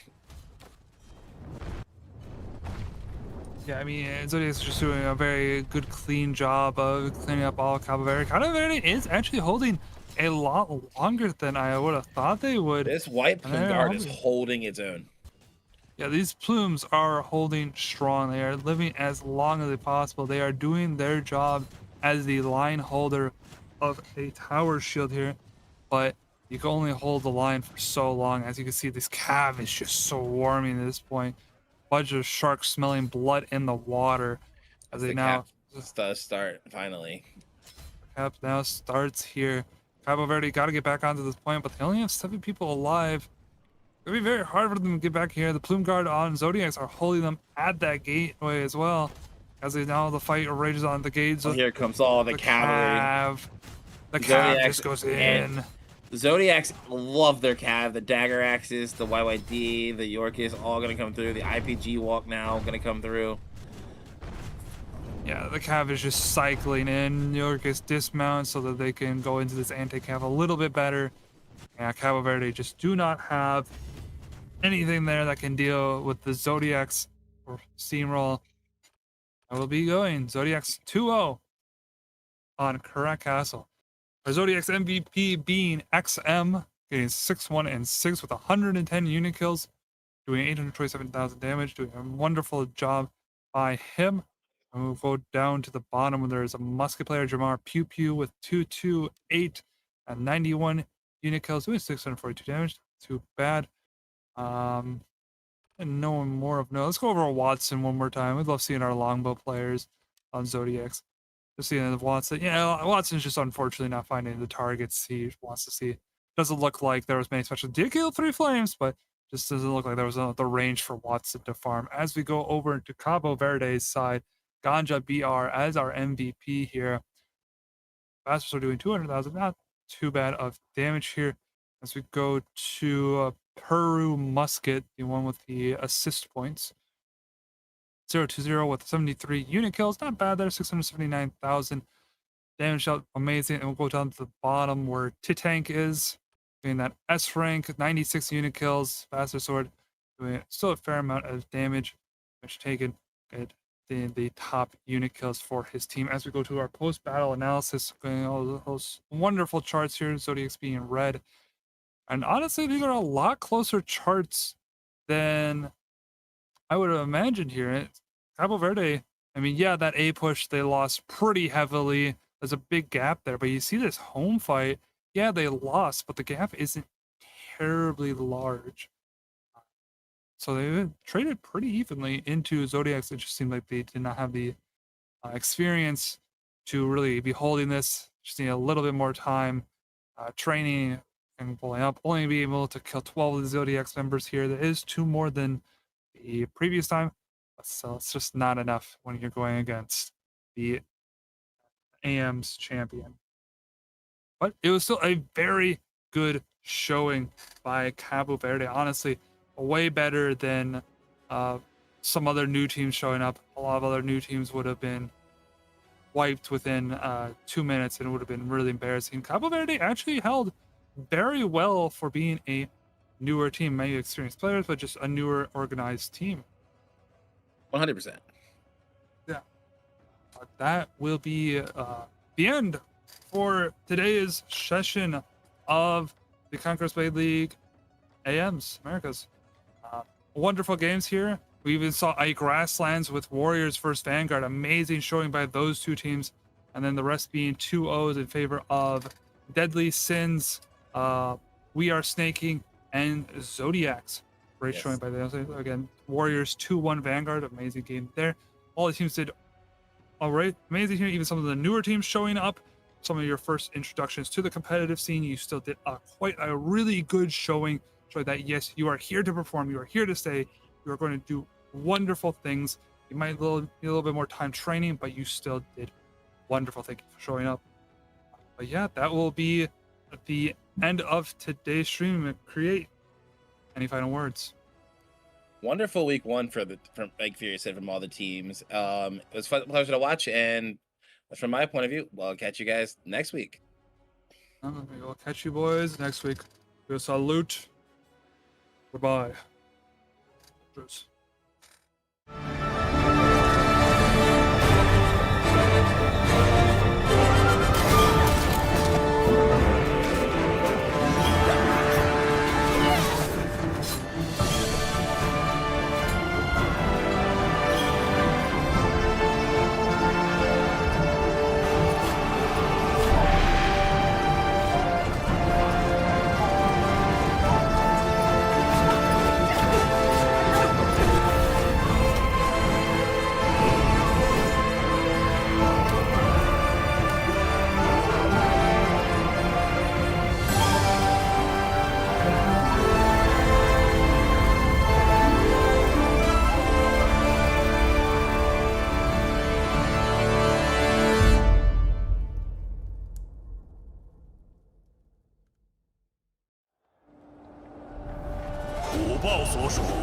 皆天下修睿，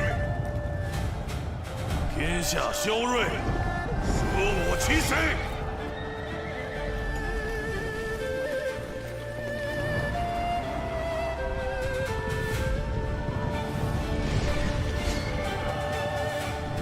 虎豹雄姿，宰割天下。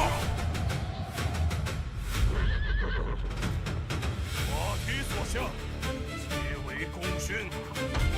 不敌如虎！快上！再快点！快！追上！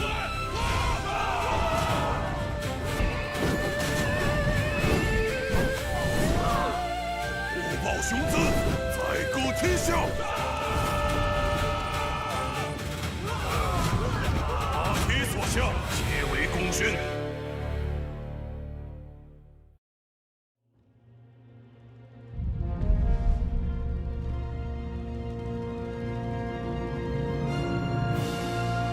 Hi everyone, I'm Miles, producer of Conqueror's Blade 3 Kingdoms. Since our first teaser, Many of you have been asking the same question. Why does the new Three Kingdoms world need its own standalone client? In this video, I will walk you through exactly why. We've built a realistic Three Kingdoms world with over 60 cities alongside a massive visual overhaul. But it's not just about the visuals. The Three Kingdoms era was all about warlords colliding in one massive, chaotic war. Our old multi-channel system split players up. It just didn't fit that vision. So we removed it. Now, every single player shares one unified map. You're stepping into a living world where you'll face rival factions, shifting borders, and real strategic choices. Terrain is no longer just for show. We've completely rebuilt the road system. If your army takes the main roads, you move faster and save food, but you're out in the open. Taking the rough terrain is slow and costly, but it keeps you hidden. We're also introducing a morale system. Combats aren't just about stats and skill anymore. If your army's morale breaks, you may lose the battle. Now, let's talk about heroes and units. The changes here are massive. We've redesigned weapons with new models, combat feedback, and skill sets. We're also bringing in the one-handed sword, twin sword, halberd, and the crossbow to give you a unique combat experience tailored to this world. For your armies, dozens of legendary units are joining the roster, like the Tiger and Leopard cavalry. We've scaled up unit sizes to make fights feel more intimidating. Recruitment is now tied to geography. You have to go to the Northwest region to recruit the Northwest Heavy Cavalry. Combined with authentic voice lines, your units feel like living armies. Next up is Faction War. The real charm of the Three Kingdoms is the politics, the dynamic shifts between allies and enemies. To capture that, we completely overhauled how factions work. NPC faction relationships are no longer static. They evolve based on the state of the war. Every alliance you make or city you attack can shift the balance of power on the server. Resources and the economy are now the backbone of the game. Every war you wage, unit you recruit, or siege engine you build relies on resources flowing across the world. This means players who prefer logistics and crafting are now absolutely essential to winning a war. We've added a stronghold construction system. Every city on the map can be upgraded and fortified by players. Cities won't just easily reset back to level 1. They are long-term strongholds that your faction needs to manage and defend. You'll also see a complete Han Dynasty military rank and official title system. From basic ranks to high officials, every battle you fight and contribution you make translates into real status and identity. Another huge addition to the world is the massive war zone, offering maps larger than 8 square kilometers. With expanded borders and complex routes, tactics completely change. There is a lot more room for frontline combat, backline support, and troop deployment. Terrain, logistics, morale, and tactics will decide the battle.